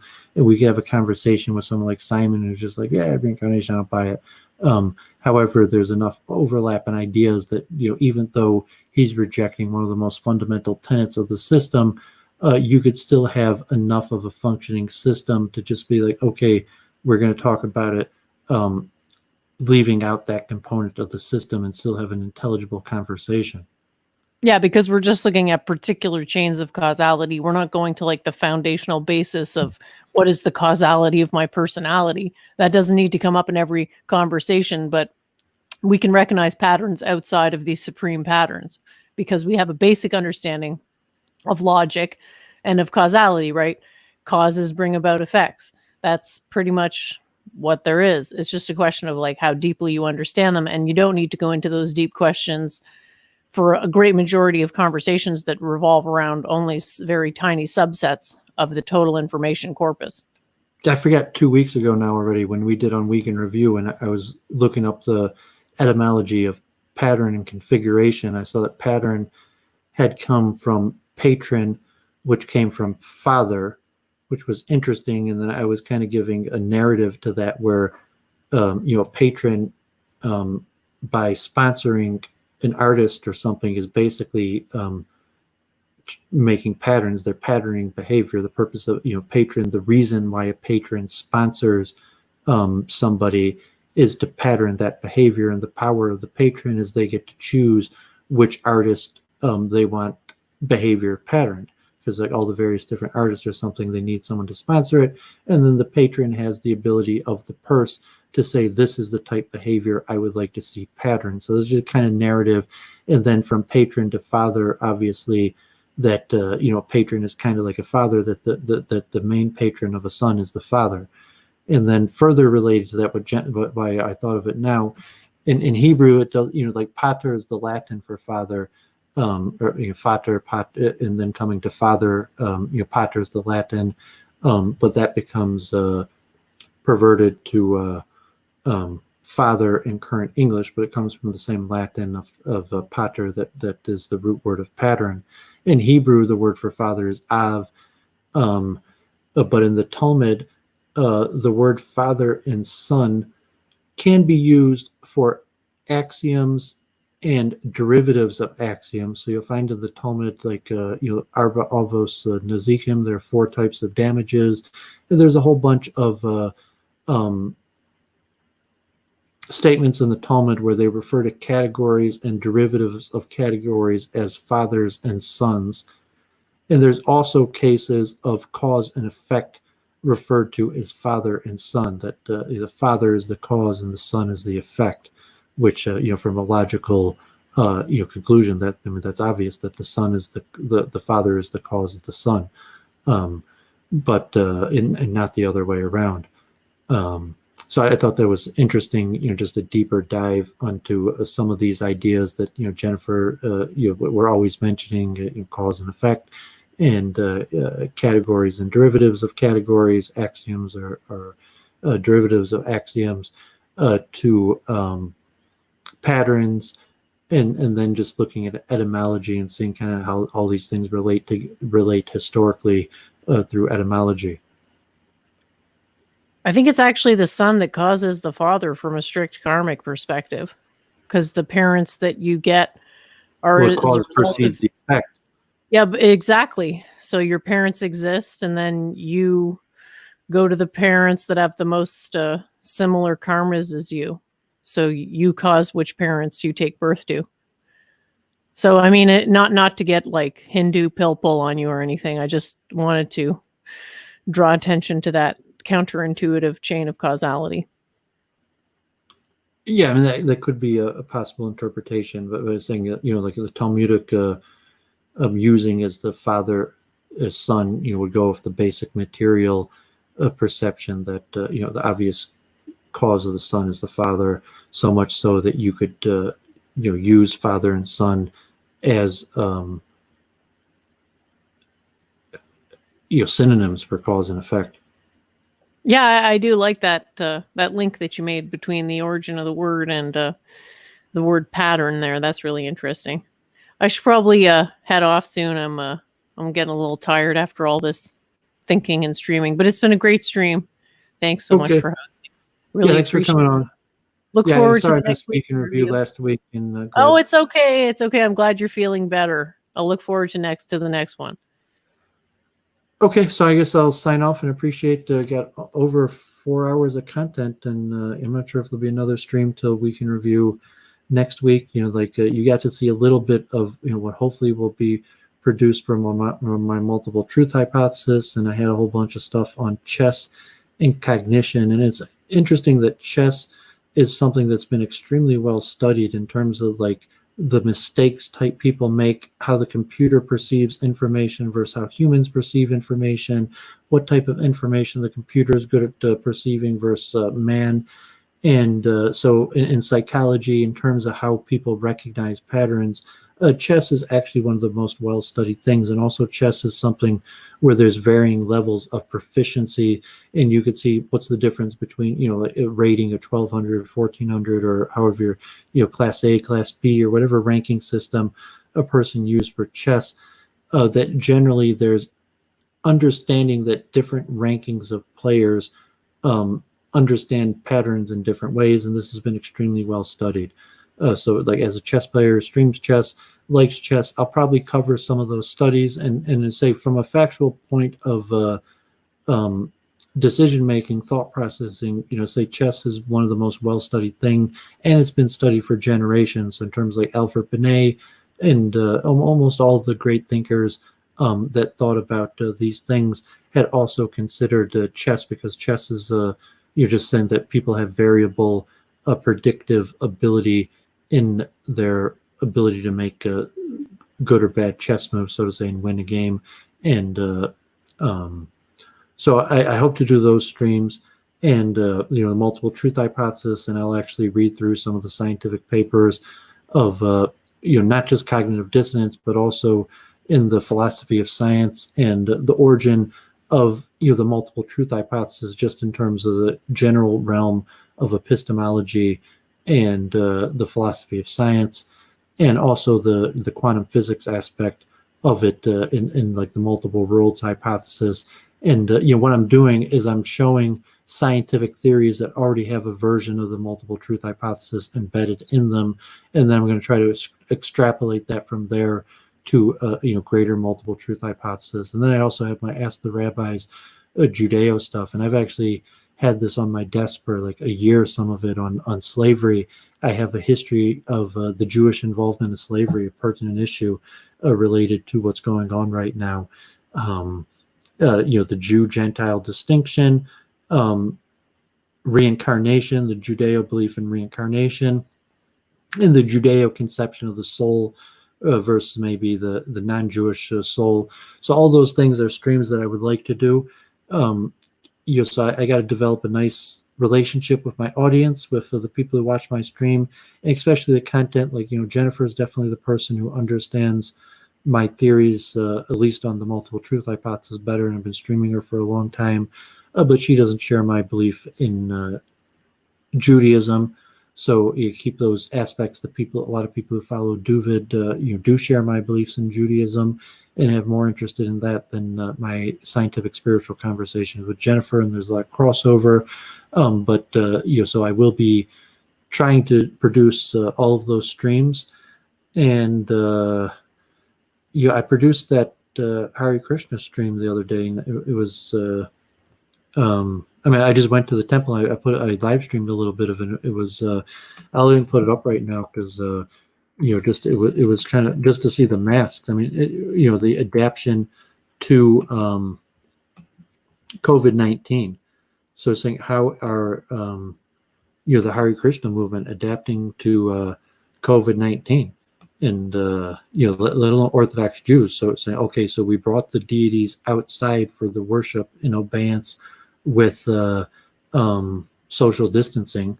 So we had a regular type ceremony, but the deities had to be brought outside, and people ate flowers and social distancing.